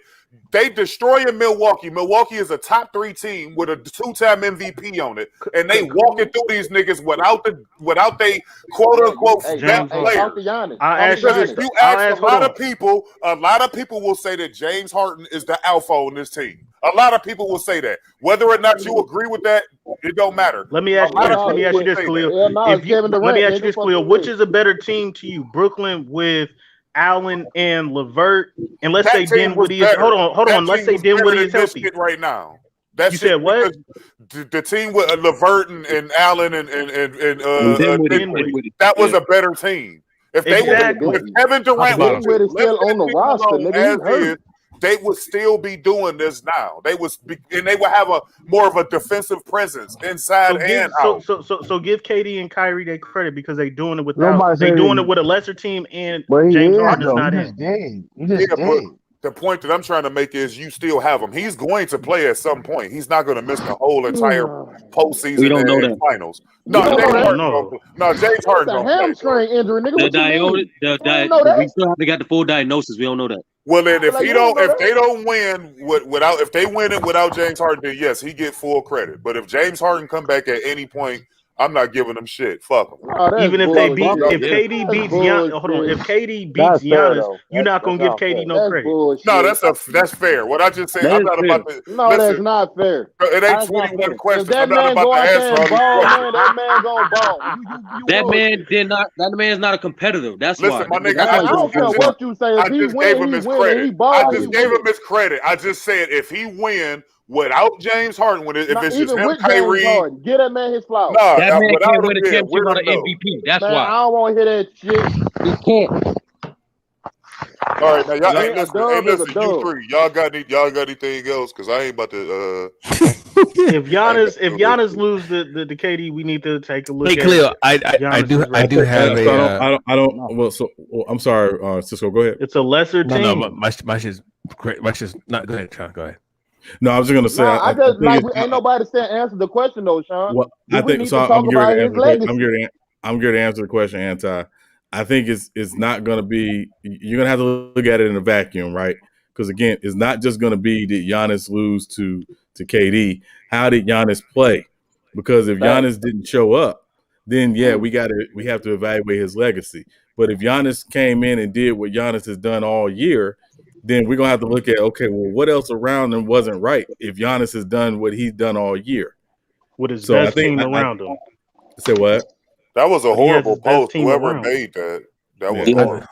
Yeah. I don't think you can. I think it's too early to judge a player's legacy. For him. Right. When you look at KD, this will be the first time that he is considered the leader of a team that won.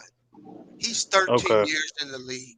Right. Yeah. I'll give you the leader part. I'll give you the leader. You right. I mean, we can't just throw him away. I mean, he ain't got it done, but it doesn't eventually get it done. That man that won 2 MVPs and a Defensive Player of the Year award, bro. Michael Jordan had won how many MVPs? Yeah, Jordan had won 3 MVPs. He didn't win shit. He was getting swept in the first round. You can't do that. Like, come on, bro. You were referring to Giannis Bees, right? Yeah. You can't now say his legacy is tarnished forever. Right, Jordan. We're not saying that. We're just taking a look at it. No, I'm just saying. No one's saying that 7 years in. Yeah, I just think again it's gonna come back down to again how did he play in this series if they lose? If he didn't show up, then it's a legitimate argument about whether or not he's that guy. But in terms of his overall legacy, I think that's still being written. It's too soon to say this is his legacy. To Bees' point. Yeah. Well, let me ask you a question, Anti. What in your opinion? What's James Harden's legacy? Playoff choker.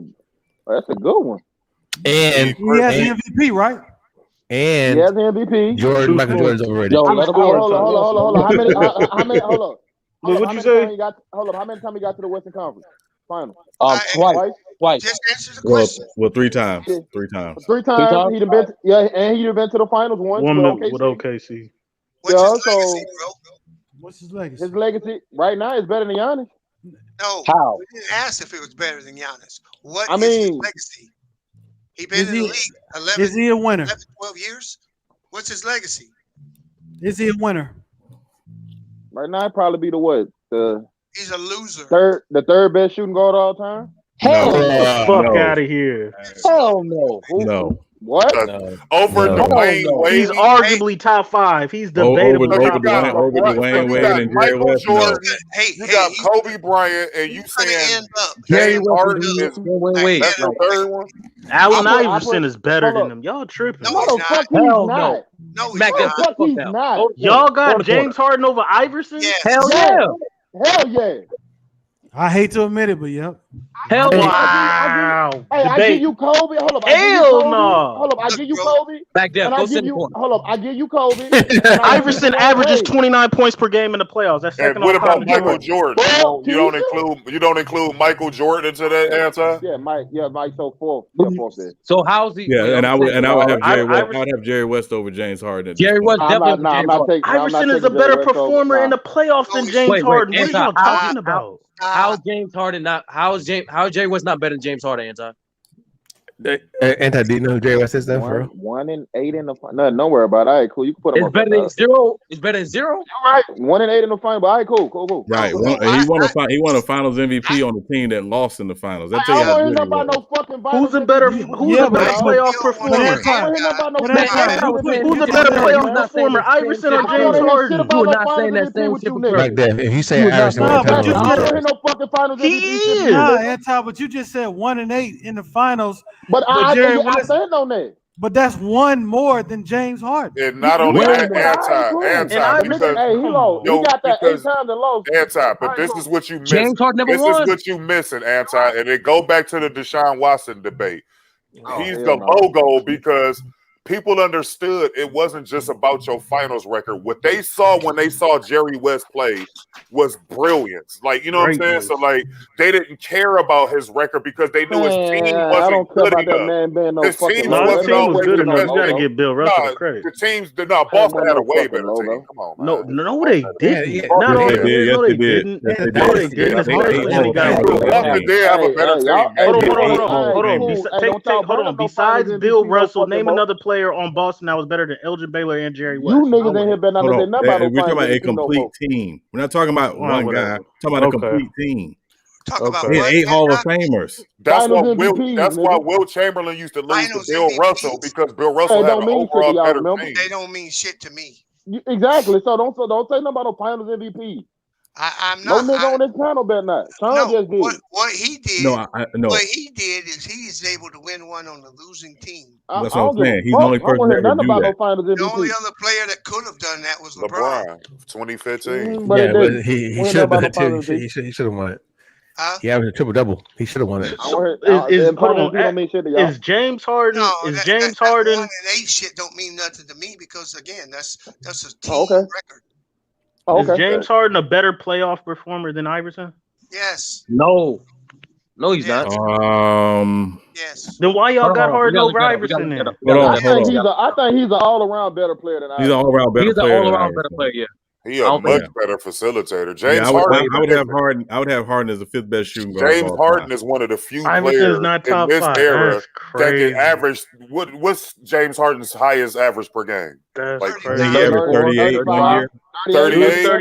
38, 37. Okay, and what is this? It was no okay, 38. so Mac Dep, what is his highest assist per game that he ever I don't know. It was like 11. 11 or 10. So he one of the few players in NBA history that can do that. It's like 3, maybe 4 total.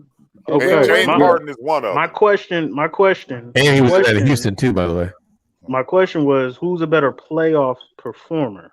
Look, who's better in the playoffs? One great playoffs, bro. Yeah, one. But he averages 29 points per game for his playoff career. I'm saying Allen Iverson had one great run in the playoffs. He didn't have one great one. He had a garbage team in Philly. No, he had one. That was not garbage team. That team wasn't garbage. It wasn't garbage. That was not a garbage team. Iverson averages 29 points per game. That's more than James Melo, Harden. and they lost in the first round. To Kobe. He lost to Kobe and he lost to the Spurs, just like every other Western Conference team. It don't matter if it's the first, second, or third round. The point is, James Harden lost to the Warriors. It don't matter if it was the second round or the third round. James Harden lost to the Spurs with no Tim Duncan. Yeah, the fact is, hold on, let's be clear. My point exactly. MacDuff, let's be very clear. The MO up to James Harden to this point is that when he's been the lead dog, he's not got it done in the playoffs. Right? Choker. Okay, he's not. But Allen Iverson was not this superb playoff performer. Yes, he was. He had one great year in the playoffs. Yes, he was. Oh he my was God. a superb playoff performer. You know how many 50-point games that boy had in the playoffs? You know how many 40-point games? It wasn't no one time. You guys are tripping. I'm not even talking about the 2001. This man averages 20. He went to the playoffs almost every year. Not his first year with Philly, but since 1999, he's been to the playoffs. MacDev, no, it's not one time, dude. If you average 29 points per game for your playoffs, get the fuck out of here. He averaged 29 points per game for his career in the playoffs. I don't care if you average 29 points. You only got so you don't care about his play. But that's my question, dude. You can't care about the playoffs if that's my question.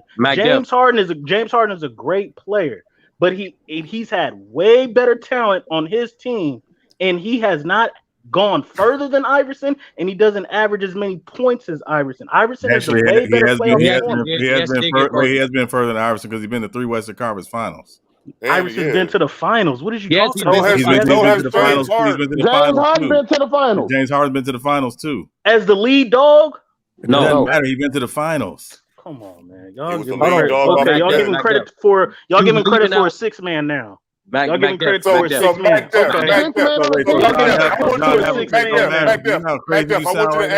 want you to answer this truth. I'm gonna answer this question. When they played against the Spurs, remember the Spurs was up 2-0. Who was the key factor in that series while the OKC came back and won?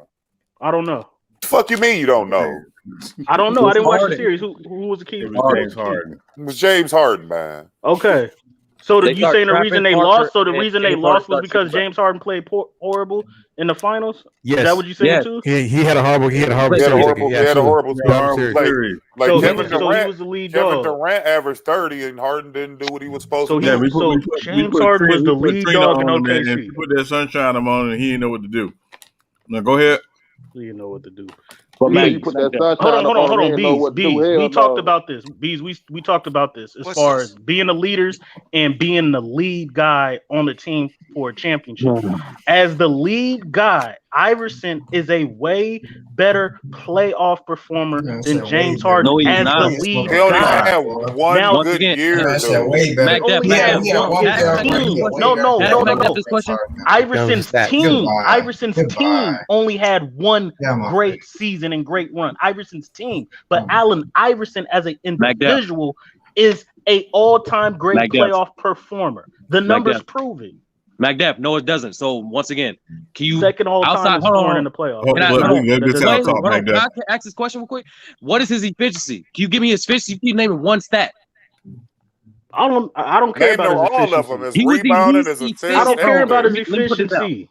He was the least efficient 20-point scorer in playoffs, period. How could you not care about the efficiency, MacDuff? How could you not care about that when you just said as an individual? So you took the team away from it. So when you individualize him, you have to include the efficiency because that's what you basing it off of. As him as an individual, what did he do and what was his impact on the win? As an individual, so how the hell do efficiency not fucking matter? How do that not matter? he can have. So if he has lower efficiency, then why does he average higher points per game? Because he took a lot of fucking shots. You can do that. No, you know that, right? because he's a better playoff performer. No. Okay. Here we go. James Harden is a choker. Matt Def. Let me get you real quick. Hold on. I got you. So you guys can't get me. Stop. We got, bro. What? Everybody's got. No. We can't Stop. No, you gotta take it turns. So the reason why James Harden or Allen Iverson scored more points is because he took 10 more fucking shots than James Harden. Okay, and within from 2010 to 2021, he's played more playoff games than Allen Iverson. All right, so Allen Iverson has attempted 10 more shots than James Harden, and he never went 3 for 18 for the 3-point line in the game 7. James Harden is a choker. Stop. You sound like he's a choker. Stop. That. So right now, effective field goal percentage is 50%. For Allen Iverson is 43%. Next. James Harden is a choker. What do you mean next? I appreciate that too. Bro. No, what do you mean next? What do you mean next? Hold on. He's a choker. So you guys are putting a choker as a lead guy. Hey, here's my question. Yo, MacDef, he got a better stat line than AI. The fuck? No, he doesn't. Points per game. Look at everything else, nigga. Hold on. It don't matter. Why? Get the fuck Why out are of we here. calling him a choker? Because he didn't beat the Warriors? One of the greatest teams of all time. LeBron lost to the Warriors 3 times. Yes. Hold on. So he's James a choker Harden as too, a lead. right? James Harden as a lead No. dog. LeBron, but for 8 years, he Warriors. didn't lose to the Warriors every year. Bees. LeBron lost 3 times. That's LeBron. We're not talking about LeBron. We're not talking about LeBron. Look, we're talking about James Harden as a lead dog. Team can win the chip every year. We're not talking about that. We comparing players, Bees. We understand that. Yo, when we talk about Iverson and James Harden as the lead guy, and came up short. Hey, he didn't play well in one series every year, but I will say this about James Harden: you put him back on Houston today, Houston's a fucking playoff team. Nigga, who playing Papa with a Rolling Stone? That nigga playing. If you put him on Houston's team now, they King or some shit. Okay, so what I'm saying is this. Look at James Harden's track record in Houston, because as soon as he went to Houston, he was the lead dog. Am I right or am I wrong? Hey, now look at the players he had. Around. Look at the players he had. He got bounced by Damian Lillard. With the exception of Damian Lillard. Who the fuck is Damian Lillard? Damian Lillard. No. With the exception of the 1 year, with the exception of the 1 year that they went to the finals with KD, Harden performed better as a leader than KD did in OKC. That is true. You don't call him a choker. That's a fact. You don't call KD a choker. In OKC? Harden's history in Houston. Why didn't we call KD a way choker better in OKC? than KD's OKC record, nigga. Why didn't we call KD? Hold on. Why didn't we call KD a choker? Hold on, nothing. Hey, that's a checkmate. Hey, I was with you for a minute, but that's checkmate. And see what KD noticed that what B said and was saying, "Come on down, you the next contestant to help me win a championship." Yeah, just like you did with fucking Stephen Curry. And y'all niggas want to sit here and defend that fucking Karen. I'm talking about KD, bro. He I'm had not more talking help about KD. than Harden. I'm not And talking Harden about did KD. better than that nigga. He had Steven Adams, Ibaka. He had all this fucking help. James Harden had a squad. Let's not like James Harden did not have a squad, and he had Dwight Howard. Somebody playing the guitar. He had Dwight Howard. Am I lying or not? He had Dwight Howard. Russell Westbrook. Your dad stop that shit. I was about to say, I know my guitar in the other room. I ain't messing with that right now. He did not have pre-injury Dwight Howard. He had after injury Dwight Howard. Not the same player. Dwight Howard was bald when he was at Houston. He had Dwight Howard. He had a squad in Houston. He had Chris Paul. So hold on. So let me get this straight. He loses to Damian Lillard. I don't care who he lost to. I told you he performed better than KD did in OKC. Okay, you can have that. You can have that. So I'm not arguing for KD. I'm arguing for Iverson. Well, he's a loser too. Can I ask MacDuff a simple question? Fucking James Harden is a loser. Big Sal, ask your question. All right, so just following for a second. MacDuff, who's better, KG or Dirk? Kevin Garnett. Why? Because he's an all-around better player, and defensively, So why? he's defensively, he's more versatile. He's way more versatile. So you said KG.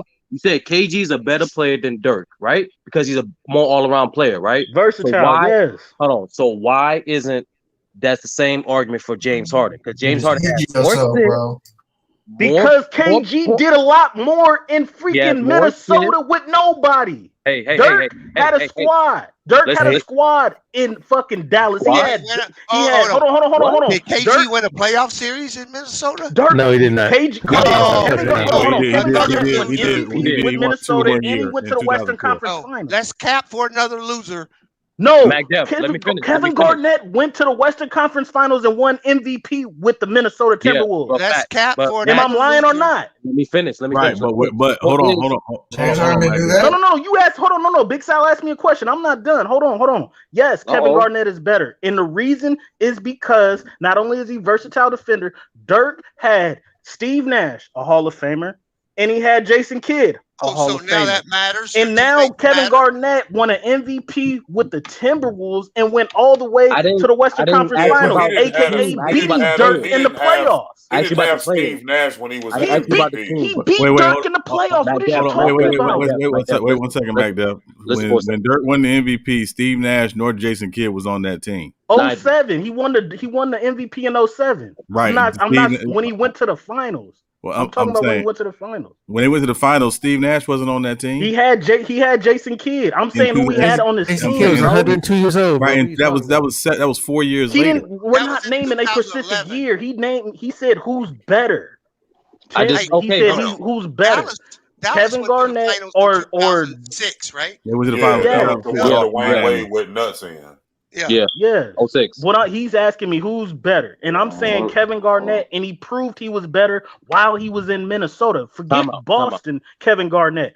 Minnesota Timberwolves Kevin Garnett won an MVP and led a horrible team to the Western Conference Finals. How can winning an MVP and getting to the Western Conference Finals be good for because one guy? He did it against Dirk. He beat Dirk in the playoffs. What are you talking about? Let me finish my fucking question. How is going to the Western Conference Finals and winning an MVP good for one player, but not good for James Harden? I didn't say that wasn't. That's the whole reason why he's in the conversation. You're taking that accomplishment and holding KG up, but yet you want to down Harden for the same thing. Exactly. If James Harden would have beat Iverson in the playoffs, then maybe it would have been different. But since KG that makes no sense. Technical difficulties. Thank you. Yo, you should have did that shit 77 minutes ago. Hey man, you know what's gonna hurt me? I gotta pay that nigga, man. It's gonna hurt. You gotta pay that nigga, man. You gotta pay that nigga. That series ain't over, B. The series ain't over, bro. Bucks better get their shit together. You might well send me $100 while you're at it. Nigga. Nah, but this is a question for the panel for real. Is this is honest question? Is Harden even better than Drexler? Yes. Yes, he is. I would say yes. I would say yes. Explain that to me. I would say yes. Explain that to me. He ain't better than Iverson, but he better than Drexler. So let me say this about Clyde Drexler, Big Sal. Clyde Drexler, because of the generation he played in, I don't think necessarily gets his just due because of the generation he played in, but he was great. The big issue I think with Clyde Drexler was I don't know if he necessarily made guys around him better, but he was really, really good. Yeah. But just in terms of their all-around skill set, Harden's better. Clyde Drexler's in my top 10 shooting guards of all time, but Harden's better. I take Mitch Richmond over him. Over who? I would take Mitch Richmond over him. I would take Mitch Richmond over him. I feel you on that one. Mitch Richmond was dog. Because this guy Richmond was really good, man. But he's Sacramento and all that shit. My personal preference, I like Richmond with Golden more State. than I like Drexler. Yeah, and see, there are other shooting guards like George Gervin that are in that conversation. You put George Gervin over Drexler? I wouldn't put George Gervin over Drexler, but he's in that conversation. He's in that conversation. George Gervin won a couple of scoring titles. So disrespectful. I put Drexler with Harold Miner. Then George Gervin? No. No, he's being funny. He's got to be because Harold Miner was like Jordan. He was Kwame Brown before Kwame Brown. Yeah, no, I'm trolling. Yeah, no, I mean it's big size guys again. I think George Gervin. I think again Earl the Pearl, Sam Jones. I mean, there's some guys, all time great two guards. That being said, he's Harden, top 10, man. Yeah, Drexler's top 10. Drexler for me would be number 6 on my list if I were doing a list. Wait, who's 5? Who's 5? That's horrible. Wait, man. you got five for me is Harden. I have Harden 5. Y'all got Iverson. Oh my lord. Yeah. Dude, look at his stats, bro. You saying one stat, literally one stat that makes him better. That's crazy. He's more efficient. He's a better passer, better defender. How is he a better defender? That's crazy, bro. Like, come on, man. Go ahead. Yeah, that's all facts. Yeah, and again, James Harden, who don't play defense, is number 5 for me. So that tell you how good he is offensively. All right. Except against the Warriors. No, y'all didn't tell the best player he ever seen with a basketball in his hand, bro. Offense. Who? Hold on, last thing. Barkley said that about James Harden. Did John Havlicek play more as a 3 or a 2? As a 3. All right. Yeah. He vacillated back and forth, but he was more of a 3. All right. Yeah, McDuff, you lost on that. I didn't lose a goddamn thing on that. One thing is all-time great. Hey, is Iverson better than Tracy McGrady? Ooh. Yes. Yeah. He is. Yes. He is. 6 years. You want to know why? This is what I keep on saying. You want to know why? Because he proved there was a couple head-to-head. years there where McGrady was right on par with Kobe. Man. T-Mac, and Kobe even admitted that shit to himself. Yep. Yeah. He took T-Mac's 6-year run. Those first 4 years. That 6-year run was a brutal. And 2 years he was nice. He won one scoring title. He was taller than Kobe. He won multiple scoring titles. Individually, Tracy McGrady won one scoring title. Oh, he won. I think he won 2 scoring titles. I think he won one. He won 2. I think he won 2. back to back. He won back-to-back. He didn't? Did he? In the Magic? In Orlando. Remember, Orlando had nothing else other than 01 was Iverson. 99 was Iverson. 01 was Iverson. 2000 was Shaq. I think 2002.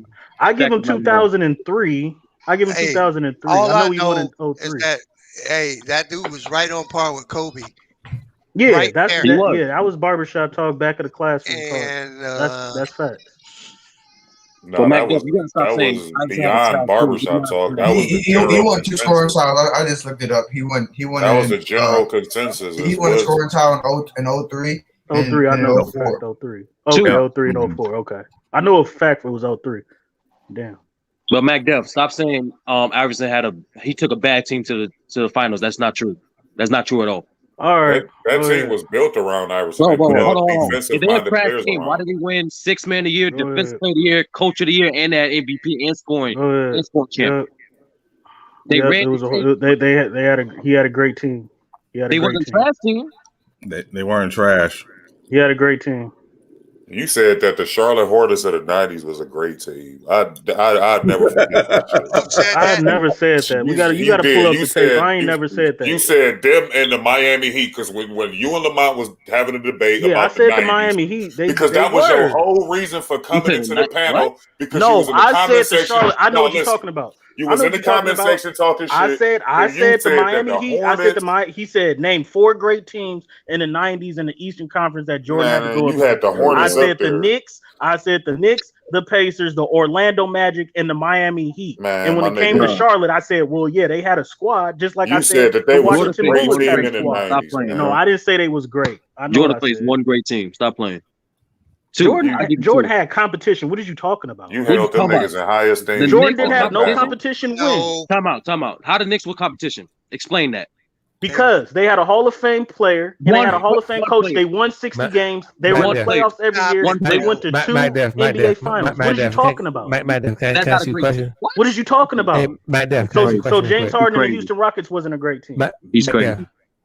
No, I'm not scrambling. Matt Def. Let me ask you a question. OKC wasn't a great team. Hold up, bro. Let me ask you a question. So, real quick, as far as today's league in the 90s, crazy, bro. As far as per capita, which time frame had the most talent, individual talent, per capita? In other words, per fucking team, per player. You don't have to revert back to the 60s either. You can start it from where you believe. Yeah, I'm saying from the 90s era when Jordan's at his peak, and this era today. There's no power forwards or centers today, bro. He's not gonna answer. What? No, just answer the question, bro. Just answer the question, bro. Simple question. Which era had the most talent? I think the 90s. Oh, wow. The fuck out of here, bro.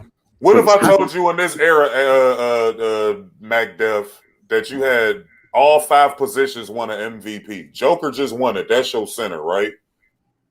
Giannis won it twice. That's your power forward. You had LeBron James, small forward. Russell Westbrook, really a 2-guard. But he's point guard. Where you can say James Harden. Then you had Curry. Westbrook. You had Curry a couple of times. Curry. Yeah. That's all 5 positions on the court. Correct. That won an MVP. So how the fuck is the 90s the more talented era? Let me answer the question. The 90s era had more talent at the power forward. All right, next. Thanks. Because it was so simple to answer. Yeah, and he was mush mouth. I don't know where Lee went, but Lee has been very clear, and he's come on here. He's done it on Lamont's panel, and he's talked about how if you go back and you look at the 90s, there are probably 14, maybe 15 tier 1 players in the 90s. Right. Yeah, it's hard pressed because a lot of those dudes, like people say Sean Kemp. I wouldn't put Sean Kemp in tier 1. He was a straight garbage collector. That's I wouldn't have put Sean Kemp in the tier 1. He did ABs. He did do 2 things.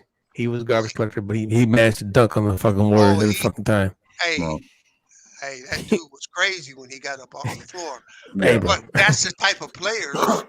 They were very limited in their skill set. Right. Exactly. There's no Carmelo Anthony. There's no LeBron James. There's no Giannis. There's no Joker. There's no Aaron Gordon. That man Sean Kemp. I'm gonna let y'all go ahead. Go ahead. I'm gonna let all y'all go. Hey, Mac Def, having watched 80s, 90s, 2000s, and now the 2010s, 90s is the weakest era of players out of those 4 decades.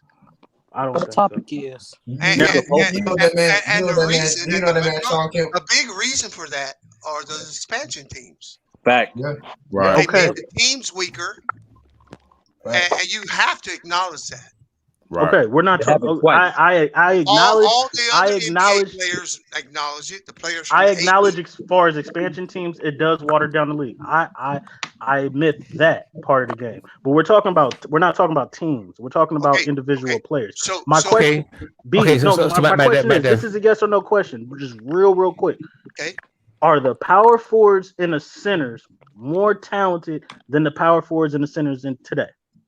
I would say wait, hold on. I would say the centers from the 90s, yes, but not the power forwards. Not the power forwards. They were just rebounders. You had two, maybe 3 all-time great power forwards that played in the 90s. Yeah. Malone, Barkley, and I would Dale Davis, Antonio Davis. And I would put Rodman in that conversation. Yeah, Rodman. That's it. That's all you had. Hey, but the centers are making a big push back. Bro. Yeah, that's not all the power forwards. That's not all the power forwards. Okay, so name the other ones. Name the other power forwards. They know super Kevin Garnett. Kevin Garnett. He got drafted. He's not a 90s player. He's not a 90s player. This is what I don't get. This is what I don't get. If you played in the 90s, bro, you played in the 90s.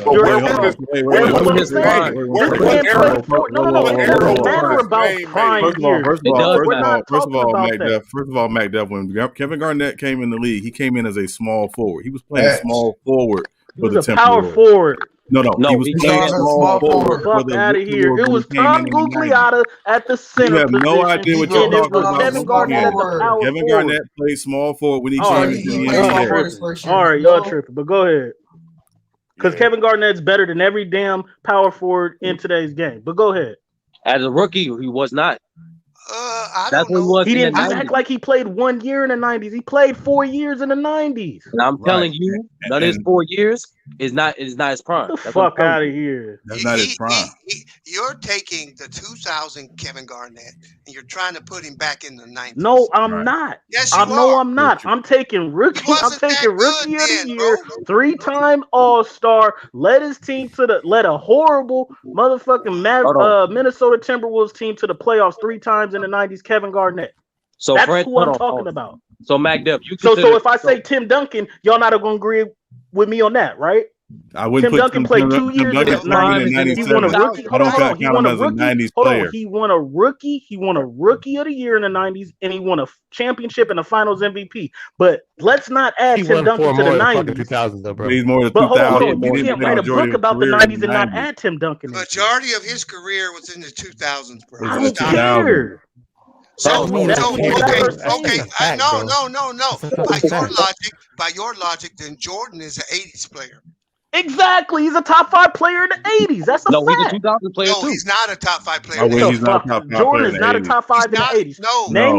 Name a better 2 guard than Jordan in the 80s. No, you said top 5 players. You said top 5 players. Not my position. Name 5 players better than Jordan in the 80s. I'm not Magic, Bird, Isaiah. Isaiah was not better than Jordan. Isaiah was better than Jordan in the 80s. Yes, he was. Yes. A defensive player of the year, a nigga who averaged 37, 35, 4 scoring titles is better. Isaiah was better than Jordan. Yes, he's better than Jordan in the 80s. Everybody on here, This man won an MVP and a defensive player of the year. What a scoring title. Macduff, you just asked a question. You just asked, was Isaiah better than Jordan in the 80s? And everybody on here unanimously said that is a lie. That is not a lie. That is a lie. No, it's not. Isaiah wouldn't even agree with y'all. Y'all tripping. Isaiah would agree with that because He said he said he whooped Jordan's ass. He didn't say he was better than Jordan. Hold on. That's literally his translation. No, he's saying his team. He's saying his team whooped Jordan. We agree. I agree with that. He said he wasn't top 5 in his era. In his era, he wasn't. That's what Isaiah Thomas said. He's lying. You guys are gonna hold on. You guys are gonna hold Isaiah, who hates Jordan, on that. So but the facts prove That's what I'm saying. Get the fuck out of here, bro. Y'all holding his rivals today. He said he wasn't worried about the Bulls because they weren't a factor. Jordan wasn't a factor. What you're saying to me I agree with that. Oh, hold on. What you're saying to me right now is pretty much he's Giannis. Yeah. Who? MJ. MJ was Giannis right now. The shit you're talking about Giannis, yes, it's the same shit MJ went through in the 80s. Exactly. And you say Giannis ain't shit. And everybody has Giannis as a top 5 player. No, you said you don't have Giannis in top 5. You said that. No, I don't. I don't have Giannis in top 5, but that doesn't have nothing to do with Michael Jordan. Hold on, Magda.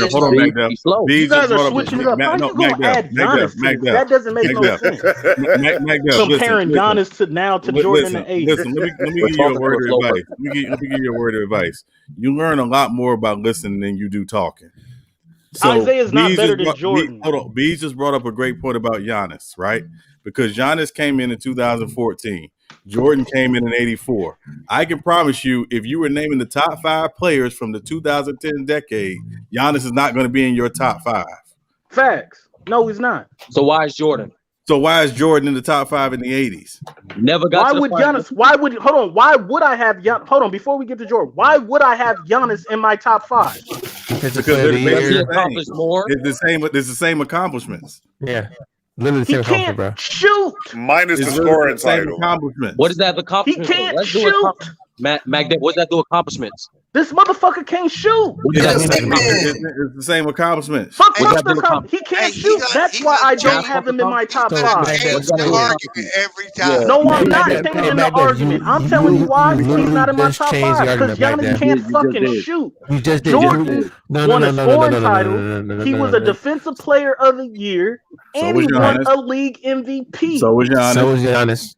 He never won a score. No, it doesn't. He can't shoot. Motherfucker. He doesn't have a skill. Jordan couldn't shoot either. Next question. Get the fuck out of here. Jordan could shoot.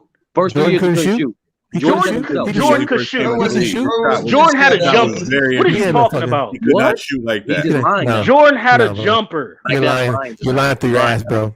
You're literally lying through your ass right now. You guys are lying. No, Jordan never had a jumper. Stats again, bro. Go look at the go pull up his stats. Go ahead. Go pull up his stats. Go pull up his stats. Because I guarantee he shot 50. He shot fucking 50% from the field. What are you talking about? He was getting to the rack. Man, go pull up Jordan's stats jumper, bro. Giannis shot 50% from the field. Y'all need to sit this nigga at the kiddie table again. That's what I'm saying. Fuck out of here. Y'all comparing Giannis to Jordan because he won the same exact fucking But you're holding that. Your accolades does not make you a better player than your argument.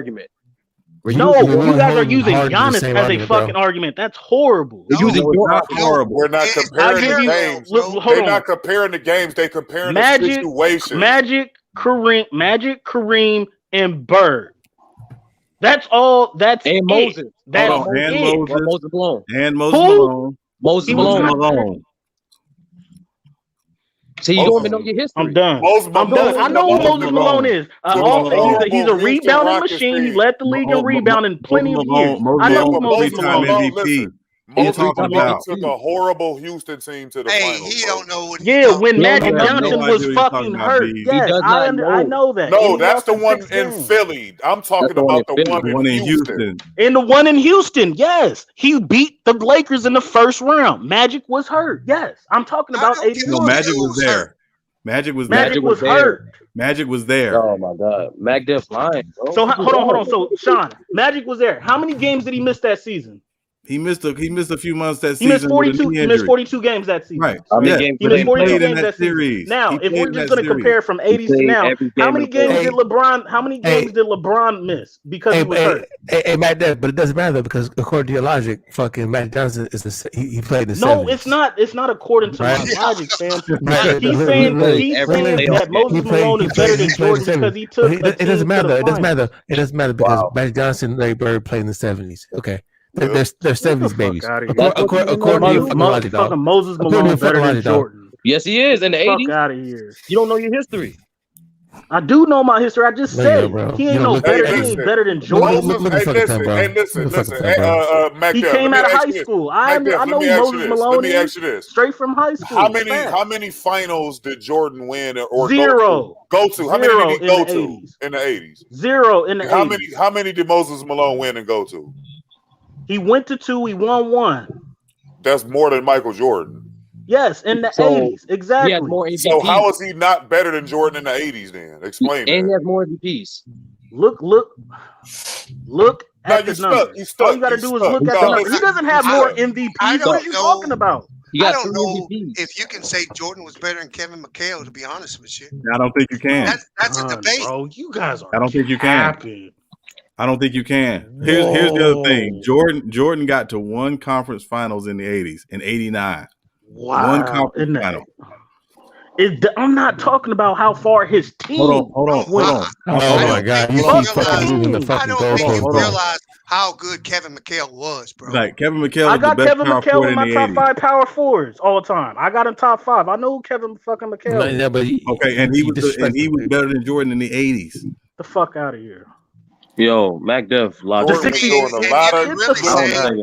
Jordan was doing a lot of scoring and losing. Yes. I'm not kind of like fucking James Harden. I'm not saying that he had a better team than the Pistons. I'm not saying that Jordan had a better team than Boston or he had. Okay, so listen. We're asking who's the player. Okay, so listen. You guys are bringing the team. We back to square one. No, we're back to square one. This is where the Giannis comparison came in. Now we on the path. So they compare Giannis because Giannis don't have another good player next to him. They when you compare them to Brooklyn, everybody would pick Brooklyn over them as far as the general consensus. Not so much this panel. The same with Jordan in the 80s. You wasn't gonna pick the Bulls over the Pistons. In the fucking Sixers or the Celtics, because he didn't have a team to do that. So how are you faulting Giannis, but you're not faulting Jordan? You putting him top 5 in the 80s. Nobody said that. Nobody said nobody. You can't nobody say asked me about Jordan's. Hold on, no. Nobody asked us about Jordan's legacy in the 80s. I wasn't fucking there. So how the fuck I'ma have a legacy? So why are you questioning about Jordan when I wasn't there? So why are you at questioning the time? Giannis? Then Jordan played 6 years in the 80s. What did I say about Giannis? What did I say about Giannis? Hold on. What did I say about Giannis? You was questioning his legacy. Before we go to that, what did I say about Giannis? Tell me what I said. You were saying that we need to probably look at his legacy, but then by that same logic, you would have to look at Jordan's legacy too. Then, but what did I say? But okay, that's all I exactly. That's all I said. I didn't say nothing else. What else? What negative or what positive did I say about Giannis? I wasn't saying we have to observe his legacy if he lose to Brooklyn with no. It was a question. With no it was James a question. Harden. Nobody said nothing negative or positive about Giannis. I said, we might have to look at his legacy. Yeah, but why would you even question his legacy though? Well, why would you question when he not the favorite to win the series that he in now? Why would my question is also, how can you hold Jordan in such high regard at that point in time and not hold Harden at this point in time, or when he was at his peak in Houston in the same regard? You're literally fucking canceling each other. You're doing one for one. You're doing something for one guy, but when you take the same standards, you're not applying to James Harden. When we talked about James Harden, we said as a lead dog, what did he do? Jordan was the lead dog, bro. Hold on, Jordan was the lead dog, bro. Okay. I'm trying to make a point. Okay, James Harden, you're exactly right. When we compare, since we're comparing James Harden to Michael Jordan now in the 80s, we're saying that James Harden. I said James Harden as a lead dog was not better playoff performer than Iverson. I stand on that, and I'm going to say that. Now, Jordan, as a lead dog, was a top 5 player in the fucking 80s. That's a fact. That is not a fact. And what do I have to stand on? What do I have to stand on that? What do I have to stand on that? Why is he a top 5 player in the 80s? Is James Harden that top 5 player when he was in Houston? Was he not? Yeah, he won the MVP and the scoring title. Yes, he was better than Giannis. What the fuck are you talking about, then, bro? Hey man, has anybody seen Quiet Place Too? Hold on, LeBron. Hold on. Has anybody seen the movie Quiet Place Too? No. LeBron, KD, Steph Curry, James Harden, and either Westbrook or Kawhi was a top 5 player. It does look pretty good, doesn't it? Am I lying? And then there's what movie else is coming out? Oh, then the Loki series just opened up too, man. June 19th. I haven't watched it yet. Yeah. I heard that was like, you guys are horrible. I heard that's something. Hey, Max Def is the fuck out of here. Y'all mad at the GOAT. Y'all mad at the top 5 player in the 80s. People tired of hearing you, bro. Yeah, that's true. It don't matter. That's true, bro. Yeah, you make no fucking sense. You hold on. So Mac Def, make this make sense. He said people tired of hearing you. You said it don't matter, but you on a podcast. What? You on a podcast. How does it don't matter that nobody want to hear you? No, you guys are saying you don't want to hear me because I'm right, bro. We making a debate. We making a debate. No, you just because I don't give a fuck. That's why. Because I don't care. Okay. Because I don't care about your feelings and how you feel. No, it's not about my feelings. They don't display. It's yours. We tired of hearing you. I don't care. Yeah, I said that. Oh, Jesus. Yo, Jordan wasn't a top 5. Yo, what's your thoughts on this weekend, man? For Israel, I really want to see him improve his ground game, and I'm nervous though that the blueprint's out, right? They know that it's not hurt, bro. You can throw a punch at Israel, and he'll lean back. No, I put him out. No, you gotta sit him at the little kid like Victor Sweet. You got to Victor Sweet. Oh no, not Victor. Yeah, the council. He's a councilman. Sit him at the kids' table. So I'm worried that the blueprint's out for Israel. Like, so if he knows you're gonna hit him, he'll dip back. But then you could just throw a fake punch or a fake haymaker and get him on the ground. That's what scares me. I think that blueprint has been proven. Hey, and this guy's fought him once, so that was his only split decision. All right, I'm gonna be honest with you, bro. I think he finishes him. But Tory, he improved his wrestling slightly, but he hasn't improved his striking at all. Israel actually got better at his wrestling defense and jiu-jitsu throughout that time. I think Adesanya is on an Usman mission right now. He's trying to make a statement. He said himself he's going for the finish or he's going to shut out 5 rounds of zip, and I actually believe him. And then, if you see that first fight, the first 2 rounds, I haven't seen it. He was losing. Even the 3rd round, he didn't do no damage. Hey, he wants to fight Usman. No. No, they on the same path as far as they training and stuff. They dealing with the same trainers, and that's why. And also, what's his name too? The heavyweight. Ngannou. So like it's that African kind of connection. They're all training together. Yeah. They're not so much training together, but they all like supporting each other and all that type of shit. Yeah. They trade ideas because like Usman got that I mean not Usman, but what's his name got that jab, and Ngannou got that jab from the Usman camp because that's the same jab he did against you guys old boy with the ponytail. What's his name? Hey, you give John any chance against him? Against hell yeah, no, John will hurt that man. Oh no, against Ngannou? Yeah. Nah, Ngannou will go knock that nigga the fuck out. I think honestly 60-40 Jones, because Jones had the skill to do it, but the problem is he's way slower as a heavyweight. I've seen a lot of video of him hitting pads, and he's very slow in comparison with us cutting to light heavyweight. So because of that, he's more easier to get hit. And when John faced guys his size, which Ngannou is his size, he get hits a lot, and that's not a guy you want to take any hits from. So so panel, let me ask y'all a question about that, because I've always had this thing with John. I always feel like when he fights a guy his size or bigger, he's got to get him on the ground. You think he can get him on the ground? Not in the first round. He has a skill to do it. No. He do have a skill to do it, but he gonna have to weather some shots to get in there. It's going, you know what I mean? And this is what I'm trying to explain to you guys. Like when it comes to grappling, size matter. Like John is bulking up to heavyweight, and Francis has to cut down to make heavyweight. You know what I'm saying? So even though Francis skill wise isn't nowhere near the level as a grappler Jones is, it's easier and faster to learn defensive grappling opposed to offensive grappling. So I'm telling you, like by the time they fight, and Francis is gonna be good enough to defend John's takedowns at least the first couple rounds. No, yeah, he is. No, he's not. Because he took Stipe's, and Stipe is a stronger heavyweight than John Jones is. Hey, John gonna take that. He gonna take that motherfucker down with ease. Stipe is a much stronger heavyweight. Look, Cormier was a heavyweight.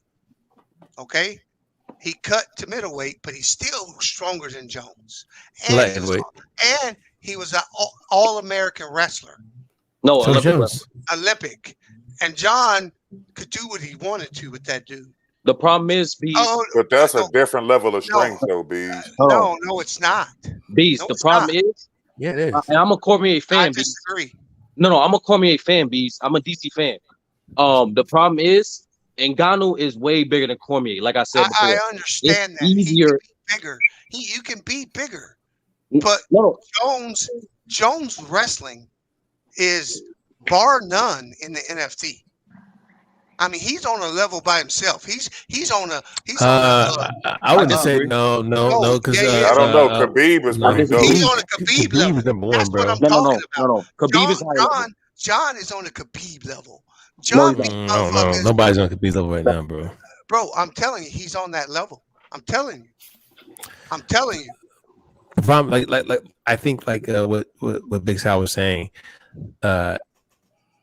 it's different. If Ngannou is going to be patient, because you just can't rush in and try and dive this dude, because he can hit you one time, either off his back or on a glimpse, and that's lights out for John Jones. Yeah, but John's going to try to get dirty box him, get him up against the fence. That's all he's going to do. I think he'll attack his legs. I think he's going to happen. Jones going to play on the outside. He's going to kick the shit out of him. His legs, his body, just get Francis tired. He's not going to engage with him to the later rounds because Ngannou is the most dangerous in the first two rounds. Majority of Ngannou's fights literally end in the first round. Okay, but let me ask you: have you seen John get stunned?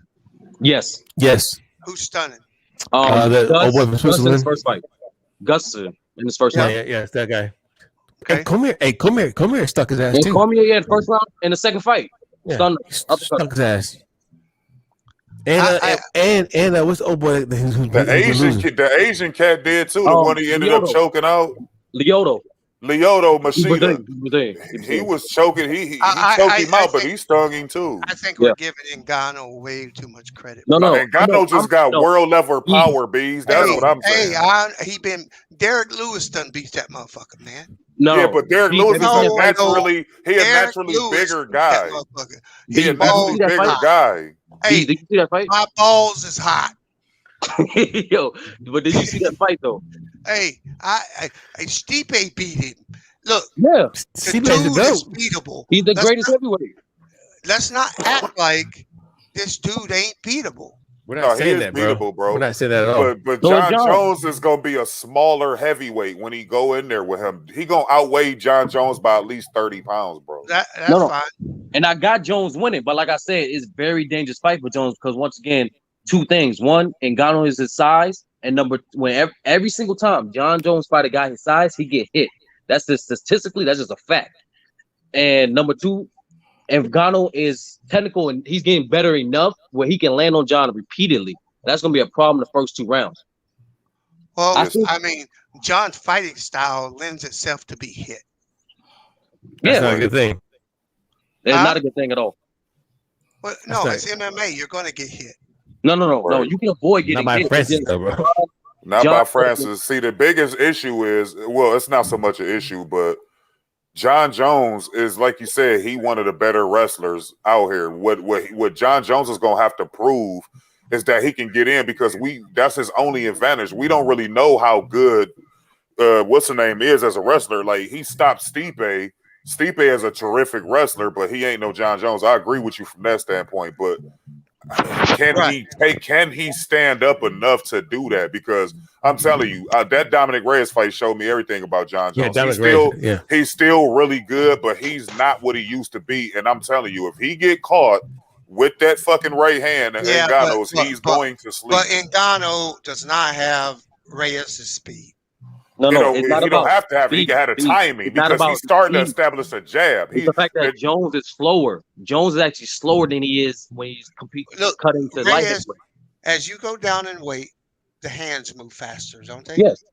So let's not say because someone at 205 can touch Jones, that means someone at 265 can touch him. All right, man, we'll see. It's not the same thing, in my opinion. See. Yeah, and that's why it's a question about Jones' ability to get him on the ground, because I just don't see him standing up, going toe to toe, making that a fight on the feet. No, he's not. He can't get it to the ground. He gonna put his ass on the ground. No, he can, but not in the first round. I don't think it's as big of a disadvantage because Jones, what did he walk around at? 230, 240? 230. And now he's intentionally putting on weight. So Jones going to be 240, 245. It ain't going to be as big of a discrepancy as you think. Hold on. Now I'm trying to tell you, Bees. Hold on. Now I'm trying to tell you, Bees. Ngannou walks around 70. Huh? He's always going to be Ngannou's going to be at least 30 pounds heavier than Jones, period. No matter how big Jones gets. And don't they weigh in the UFC? Do they have to weigh in? Yeah. So like I said, he gonna rehydrate at least 20 pounds, dude. He a naturally big dude. What do he walk around at? He gonna rehydrate somewhere around that. You say walks around 275? If he walks around at 275, he ain't going no higher than that. No, he ain't I ain't saying that. I'm saying whatever the natural weight is for what they weighing in at, he's gonna rehydrate at least 20 pounds. 265. Yeah, so he's gonna be 20 to 25 pounds heavier. And that's what I'm trying to tell you, Bees. And I'm speaking from experience. I beat way more guys that were way more accomplished and way more technical in wrestling, just because I was simply bigger. No, I understand that, but I think you're underestimating how big Jones is going to be. This dude is taking off a year and a half to do nothing but add muscle and add weight. So you don't know how big Jones is going to be. No, Jones could be 255 for all we know when that happens. Yeah, but this will be his first time fighting at that size. Ngannou do that on the regular. I don't care. Jones got more fights, more experience. Hey, man. I mean, we'll see. I just hope you're right so it can be a great fight. I just want to see a great fight. On Ngannou because he lost to Derek Lewis. I mean, Derek Lewis has that power. You got to see that fight, man. You got to see the first fight. I've seen Ngannou fight the worstest fight. What's it, Ngannou? He fought one of the worstest fight in UFC history where he wasn't even going to put him back on a card. Yeah. I've seen him do it. Yeah, that's one fight. Yeah. But I've seen it. Yeah, but people get better in the UFC. You could visually see that from that point, he's a better version. Way better. Okay. Look at McGregor. McGregor really wasn't shit. Or this dude that what's his name from Florida that was all on the little fight. Masvidal. He was getting his ass whooped all the time, and he caught lightning in the bottle. And this motherfucker, they designed a whole video game after this motherfucker and all this shit. So I mean, you get better.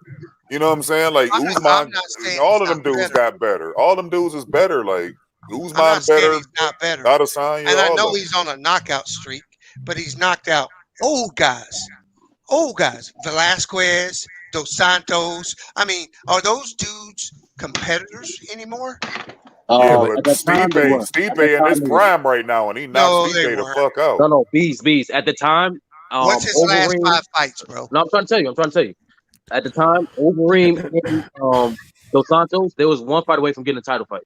Yeah, those dudes are washed. You know they washed now. You can say that now, but at the time when he fought, I can say that the last 2 years, Overeem and Dos Santos is washed. And if they were getting the title shot, it's because they had nobody else. Yeah, that's what I was about to say. He's right. They were a little washed. They was washed, but ultimately he did knock them out. He knocked them out because that's all that's there. Because that's all that's there at the moment, though. You can't fault him for fighting what's there. Yeah, like that's what's there. You know what I'm saying? Like, so he knocked out what was there now, which is Stipe. So knocking out Stipe, I give him his credit, but I'm just not all the way sold on him. But what about the other guys like Curtis Blades and Curtis Blades? That's a good win. And what about what's the dude? I forgot his name. But before Curtis Blades, yeah. Didn't he lose to Derek Lewis the fight before that? Yeah. But man, they both lost. I don't consider that a loss. They both lost. But it's still a loss on his record, though. So that's true. But no one said that about Jones. But I get you. So next question. To boxing real quick. 2-part question. One, do you guys realize? You guys gonna watch the Shakur Stevenson fight? Shakur Stevenson, he fighting this just the African dude? Yeah, Jeremiah Nakathila. I'm gonna watch it. I'm watching. Yeah. And who do you think? And Tefimo, 2 questions for Tefimo Lopez. He's fighting on the Triller card. Yeah, he got away from Bob Arum because he's smart. He ain't like Terrence Crawford. Yeah, he's gonna just stay over there. Yeah, jackass. Hey, did you see him get knocked out in sparring? Who, Teofimo? By Tank Davis. That shit happened a few times. Like that's why he not fighting them dudes. Like this is what I keep trying to explain to people. Yeah, he got put on his ass in sparring. Teofimo, no. Like they could say all this shit about Devin Haney being boring, or that's all talking points from stupid ass fans that really don't know boxing. These boxers know who is who. He know with his style, it's not gonna be the same. Linares is a taller dude with experience. He had over 50 fights. And he was a world champion at one point. And he dropped Loma, and he dropped the old boy that was beating up Ryan Garcia before he eventually knocked him out. Like dude is a pretty good fighter. And Devin Haney walked through that dude like it was nothing. Well, he just had that one stretch where he got hit, but that don't expose who he is because just boxing, you're gonna get hit. He didn't get knocked down like Lomachenko. When Lomachenko got knocked down, people wasn't saying, "Oh, he got exposed" or nothing. People didn't say that shit. Devin Haney didn't even go down. He got hit by the punch. He did what he was supposed to do, which was hold on and preserve himself, and then he got back into action and started beating this dude up clearly again. Yeah, so you got Lopez losing to Haney. Lopez would get the shit beat out of him. Haney would beat the shit out of Lopez. Devin Haney would beat the shit out of Teofimo.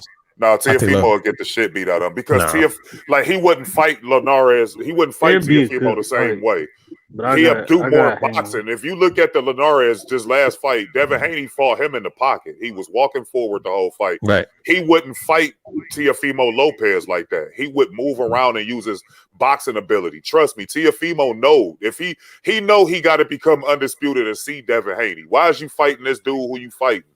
Well, Devin Haney, didn't he get he got a vacant title or not a vacant it don't matter. In order for Lopez to complete the undisputed, that's the real belt.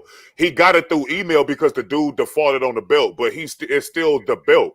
Like he was always Loma's mandatory for that belt. Loma dropped the belt because he didn't want to fight him. He didn't want to fight Haney. He didn't want to fight Devin Haney. Listen, bro, these motherfuckers know. He called Haney out though. Huh? He called Haney out. No, he didn't. Haney been calling him out for 2 years. Devin Haney, before he dropped that belt, Devin Haney was his mandatory for 2 years, and Lomachenko dropped the belt to avoid him. And then the WBC made up some fake ass what was it called? Franchise championship. Yeah, they gave Canelo one because Canelo doing the same shit up there where he at. He's fighting all these fucking European bums. No, I'm just giving you the title, the example of the franchise title. And now he got it. He got the franchise belt. Lopez do, and he doing the same shit. You're taking Haney over. You're taking Haney over Teofimo. Man, Tevin Haney gonna beat the shit out of Teofimo. I got you. Trust me, and T.O. know that too. That's why he ain't fighting him. I thought this is next. Right. No, he's fighting this idiot who he's fighting now. He ain't gonna fight him, man. He gonna move up to 140 and try to fight Josh Taylor, who just became undisputed at 140. He gonna do that before he fight Devin Haney. He ain't gonna fight that boy, man. What about Tank then? What about Tank then? Tank is fighting Mario Barrios for one. He trying to get a 140 belt. He picked the weakest champion at 140 because Josh Taylor got all of the belts. He the undisputed.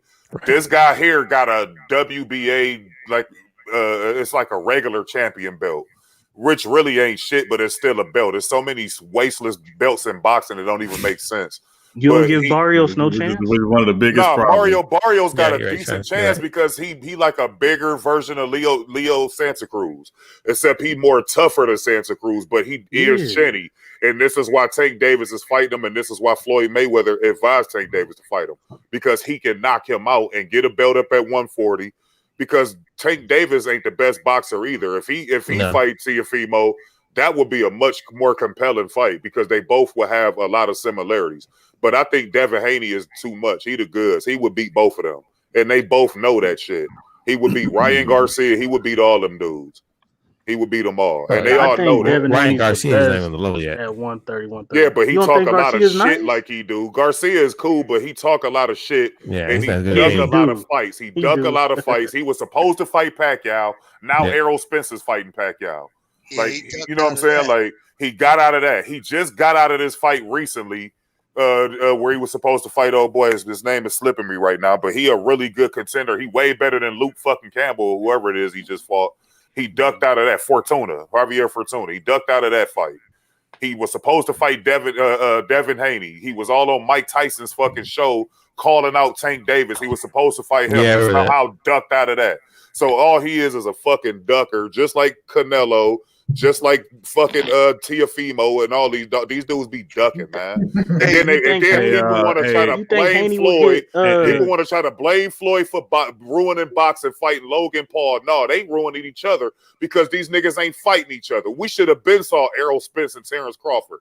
Like y'all ain't Floyd Mayweather and Pacquiao. Y'all can't milk a fight like that for 6 years before y'all finally fight. Like these dudes ain't fucking fighting each other. How is it that you got all of them 135, 130 fighters down there and these niggas ain't fighting each other? The only fight we got out of that was Lomachenko and Teofimo. Like, okay, so Loma, you lost to him. Now fight Devin Haney or go fight Shakur Stevenson or any of these dudes. Like, these dudes ain't fighting each other. That's what's ruining boxing. It ain't Floyd Mayweather. No, I never said it was Floyd. I thought it's the promoters. That too, but these niggas ain't fighting each other, bro. If a boxer really want to fight another boxer, the promoters and the politics of boxing will not get in the way of that. Them niggas is gonna make that shit happen. It's always been that way in boxing. I disagree. Go ahead, Sean. No, go ahead, Cisco. No, go ahead, Cisco. No, I think me and Big Sal were gonna say that. Go ahead, Bees. I'm sorry. Go ahead. Oh, so this Canelo Billy Joe Saunders fight, that's a gimme. But do you guys think Caleb Plant has a chance against Canelo? Nope. That's why Canelo fighting him. Canelo ain't gonna fight nobody. He ain't gonna fight nobody that's gonna really where you look at the fight, you're gonna be like, that's a 50-50 fight. Canelo don't do shit like that. So he always take people off bad losses or bad performances. Look at he just fought Billy Joe Saunders. The last time we saw Billy Joe Saunders, he was looking horrible. Did that fight in his already happen? Yeah, he beat him. He beat him. It was broke his eye socket. Broke his eye socket, but Billy Joe Saunders ain't that dude. Like he just another Euro bum. He got now he got Charlos. You got to fight the Charlos. No, he's fighting Caleb Plant. He's gonna fight Caleb Plant. So I've been hearing that that what's his name is could potentially be a fight. Andre Ward? No, he ain't gonna fight Andre Ward. He's not gonna fight. I don't think he would do that. Canelo would get destroyed. I would love that. That'd be a great fight, though. I think it'd be more competitive. I don't think it'd be for a little bit because Andre Ward would be rusty. If Andre Ward didn't take a tune-up fight, if he went right into a Canelo fight, it would look a little competitive at first. But once Andre Ward get his timing, he gonna school Canelo like Floyd Mayweather did. It's gonna be the same shit. So I was gonna ask two questions. One about kind of what we're talking about, but the fight's not until next week. But the Charlo Montiel fight, where y'all at on that? Charlo should beat him easy. Montiel is a good fighter, but Charlo should be able to knock him out. And if he don't knock him out, he got to win the fight decisively by 10 rounds to 2 or some shit like that. Yeah, because the fucking judges don't like fucking the Charlo brothers. Yeah. Don't nobody like them motherfuckers. The trainers and nobody else either. They all talk shit about them all the time. But they all be like, I don't know. Because of their personalities, man. They loud, they braggadocious, they black, they hood. They don't talk professional. They curse. They basically like the Spinks brothers. yeah, basically. They the middleweight Spinks brothers. Yeah. And then the second question, you reminded me, Khalil, while you bringing them up. Did y'all watch the Tyson documentary? No, I ain't seen it. Have you guys seen the Four Kings documentary? I seen that. I seen Showtime's running that, right? Yeah, man, I love that show. Yeah, I gotta watch that. That's my cue to watch. Yeah, they always leave out Wilfred Benitez though. I don't. Yeah, get that. but the Tyson doc, if y'all get a chance, man, I haven't watched it yet. Two part. It's just worth the watch, man. What platform? It was on ABC. I didn't watch that. What about Lomachenko versus Nakatani? That's going to be a more competitive fight, right? It's going to be a more competitive fight, but I think it's going to look that way at first, and then Loma pull away and beat him, potentially knock him out. Yeah, because Nakatani is really good, but he started off really slow. Like if you look at most of his fights, he started off slow. He get dropped. Like in the last fight, he got dropped, and he came back and won.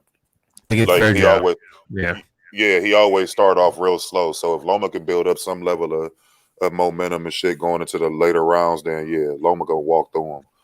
But if dude catch Loma, which he can, because Loma is hittable. I don't know why they call him the Matrix. I be seeing this dude get knocked down all the time. if he catch Loma's ass, it's just gonna be hard because this dude can finish. He a finisher. Yeah, boy, Rigonau's fighting again too, August 14th. I want to see that dude fight. I used to love Rigo, man. I don't play Rigo like that.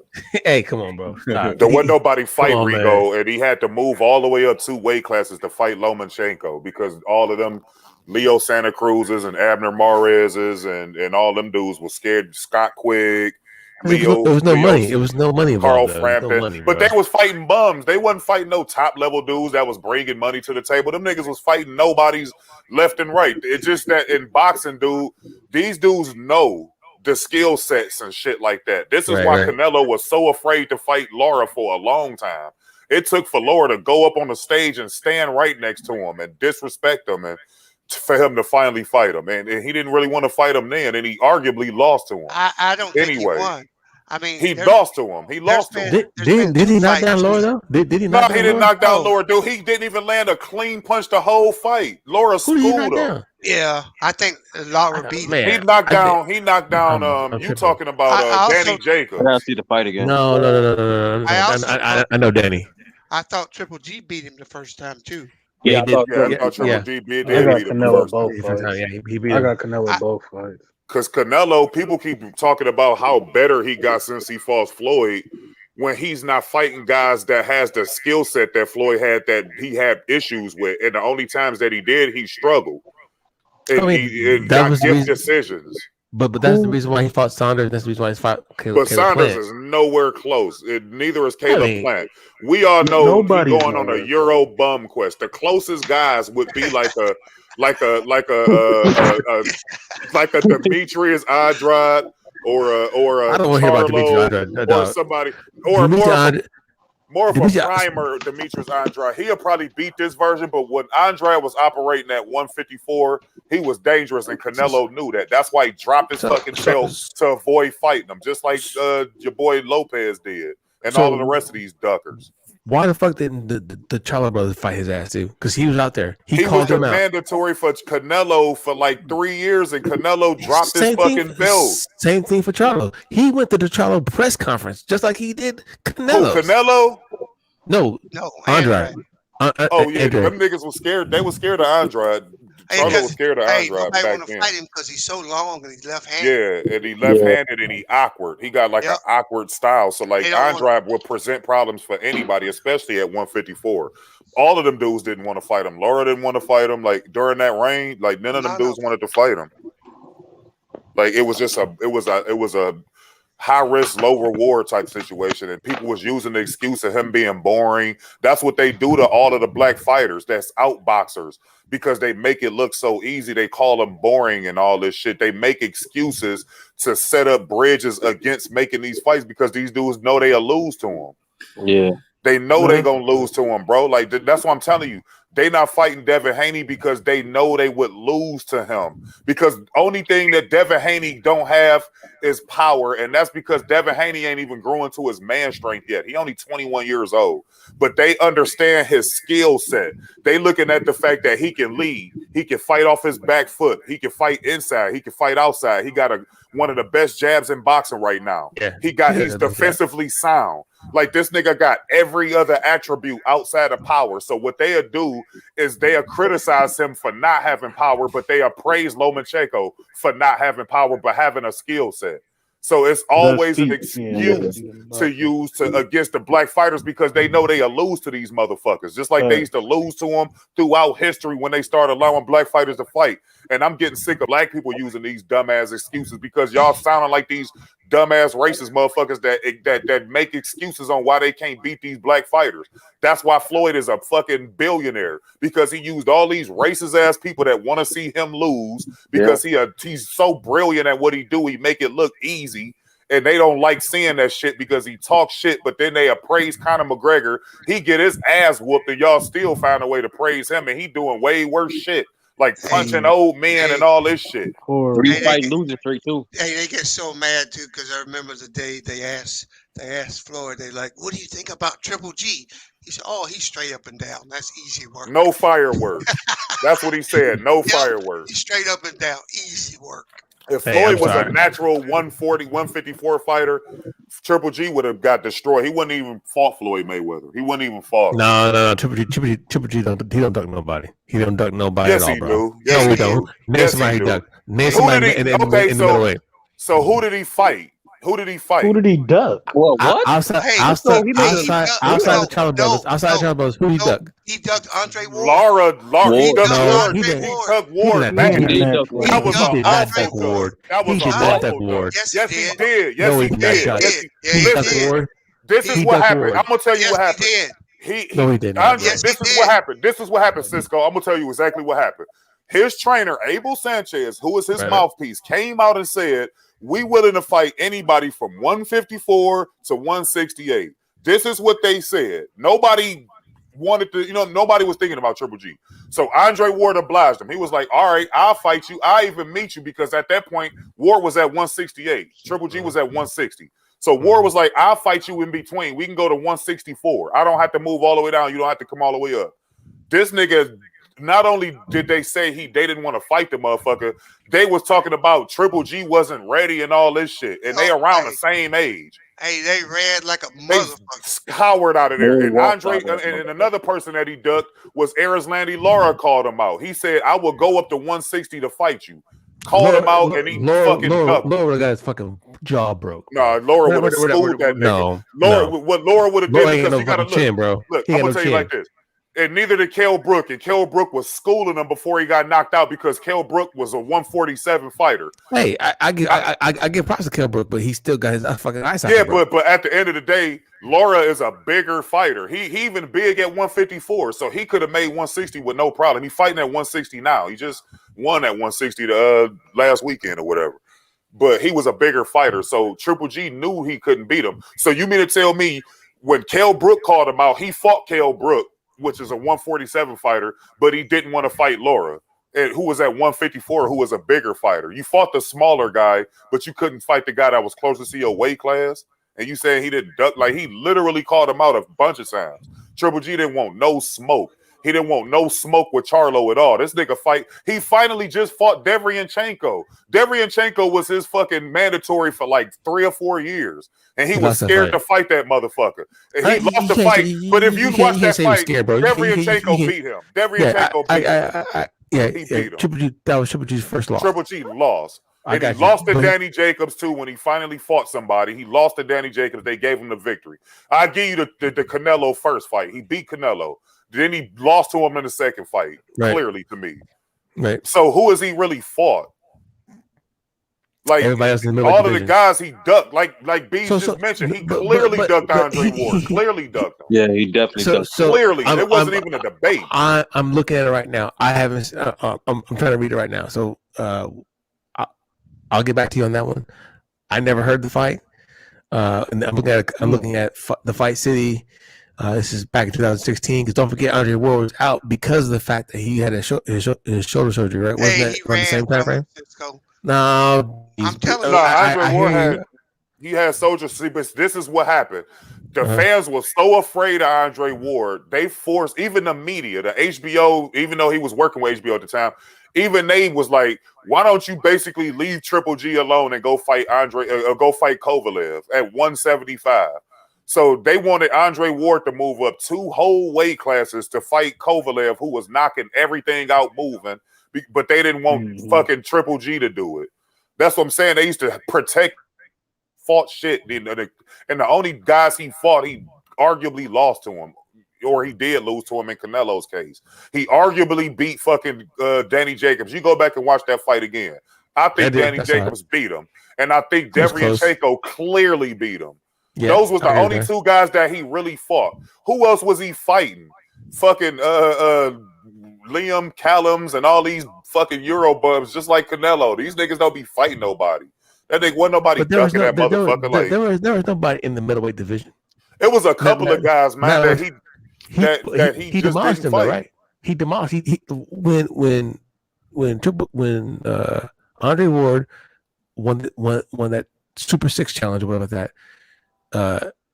I think what's his name? Triple G beat like 7 in a row. He was still young. He was still young in that game. So I mean, that wouldn't have been a good fight for him. I like what Triple G was doing in regards to fighting because Triple G used to fight 4 times a year. You rarely see that in boxing now. So I used to like that about him. He fought a couple of decent guys, but overall, like niggas like Marco Rubio and all these dudes is fucking nobodies. Like he avoiding the better dudes. And if it's nobody there, people comparing this dude to Bernard Hopkins and all this shit, talking about he got a better, like Bernard Hopkins was moving up in weight and fighting dudes and beating them. Like he did against Antonio Tarver and won a championship. Like he was doing against what's his face? Kelly Pavlik and all these different dudes. Triple G wasn't doing nothing close to that. No. All he was doing is staying at 160 and fighting a bunch of fucking tomato cans and cab drivers. Who do you think avoiding won all the of the best fight? dudes.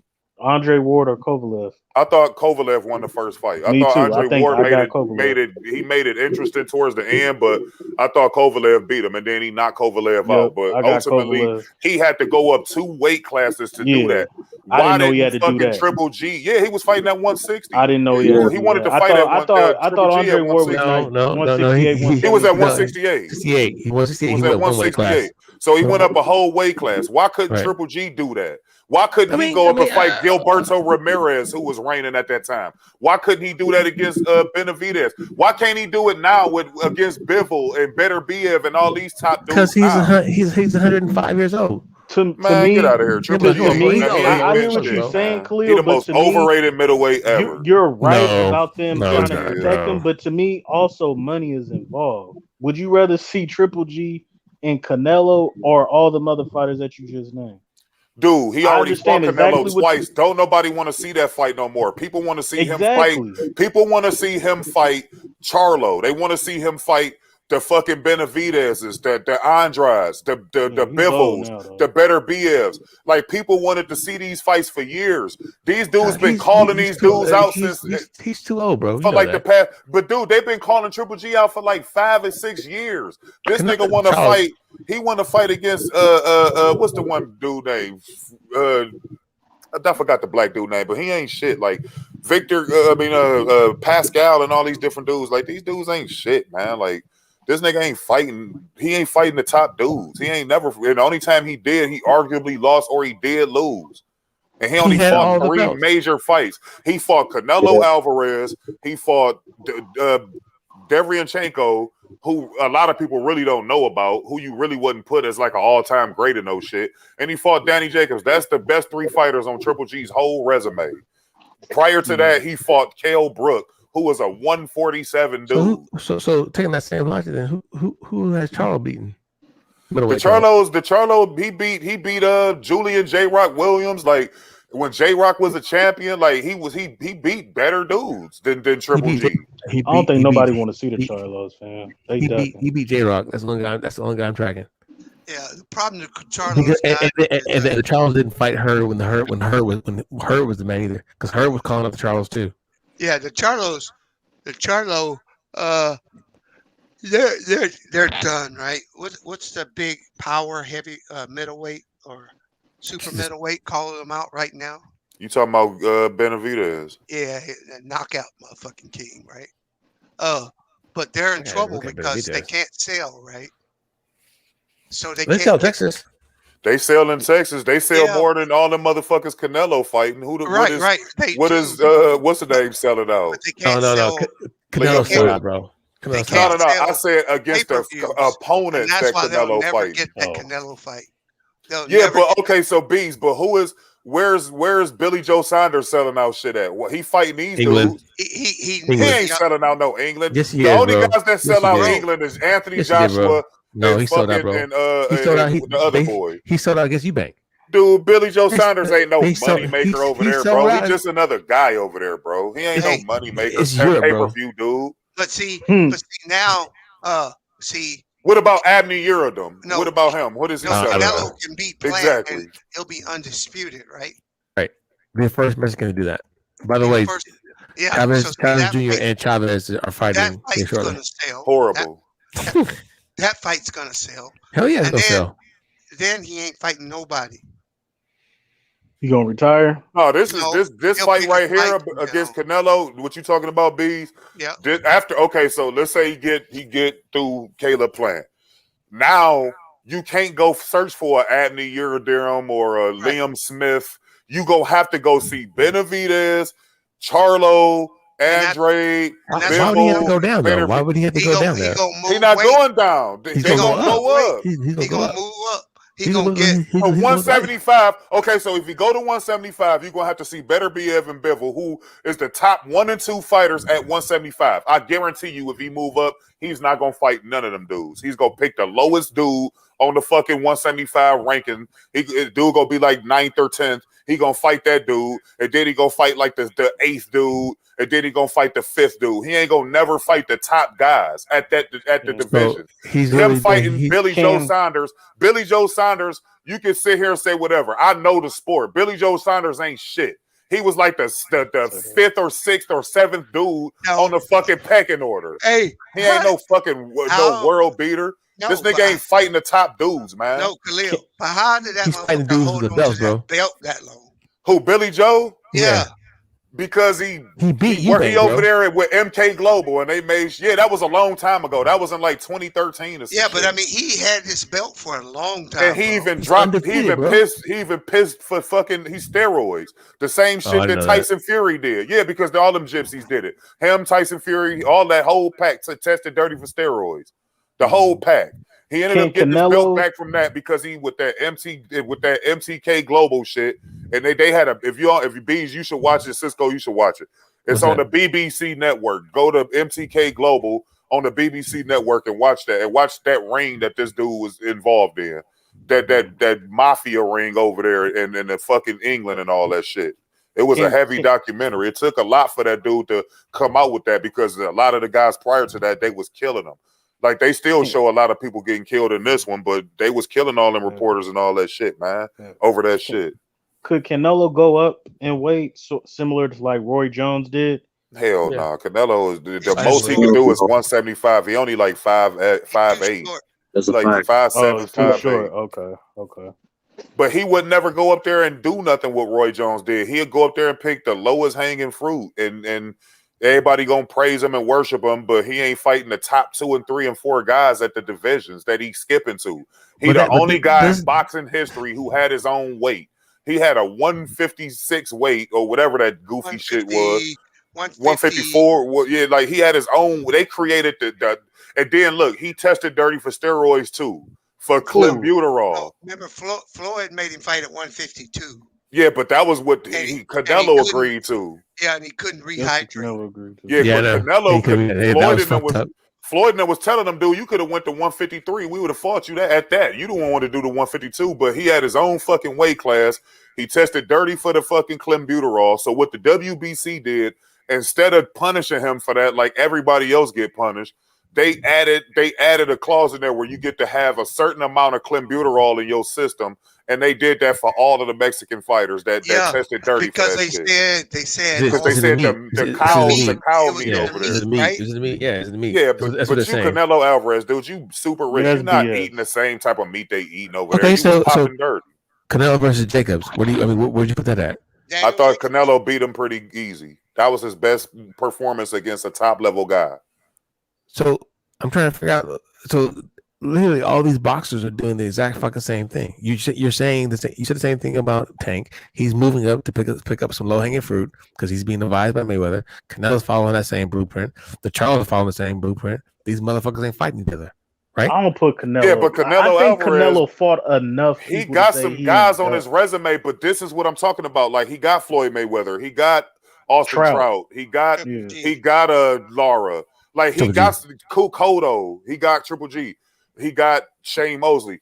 Like a lot of the fighters that he fighting is past a prime or they coming off a bad loss, and then when the people want to compare him to this great and that great, like even Oscar De La Hoya, you would have to admit, even though De La Hoya got some gift decisions and shit like that, he fought everybody. This nigga fought the Fernando Vargases, the Tito Trinidads, the fucking Shane Mosleys. Like this nigga fought everybody. He fought everybody. Canelo ain't fighting every fucking Ike Cortez, everybody. Like he ain't fighting these dudes. He ain't fighting the Ike Cortez of his era, which is the Charlos and the Demetrius Andrades and the Benavidez's.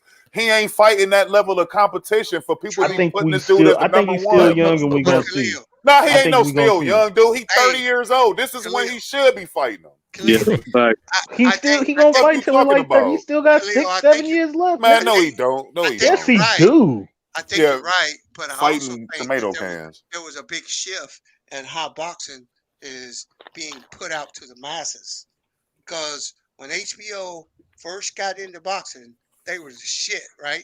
They were. They were making all these fucking great fights. Right. And then USA had the Friday fights too. Those were good fights too, bro. As Showtime came on and more of these promoters got in it, they started to water the shit down. Mayweather. Yeah. Mayweather, as soon as Mayweather changed from motherfucking HBO to Showtime, he became a fucking billionaire because everybody, it's all about Al Heyman is what helped a lot of these guys, because Bob Arum is a scum. People always like to give Don King a lot of bad criticism. Bob Arum is fucking shady. The one thing you can always say about Don King that's a fact is he put together the best fucking cards in boxing history. The problem is he just didn't pay for him. He had Mike Tyson pay for him. But he still put the best cards together. We saw the fights. We saw these fights. If he had Terrence Crawford, I guarantee you this would be Terrence Crawford versus Errol Spence Part 3. We would have saw this fight twice already. Yeah. Like Bob Arum, corny ass, the one getting in the way of all this shit. I think I saw today there's going to be Keith Thurman. What's his name? Crawford? No. What's Crawford fighting? He already signed to somebody. Porter. Yeah, Porter. Keith Thurman too. But see, that's exactly what I'm saying, man. It's like I hear what you're saying, Khalil. These motherfucking fighters should be calling each other out right now, right here. But the motherfuckers promoters don't want it. once I have all the talent and I have all the belts, why would I want to take my belts to another promoter? Yeah, because Porter and Thurman tried the to PBC. They try to fight because Porter is Crawford's mandatory, but they only offered him $1 million. Yeah, fucking Bob Arum's a scum. Because Bob Arum ain't shit. Which means we ain't fighting you. Even what's your boy Dana White said that shit. Yeah, that's why I think we're going to see a Spence Crawford and bring his ass over there to the PBC where all of the fights happen. It's no way Errol Spence should have got that Pacquiao fight before Crawford. It's no way. Wait. I don't think you will see a Crawford Spence fight because one, he ain't gonna leave ESPN and Arum. ESPN and that's crazy. ESPN doesn't even want to put him on. They don't never promote him at all. Arum walks around talking about he's losing them money. So they're not going to meet them halfway to get this done. It's not going to get done unless Crawford goes to PBC. Crawford can't, but if he does go to PBC, that's going to take fucking 2 years. He's already 32 years old, right? He had a chance last year to do it. Yeah, he did, and he re-signed with Bob Arum. Like a fucking idiot. They must got something on him. See, it took Pacquiao a long time to do that too before he finally realized how scumbaggy this dude is, and he got the fuck away from him and joined the PBC, and he getting paid and he getting the good quality fights. But doesn't Errol Spence want to unify the titles? Yes. Yeah, that's what he's doing. I mean, Pacquiao, they may give, because right now the WBA may give Pacquiao that belt back because now Ugas got it. Was already offered a 60-40 split to fight. Yeah, he was, but he wasn't going to take it. He wasn't going to take it because he felt like he was better because he went undisputed at 140, which ain't 147. He's done nothing at 147. He fought fucking a couple of tomato cans. Spence is gonna make it happen because he wants to unify that shit. And Crawford got the belt. It's gotta happen. No, I don't. Sooner or later, it's gonna happen. Because when Spence beats Pacquiao, he's going to be considered the man. He's already considered the man. Yeah. He don't need Crawford. No, he don't. He don't. And that's why I'm saying it was a problem for Terrence Crawford, because now Terrence Crawford, if I'm Terrence Crawford, I'm running the Ugas or whoever they gonna get that belt to right away. He need to get something going into the negotiations, because you ain't gonna be able to use that undisputed at 140 shit against Errol Spence. I thought he has a belt at 147. If he goes back down, but he can fight. If he goes back down to 140, he can be undisputed again if he fights Josh Taylor. I mean, if he fights Josh Taylor, but why would you have to go backwards when you've been campaigning at 147 for the last few years? Yeah, I thought he has a belt at 147. Who gives a fuck? You got one belt, I got 3. Yeah, he ain't gonna be able to go into the negotiation. He gonna have to take that 60-40 because you got that's what I'm saying. It ain't what I'm saying. If Pacquiao beats Spence, then what? What happens? Well, Spence he gonna set up a fight against Ugas, or he gonna fight like one more time and he gonna get up out of there. Pacquiao ain't gonna defend them belts like that. Have to fight Ugas, right? Because they made him the super whatever champion. So did they make Pacquiao that? That's why. Because remember Spence. I thought Pacquiao, yeah. No, I thought it. No, it was. I didn't know that they gave out the decision because I was waiting for it because they was deciding whether or not they was going to do that for either Pacquiao or even if he wins, he's not going to be unified. He had scheduled. He had a fight scheduled with Ugas already because Ugas is the champ. Right. But then they gave Pacquiao that fucking super. Oh, they just created that title for him. Yeah. So. By Spence then said, "Why fight Ugas when I can fight fucking Pacquiao and I'm the champion?" Right. Yeah, they stripped Ugas, right? Because because Ugas won that by default, and he hadn't fought in the whole year. Right, because Pacquiao dropped the belt. Yeah, Pacquiao dropped the belt. No, Ugas still has the belt.